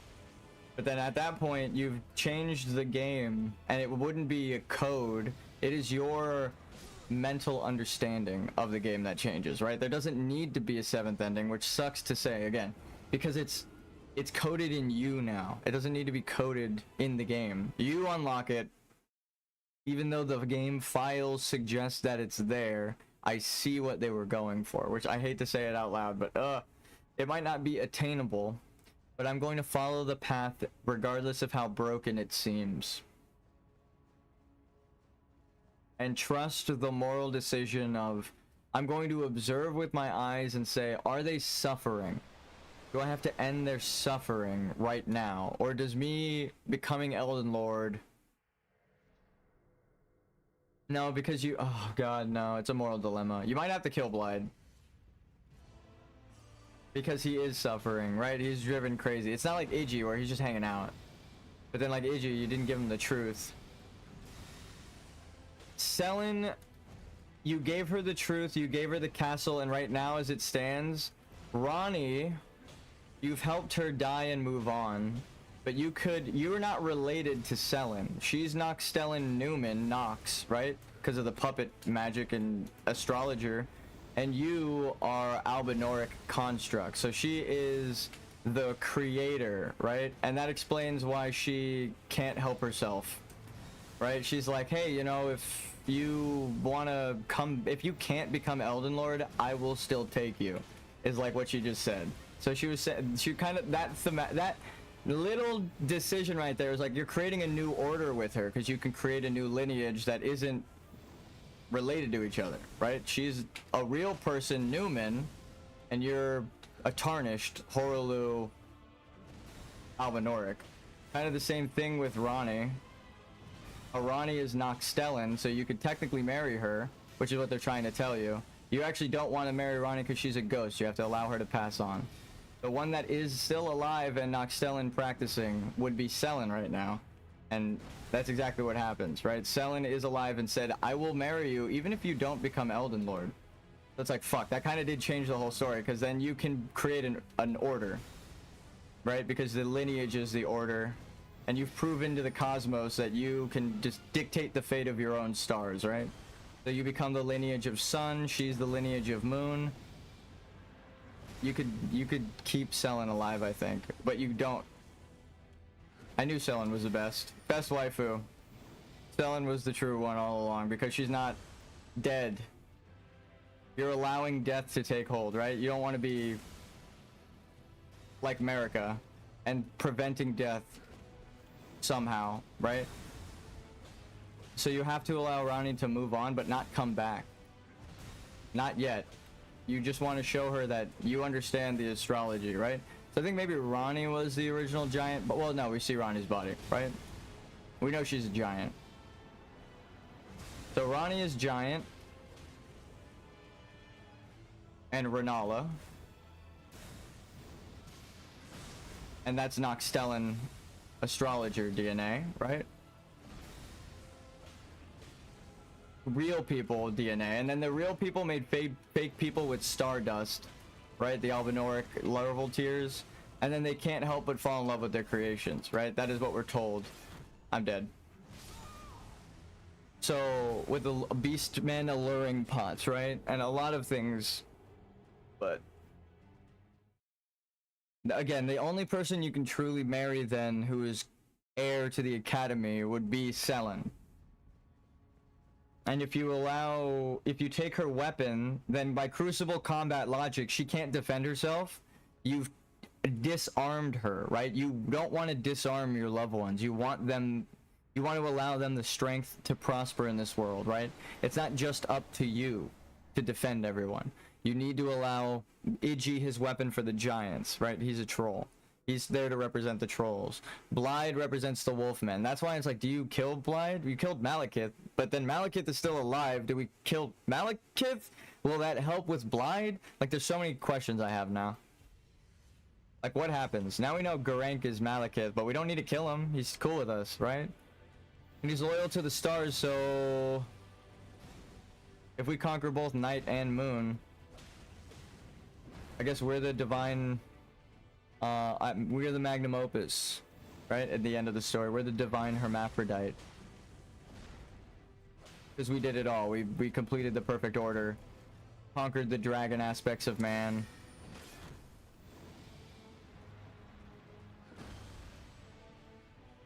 Damn. But that means certain people have to die and certain people have to live. You can't just keep everyone alive like people thought originally. Because it is tied to the state of the world, but it's about knowing. It's not Markham all is true and Markham all is wrong. You have to find which ones are meaningful and then use your eyes, right? This person, and also more than that, you have to use your arcane knowledge, right? You see that Mikola is bad based on Ansbach's quest, right? The person who finally is given back his free will is like, fuck that shit. Let's prevent that from ever happening again. Right? So Ansbach takes up arms against Mikola and fights him.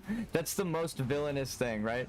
You're killing my lord and imposing your will by stuffing someone else's soul inside of him and possessing both of them.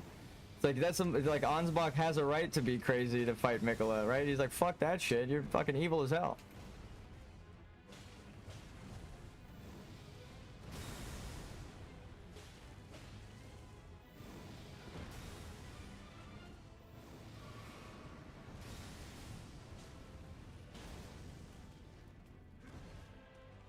He uses love to shrive heart. The will, what is it? He uses love to shrive open the hearts of men or something. So it's again, like the way he uses love and then abandons love is saying that like he never really loved anyone. He's just using it as a means to an end. Now I realize a way to phrase it. So it's again, do the ends justify the means? He's just using love. He's just telling people to love. He doesn't actually love anybody because he abandoned it, right? He doesn't want love. He doesn't want Saint Trina. He wants to be his own person.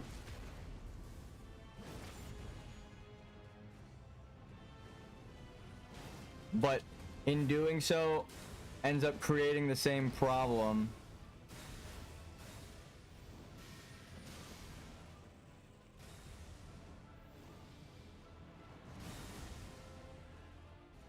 Just in case.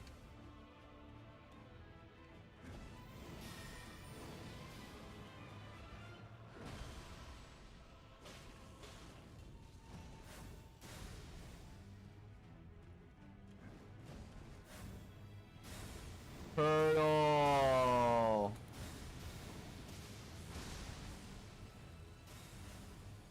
Slow and steady wins the race. Just keep your defenses up. Ritual. Sword and shield talisman. I understand the turtles now. Holy fuck.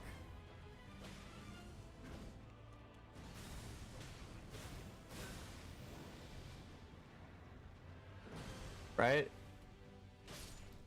It wasn't about getting the attacks as fast as possible.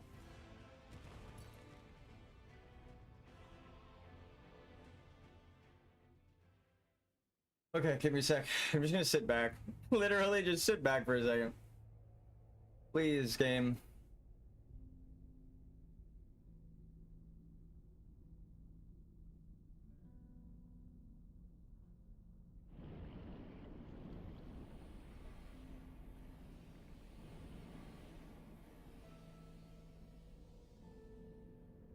The five hands of the cosmos grip the sun and the local space, and it joins the constellation as a new limb. A fresh limb composed of the body of the gods. The stardust taken back to the cosmos.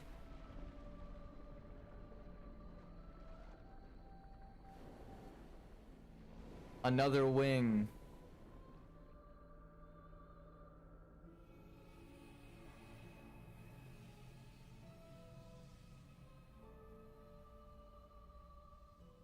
So they take you outside. They're showing you what is outside of the Erd Tree.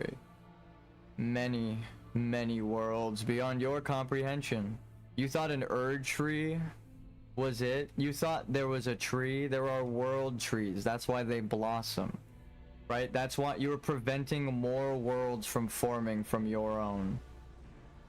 By preventing the natural cycle.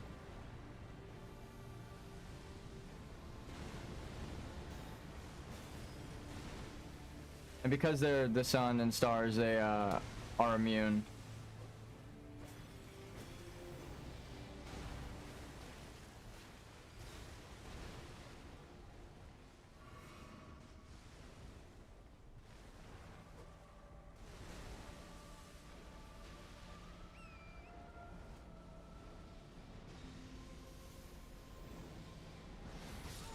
Motherfucker, dude. You honestly should just get off the horse for that. If you get close enough to him, I got juked by the smoke. If you get close enough to him, he just overshoots you. That's why he runs away. As soon as he takes off underground, you need to get on the horse and chase him. I'm understanding the second phase. Now begins the understanding of phase 2. You need to seek understanding. I didn't understand the turtles when we started this whole fucking thing 4 hours ago. Now I'm like, I see the turtles point in this too. Everything. There was a ritual conducted by the sword and shield people. Sword and board. It's a shield. What is more shielded than the what is a shield dragon? Right? A turtle. And also turtle dragons, right? Dragon turtles in lore now makes sense. Because dragon turtles are a thing that people use all the time in symbolism. It's a real that's a real world thing that not real. There aren't really. How do I phrase this?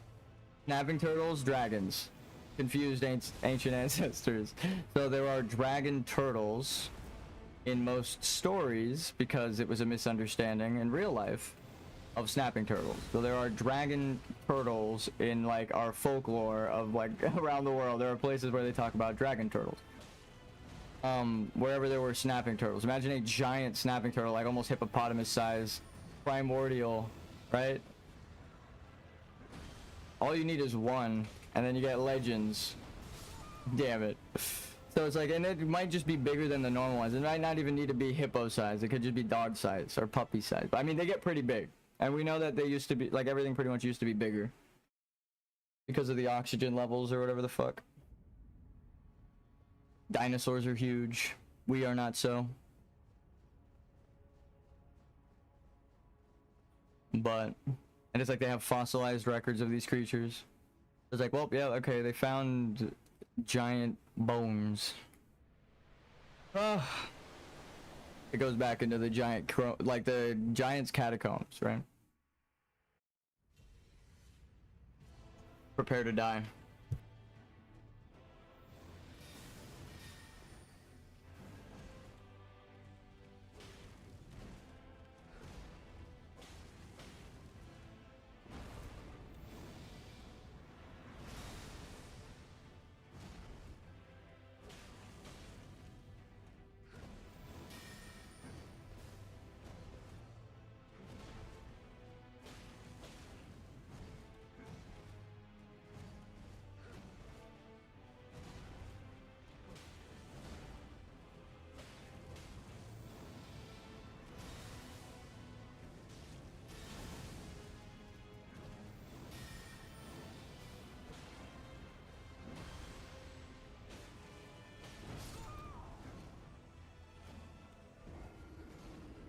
I got greedy. That second attack fucked me. It was kind of an input read animation cancel, but now I'm understanding where they put them in this fight. It's like, no. This is only a one attack opening. Like, I've got a timing I've learned for phase 1 pretty much. So you gotta stick with it. I'm gonna take a break tomorrow. Fucking relax. Probably play Elden Ring for fun and seek more truths, and then list a perfect order. I think I have to restart my other game though, which is depressing.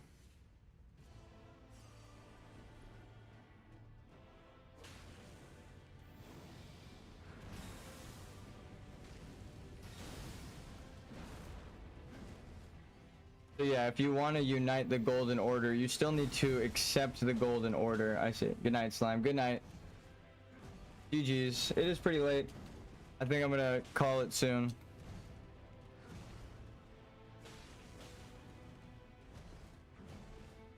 Hope all is well with you and your family. Hope you're all staying safe. GG's. Thanks for stopping in. I'm gonna send you guys more memes. Don't worry. Alright, you know what? I'm gonna just take a break. I'm gonna rest. I too shall say good night. Oh, fuck you guys. Like Placidusax, I need to be allowed to rest. That's why they stuck him behind time. They didn't want him to heal. So I'm gonna recuperate. And then, after my fucking back to chamber session, I'll fucking kill this thing. I'll see you guys. Good night. Peace and love. Peace and love!